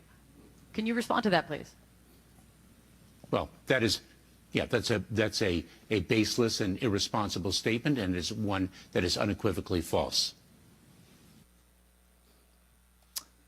Director Cheadle, did you speak with your boss, Secretary Mayorkas? You fall under DHS. Did you speak with him on the 14th, the day after? Yes, I did. So you spoke with him before he made that statement? I spoke with him immediately following the incident. Did you inform him that all requests for additional resources for President Trump had been fulfilled? Or that it was false to say they had been denied?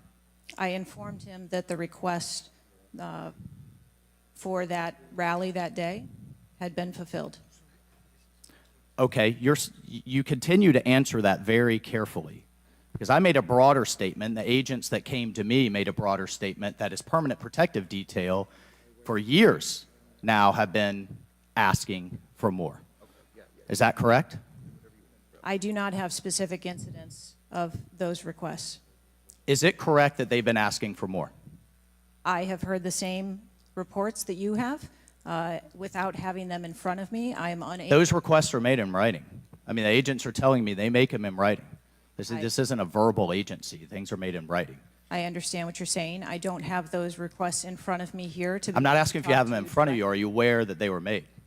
As I said earlier, there are times when requests are made, and depending on the availability of assets, or if there is a way that. So there were times when they were denied. If there is a way that vulnerability can be mitigated in a different way, then that is why the. So there are times when they were denied for a variety of reasons.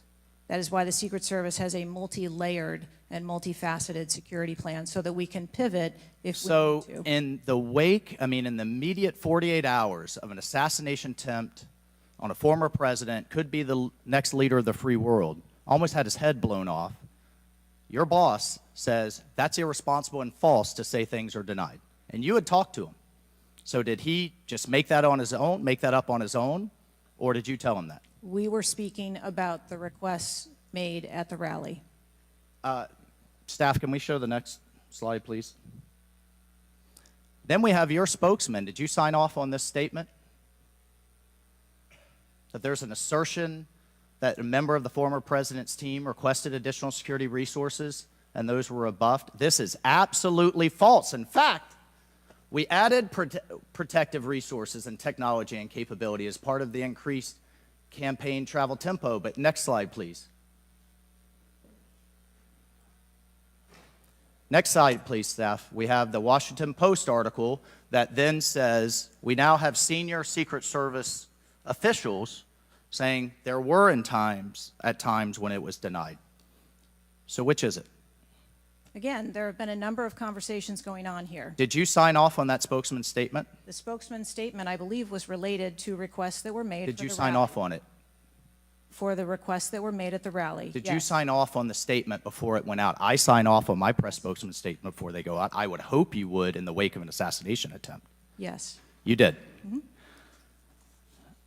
Categorically false that any requests were made. You signed off on it. Thank you for that. Thank you for that clarity. Madam Director, how many press conferences have you held since the assassination attempt? We have put out press releases. How many press conferences have you held, gone to the mic, taken questions from the public, from the media? How many? I have not held any. How many has Secretary Mayorkas held? I don't. 0. How many has the FBI held? 0. How many has the Department of Justice held? I know you know the answer. I believe there was a press conference in Butler after the incident occurred. By local law enforcement, not by you and not by the Department of Homeland Security. So this is how misinformation flies. I mean, in the darkness, in the absence of information. Now we have 9 days later before a congressional committee, we all represent almost 1 million people, and you still don't have answers. Are you aware that national news anchors are saying this was a hoax?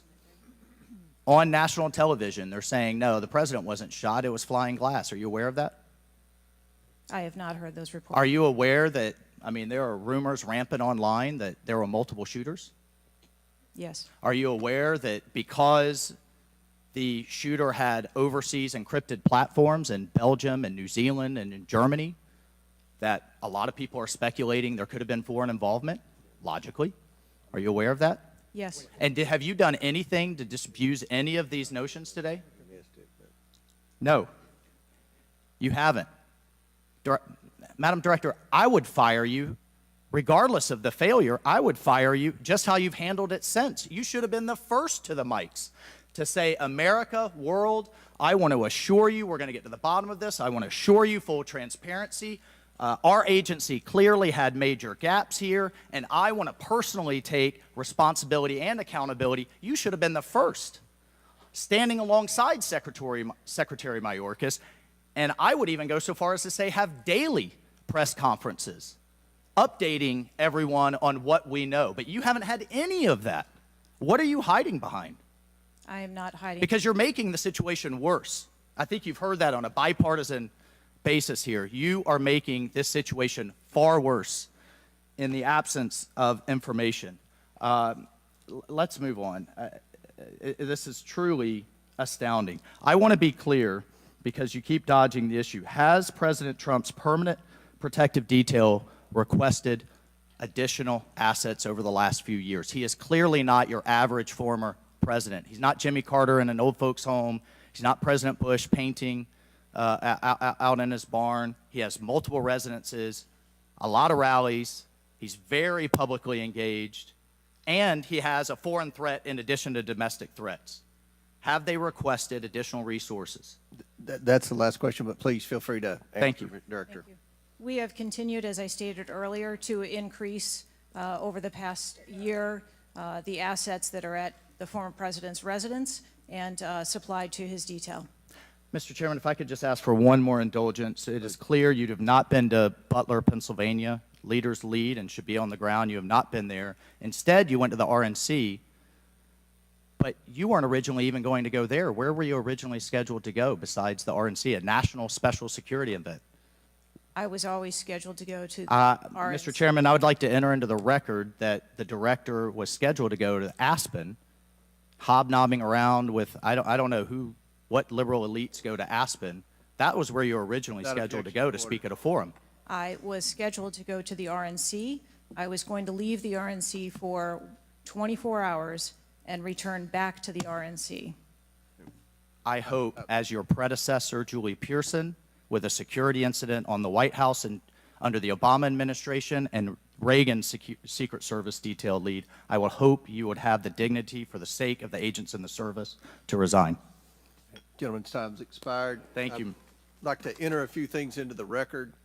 First of all, the remaining articles that Mr. Biggs was wanting to enter into the record. Without objection, so ordered.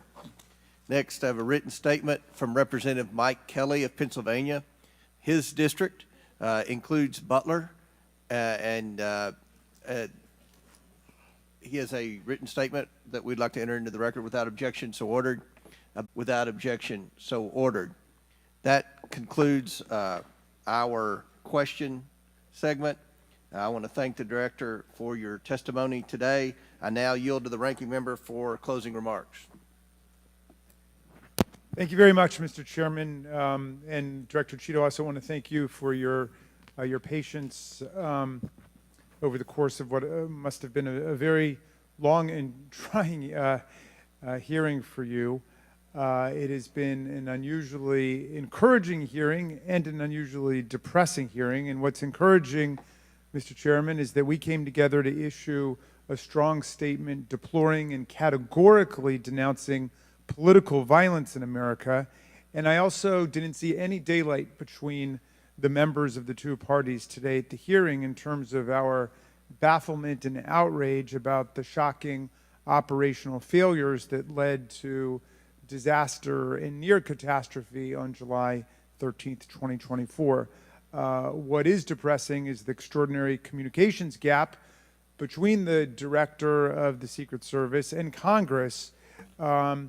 And I don't want to add to the director's terrible, horrible, no good, very bad day, but I will be joining the chairman in calling for the resignation of the director, just because I think that this relationship is irretrievable at this point, and I think that the director has lost the confidence of Congress at a very urgent and tender moment in the history of the country, and we need to very quickly move beyond this. But what I will say, Mr. Chairman, is that I took this hearing to be about two major policy failures, and one policy failure is the one that got the vast majority of the attention, which was the failure of the Secret Service to effectively respond to a gunman on a roof within 150 yards of a presidential visit and speech. But the other failure is on the part of Congress, because the mass shooting that took place in Butler, Pennsylvania, is replicated all over the country every day. And in fact, as I said, Mr. Chairman, it happened that evening in Alabama, in Birmingham, Alabama, where there was a mass shooting where more people even were killed and wounded than were killed and wounded in Butler, Pennsylvania. So it's true, the president, the former president, and a handful of people who get the Secret Service protection are the only people in America we thought were safe from an AR-15 attack. It's clear that they're not safe either, and we've got to get to the bottom of that. But we also have to get to the bottom of the larger problem, which is that the whole country is living like this, in fear and in terror of assault weapon attacks in movie theaters, churches, synagogues, mosques, supermarkets, Walmarts, any place where an audience or a public gathers. And the worst was in Las Vegas, where a gunman got up on a roof and then just mowed down 60 people below him and wounded hundreds and hundreds of other people. So we've got to deal with that problem. Yes, we've got to move as swiftly as we can to deal with the problems of the Secret Service, but the broader problem is still there. And I just wish to the heavens that our colleagues that could get together on the question of presidential security against an AR-15 attack could get together on the question of public security against an AR-15 attack, because all of us are vulnerable. All of our families are in danger by this, and the rest of the world doesn't live this way. And we have to look to see how uniquely strange it is that we allow 20-year-olds to access AR-15s, weapons of mass destruction, and show up in public places to endanger other people. And I hope, Mr. Chairman, we can work together on that with the same spirit of bipartisan commitment to the public safety that was exemplified here today. And I yield back to you. The ranking member yields back. I'll deliver my closing remarks. Director Cheadle, I subpoenaed you to appear today to get answers for the American people about the failures that led to the assassination of Donald J. Trump.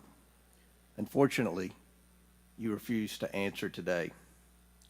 And this committee is not known for its model of bipartisanship, but I think today we came together unanimously in our disappointment for your lack of answers.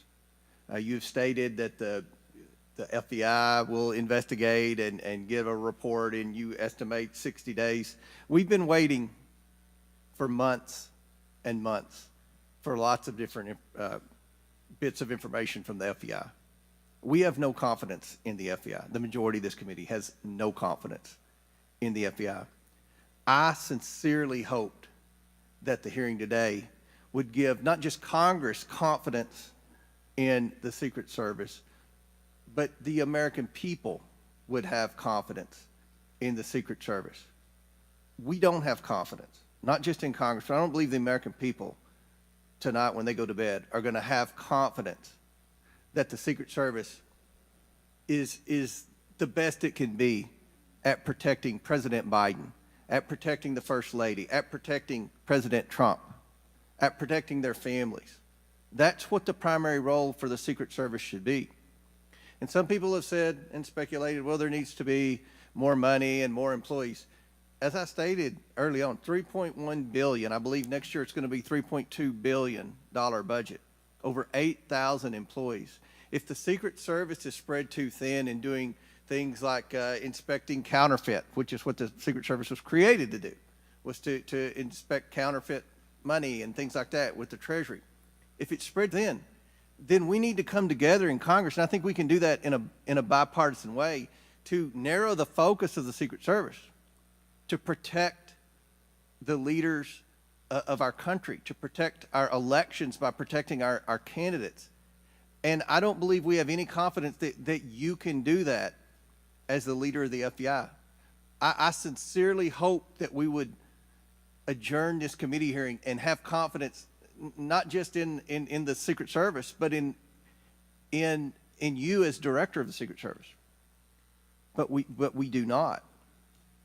Taking responsibility requires a lot of things. It means providing transparency. It means answering simple questions. It means providing a specific timeline of July 13th to this committee and the American people. I mean, it's been 9 days. There were people that were demanding that we have a hearing the next day or 2 days following the shooting. And I said, no, we need to give the Secret Service ample time to be able to answer those questions. 9 days. 9 days.